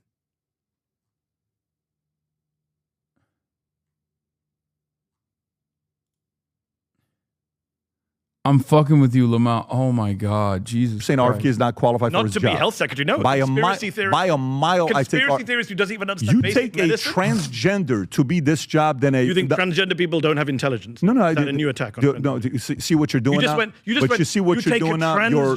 Yes, a credentialed transgender person is infinitely more qualified. The question is this, okay? Here, debate Lord Mehdi. You should have just straight up been like, you're literally about to die. You got shot in the gut, okay? There's a bullet inside of you, okay? In front of you are two people. One is an actual decorated doctor, okay? Went to medical school, did the residency, been a doctor for 10 years. That doctor is transgender. The other person is actually Robert F. Kennedy. Let's do that. No qualifications, didn't go to med school, loves crystals. Which one would you choose if given the opportunity to save your fucking life? That's it. That's it. There's no way that he's going to be like, oh, I'm picking RFK Jr. That's just not happening. That won't matter. Patrick Bet David won't answer that question or any other question. Yes, a non-answer to that question is an answer to that question, chatter.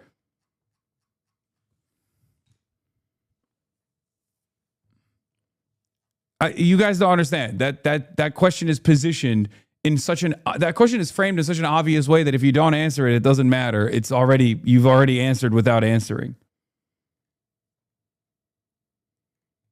Gender person. You're playing. See, the difference between you and I, no, I didn't go to Oxford and do debate 24/7 I gave you to see this hard as my life. evidence of Trump's racism, and you said, Rob, pull up the transgender woman. That's what happened. Everyone watched you do it. But I said Trump allowed in 99% white people. The You got point no is, the response. previous guy picked people because of color. Completely unacceptable to target independent journalists like this and reporters in general, from David Pakman and Brian Tyler Cohen to Don Lemon and Stephen at home. I wonder if there was another California resident who was targeted that you guys forgot to mention. Governor Gavin Newsom's press office. He didn't even tag Don Lemon because he's not even on. Yeah, interesting omission from this.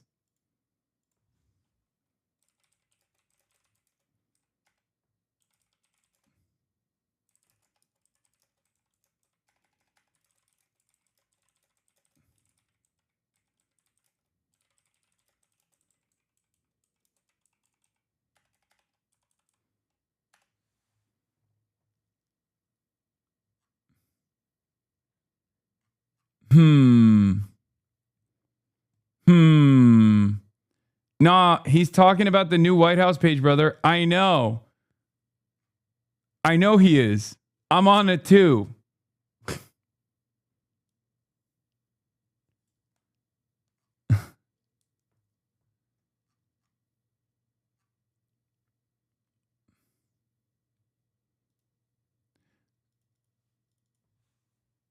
Weird how my governor forgot one name on this list that is a California resident as well.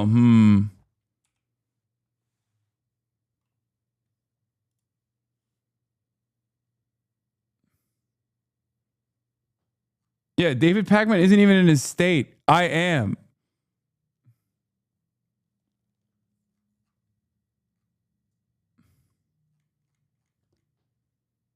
Gavin is not defending you. How come? What do you mean, how come? Notice how he also said he would come on the broadcast and has not done so because, you know, he's got all the time in the fucking world for Charlie Kirk, Ben Shapiro, Steve Bannon, and no time for his own goddamn resident.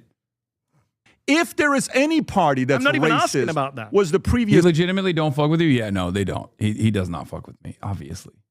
I'm not because they even kept asking saying about that. black this, I'm not even black asking that, about that. black this many I'm female, not this even many asking. transgender. Trump did the same. The left is the party of the racists. Even if I you say- concede that, it's irrelevant to my point that Donald Trump has blocked refugees like yourself. Patrick Bet-David would not have been allowed into I would America find a way to get under here. Donald You don't Trump. know me You would have well come in illegally. I would have So came you're here pro-illegal immigration. You're so This funny. is so interesting I would have today. made it here, Pat, buddy, you heard it legally. here. You're going to clip Ilhan I Omar, would've clip made it that. here legally. Patrick Bet-David said if he Post wasn't it. allowed Post in it, have some legally, fun with. You see, he would come in illegally. That's awesome. By the way, he does not realize that that's like the common immigrant story that he rails against all the time. He's not even making that as a joke. Okay? He's not even saying that as a joke. He just like genuinely doesn't understand that he is genuinely incapable of putting himself in the shoes of others, even if this situation is one-to-one comparable.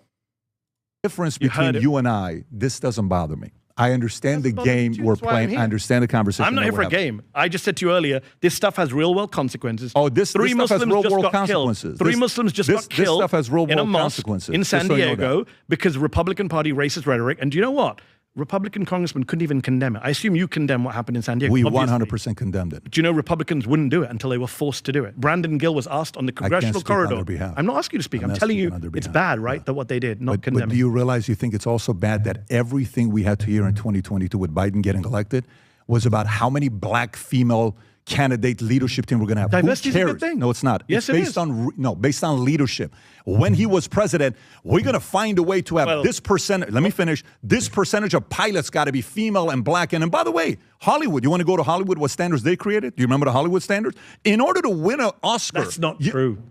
That's Can you bullshit. please It's been pull that? debunked. The whole, Can you pull you're that just up, parodying please? Elon What Musk Christopher propaganda. Nolan's- This has been debunked a million Okay, times. let's- a million times. what time and are by we the at way, right now? I got a flight to catch soon. That's what I'm But saying. this is an important conversation because I need you to concede that 99.9% white refugees from South Africa is a racist refugee policy. Zero. I got Not allowing people in from Afghanistan and Syria. Next is time you insane. come in, don't book a flight afterwards so we can go 4 hours because I'm enjoying this. Next time you're coming on my show, we all heard you agree to my invitation. I- I hereby invite Patrick Bet-David. You can bring Rob with him. If you need support, bring Rob with you. So funny. But we'll have you on We'll the have a day. good time. Let me wrap it up with some one-word answers, and then let's go from there. You ready? Yep. Okay.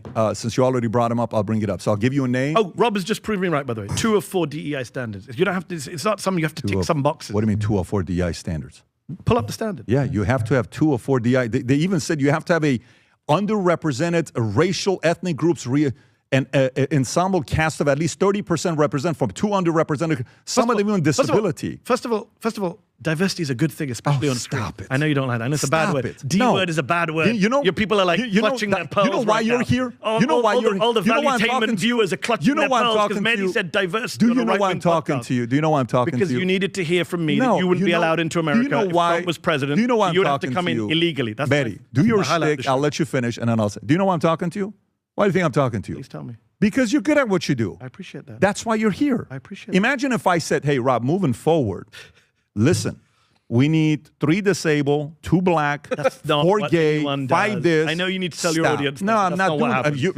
In if I fact, the don't- person who does that is Hexeth right now. He's literally blocking black women and women at from this becoming point, generals and you admirals. are so obsessed with Trump. Just ask him for a job, bro. Just go and say, can I be part of this freaking cabinet? He wouldn't give it to me because I'm almost brown. thinking, I'm almost thinking you are so obsessed. It's like these girls that are so in love with somebody secretly. It's like that's infatuated. I love that's the only argument you have. Can I go? No, you Please. lost this one, but Please. it's okay. No, I didn't because I will- technically you wouldn't be sitting here if Trump was president. Mehdi, You've already agreed. I'm going to sell your book like no one's ever sold I your love book. it. You and are I'm a going great to tell him, salesman. go buy this book. I want to say Okay. something nice about By you. the I'm way, going to say you're a great salesman. Go for it.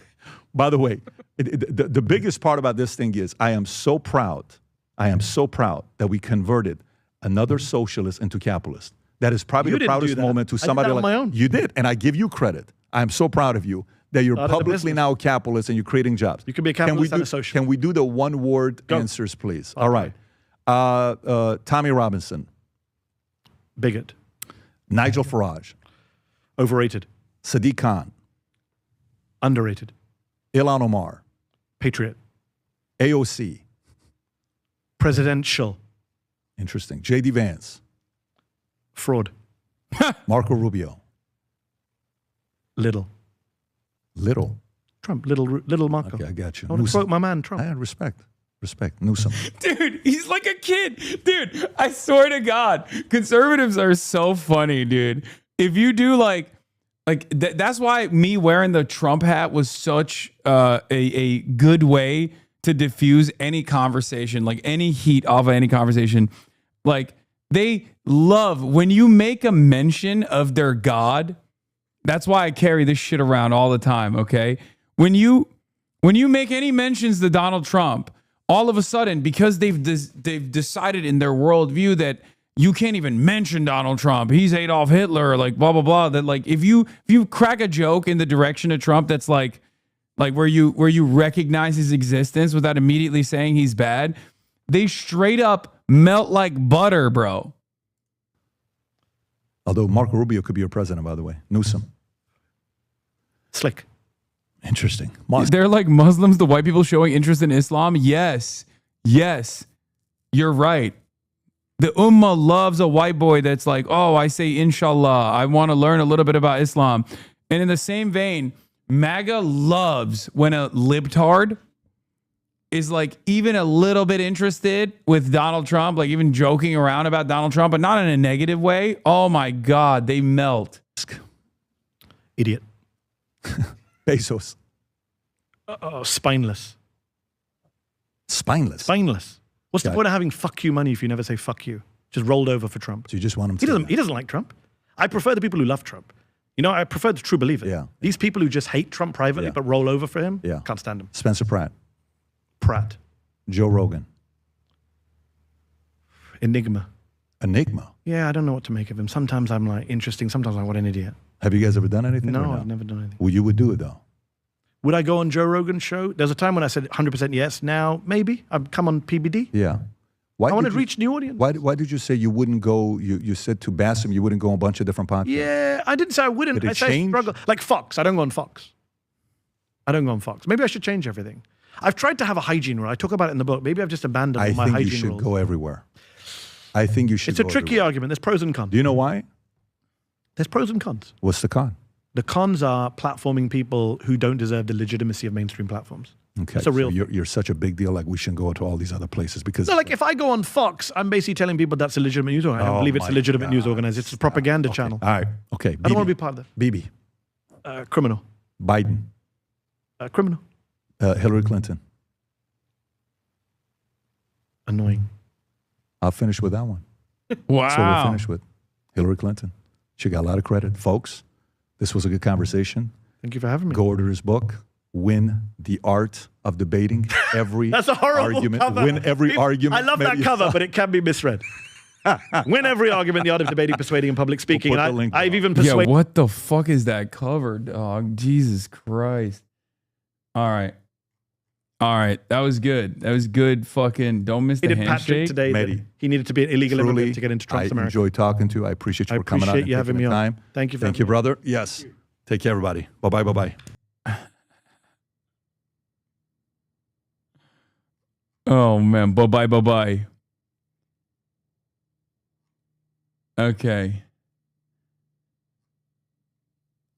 I was value-tained. I can't believe I watched a 2-hour debate, dude. I was actually fucking value-tained throughout the whole process too. Anyway, that'll be all for today. Tomorrow is Pride Parade. Your boy might be in attendance. You know what I'm saying? Got to celebrate Pride Month a little bit. Just a little bit. Don't get any fucking ideas, okay? Still a foe, still an enemy to the LGBTQ with some guests as well. And I'll do some other fun stuff tomorrow as well. It's Sunday Fun Day. And last but not least, Monday I'll be in New York. You already know, baby. I've been going back out there so much that might as well fucking get a second residence, is what I would say, except for the pied-à-terre tax. I'm not doing it. You know, this socialism shit is over. Peace, everybody. See you tomorrow. Love you. Bye-bye. Introduction, starting off the day. All the chatter's trickling in. Hostile people hate. Sunny in Los Angeles, California, says Hasan. Stun luck to the stun luck to the topics just begun. 'Cause there he is again. Hasan is streaming. Hasan is streaming. There he is again. Hasan is streaming. Hasan is streaming. Reviewing a Chinese train, telling Kyle place. Sun and Asmin chatter loves, giving Greening's grace. Zoran winning NYC, woke two back with the force. The Rogan of the left, to me a dumb himbo still of course. The Charlie Kirk assassination, the Fear and Online show. 8 full fucking years of this, and plenty more to go. Doing fun stuff tomorrow, throw PBS up on the screen. A man-made horror reaction brought to you by this life's dream. 'Cause there he is again. Hasan is streaming. Hasan is streaming. There he is again. Hasan is streaming. Hasan is streaming. Kicked out of the DNC, IRL with March the Goat. Combating the propaganda that shoved down people's throats. CBS Israeli news, a coup, a regime falls. A full-blown fascist takeover, and still the duty calls. Total radicalization coming out to see. The system will always fail, it's up to you and me. On these daily streets, whether short or whether long, have helped millions of people keep it moving right along. 'Cause there he is again. Hasan is streaming. Hasan is streaming. There he is again. Hasan is streaming. Hasan is streaming. But hey, what can you say? That's PBS for you. But he'll play games real soon. Just you wait. Say, hey, what can you say? That's PBS for you. But he'll move on real soon. Just you wait. Ba-da-da, ba-da-da, ba-da-da-da-da-da. Hey, what can you say? That's PBS for you.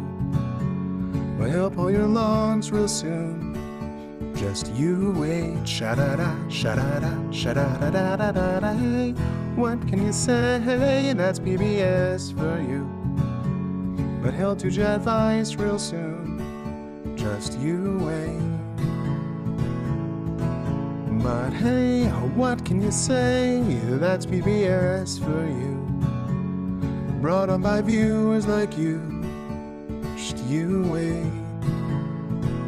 Just you wait.